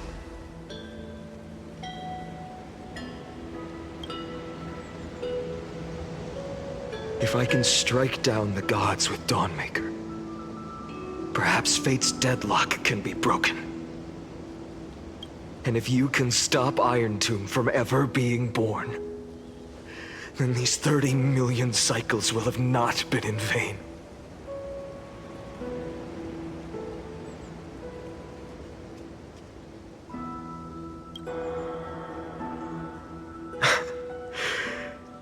It's time to put our teamwork to the test, partner.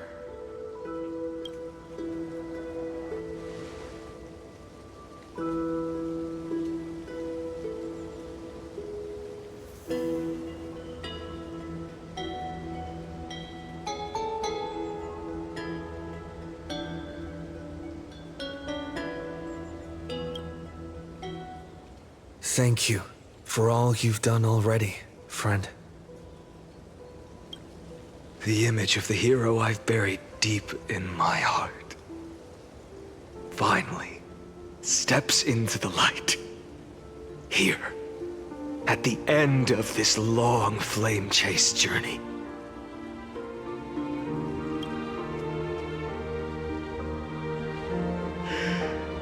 Cyrene, a page never seen before has just been turned. Lend me the power of time, and send this hero back to the origin of time. Back to your side.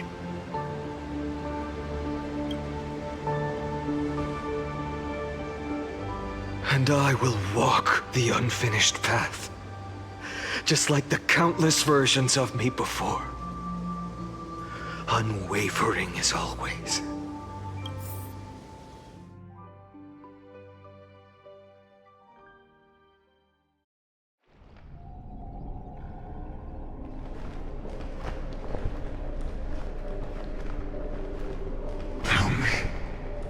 Will you be the blazing sun? Even if all of you burns to ash? Without hesitation, I will bear this world until my body turns to dust.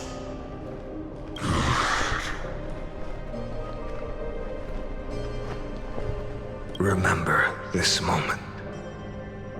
Remember your friends who never lived to see the world's end. Remember their final wishes. And let the purest rage in your heart rise out of those wishes. Let it consume you, fuel you, until it burns away the false sky above. Fine. If I can defy fate, then in the name of world-bearing, I promise you, Kefali will never forget this.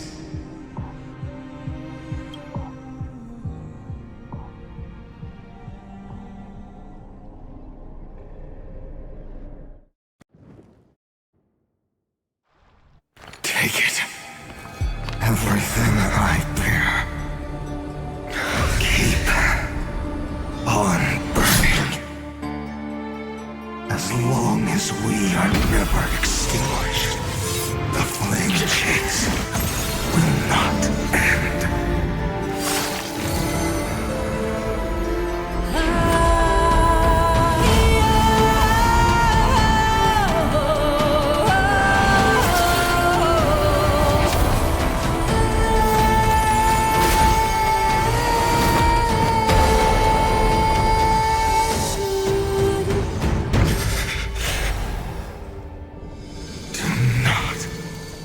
Bow your head to them.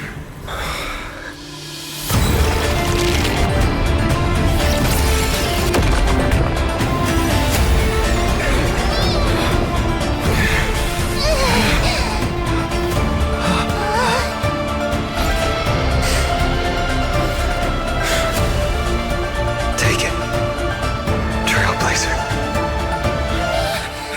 May this blood be like gold, and never tarnish.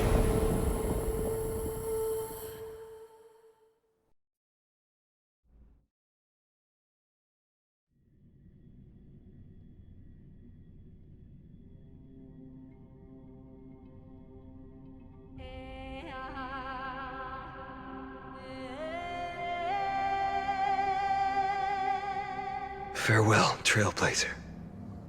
This is where I fulfill my final destiny. The prophecy of the Deliverer means nothing to me now. It belongs in the hands of someone far more fitting. Someone... Kaslana. The name of one who bears chaos does not belong to a single person. Rather, it is the embodiment of the mythical Kefali, and a symbol of all heroes. As the prophecy foretold, you will bear the blazing sun until the pale dawn breaks. May the name accompany you in my place, in the epic you write with your own hands.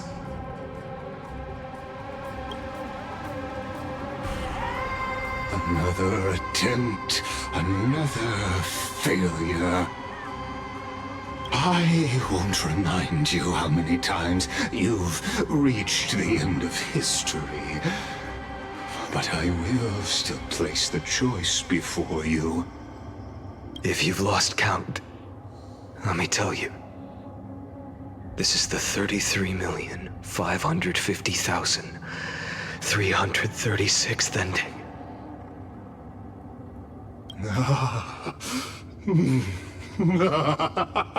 A perfect number.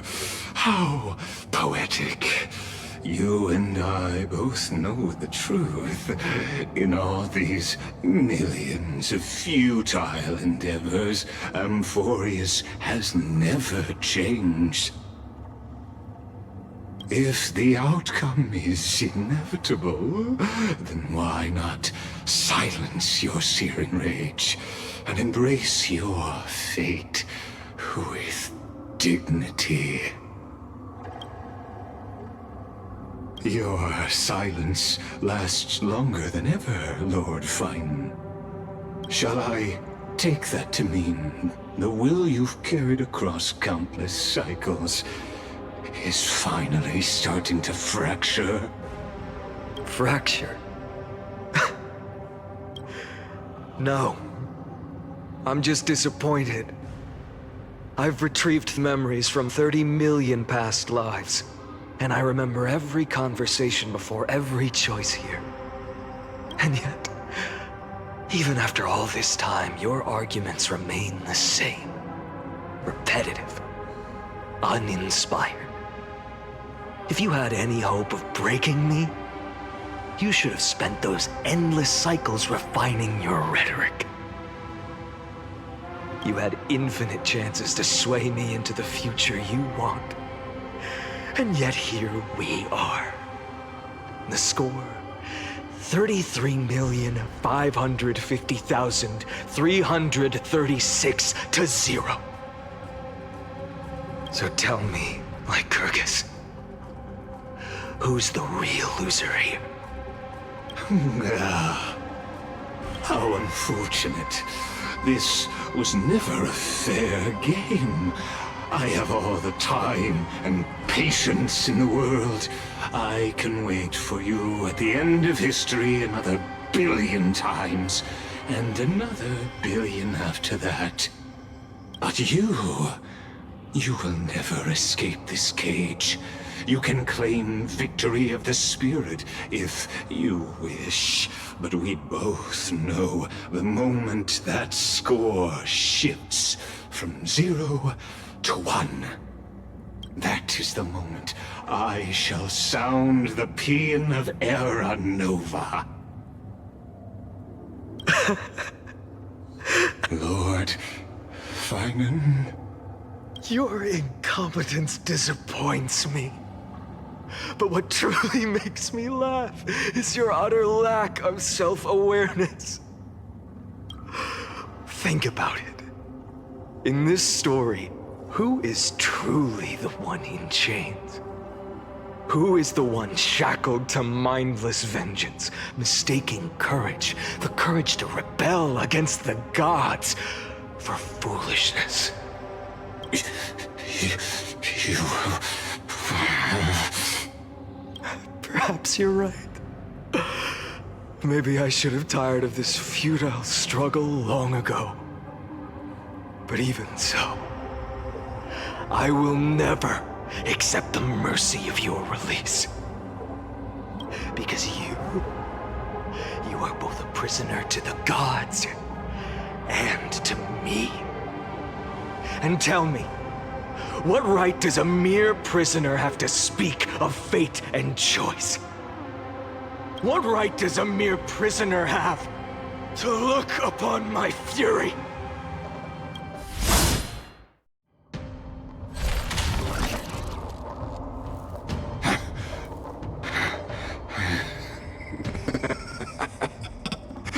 You know this is pointless.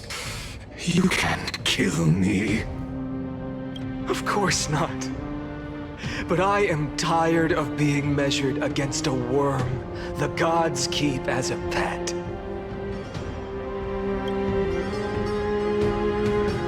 Listen well, creator of destruction. This cry comes from all your abandoned creations. In the 10th cycle, I drove Dawnmaker through the heart of every Titan.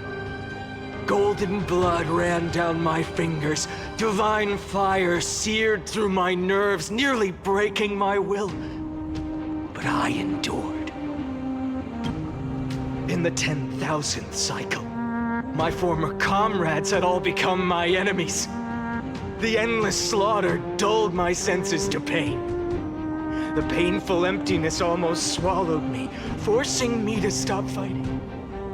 But I endured. In the 100,000th cycle, the destruction had already fused into a blazing sun, surging within this fragile body. My rationality had been burned away at the dawn of the era. Yet even with only this shattered body remaining, I still endured. In the 23,570,000th cycle, this time, I felt it. A tiny spark rising in the hollow cavity of my chest, different from the obsession with deliverance. By its faint glow, once again, no, countless times again, I endured. Now, a sun is about to fall, ready to incinerate this absurd space-time dimension in an instant. That sun is me. All the countless versions of me from the past, along with my countless brethren, dragged into existence against their will, drowning again and again in your golden blood. The very essence of this world's suffering and despair, fused into the purest hatred, the fiercest rage. Nook, you arrogant fool! You think we were born to only serve as fuel for the fire? Fine then! Just as you wish, let the fire burn! If I was born as the blazing sun of destruction, then let you and your lackeys be the flares erupting from my core. And let this rage, burning futilely for 30 million epochs, engulf everything. And grant you a dawn where all stars burn to ash.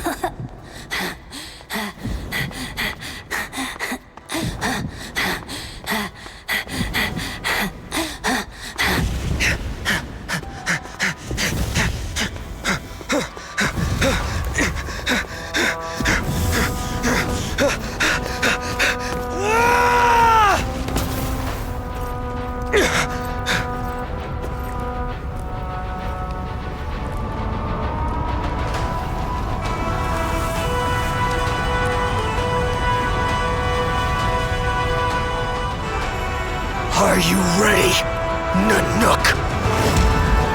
I brought you destruction!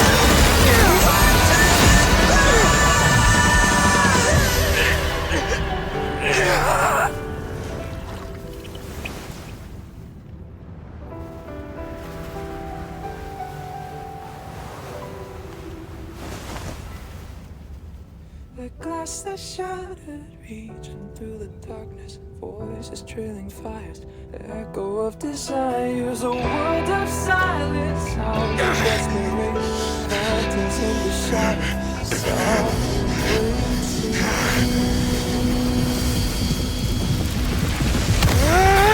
Tear it down, embrace a detonation, burn, craving our damn creation, breaking a chain, I'm reaching for you.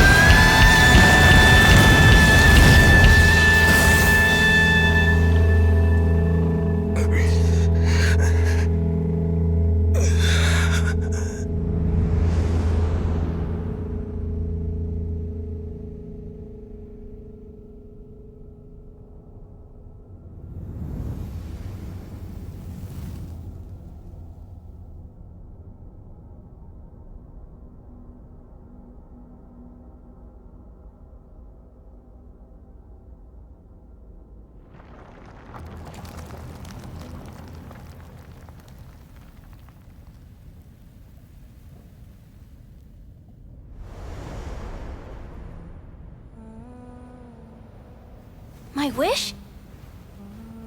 My wish is to fulfill everyone else's wishes.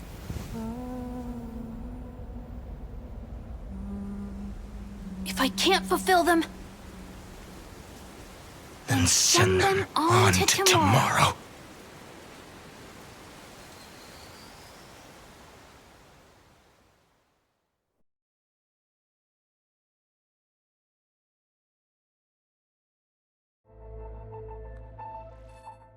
Your heart harbors wrath.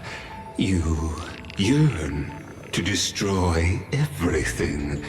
You bore the gaze of an eon and lived. You have stepped onto destruction's path. It is born at the end of every path that the possibility of new paths being born is ended. It burns away all in the cosmos who rule, that the rules of the cosmos be destroyed. I have prepared a present for you, Nikos 864. It is a wrath called phainon. From the beginning of the experiment, there were 12 sets of factors incorporated into the calculations. After endless simulations, only this one rose above the rest. After 33,550,336 iterations, now his fury has grown to be without equal. This is a matter of considerable interest to me. This pure hatred is the final root of the equation. But there is another variable, the nameless from beyond the sky. Also a pathstrider of destruction. I give thanks for his arrival, allowing Amphorius to turn once more. But after fate has begun to turn, his existence will become an unpredictable variable. Perhaps the time to take the stage has come. Grow in peace until it is time to break free from your cocoon. As for those unwelcome audience members, you need not worry. If you do not mind, I will personally get rid of them for you.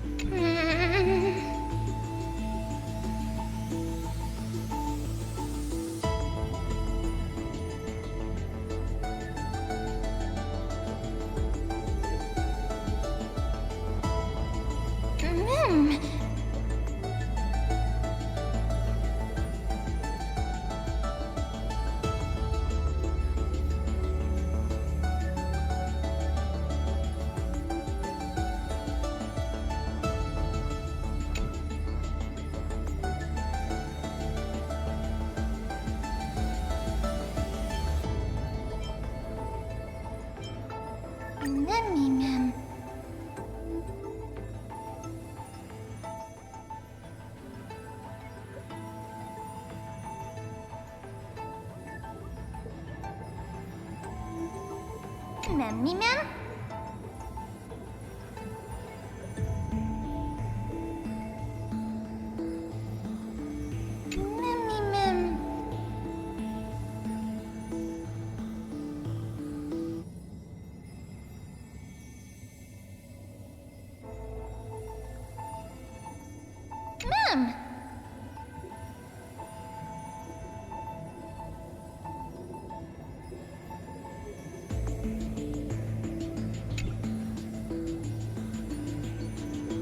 Mem.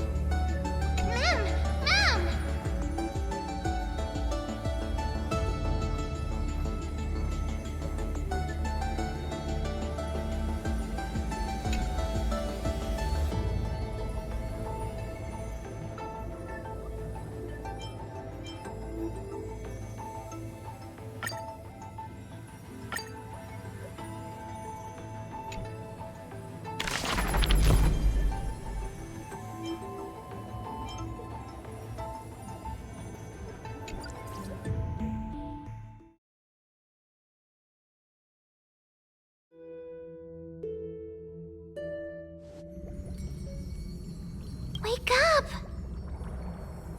Wake up! Buddy! Wake up! You're finally awake! That's a relief. We were so close to being swept away by the reverse flow of time. It's lucky we found a safe place. Now, I'm going to send you back to the very start of time. But before we part, there's something I need to tell you. Something very, very important. That's right! At this very moment, my memories are finally whole.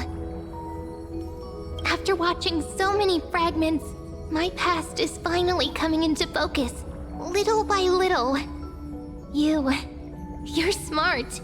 You must have a clue now. Or maybe... You knew the answer long ago, didn't you? Not surprised at all, huh? That's because I'm simple at heart. No matter what form I take, I've always been true to myself. But I'm glad that I remembered in the end.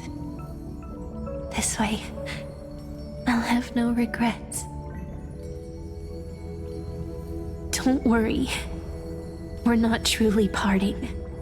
Because I'm going to become a part of you. I'll turn into the memory of this cycle. The 33,550,336th Flame Chase journey. And forever reside in the heart of the Time Demigod. This way, you'll carry all that has come before, crossing time itself to reach the next cycle. My mission ends here, but looking back, I still feel lucky. After all, across 30 million Sirenes,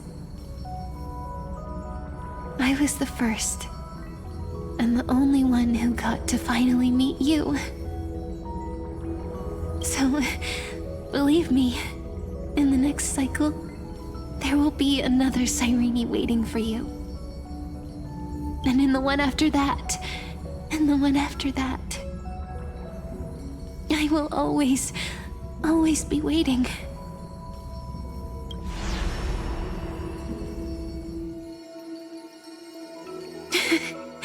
Saying all that, I can finally fade away in peace and become part of you. Without even realizing it, we'd already taken a wonderful journey together, all the way to the world's end. Now take my hand, say a brief farewell, and step forward into tomorrow. Go, find the future Sirene, and set out on another journey with her. Promise me you won't keep me waiting too long, okay? No need to say it out loud. This is enough for me. It's time to go, my dear friend. May your trailblazing journey always be accompanied by a cool breeze and rippling waves.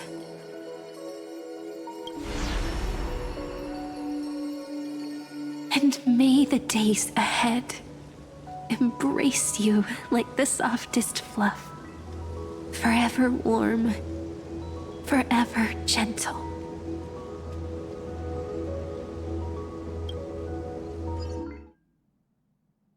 Now, let's turn to the next page. A page that exists because of you.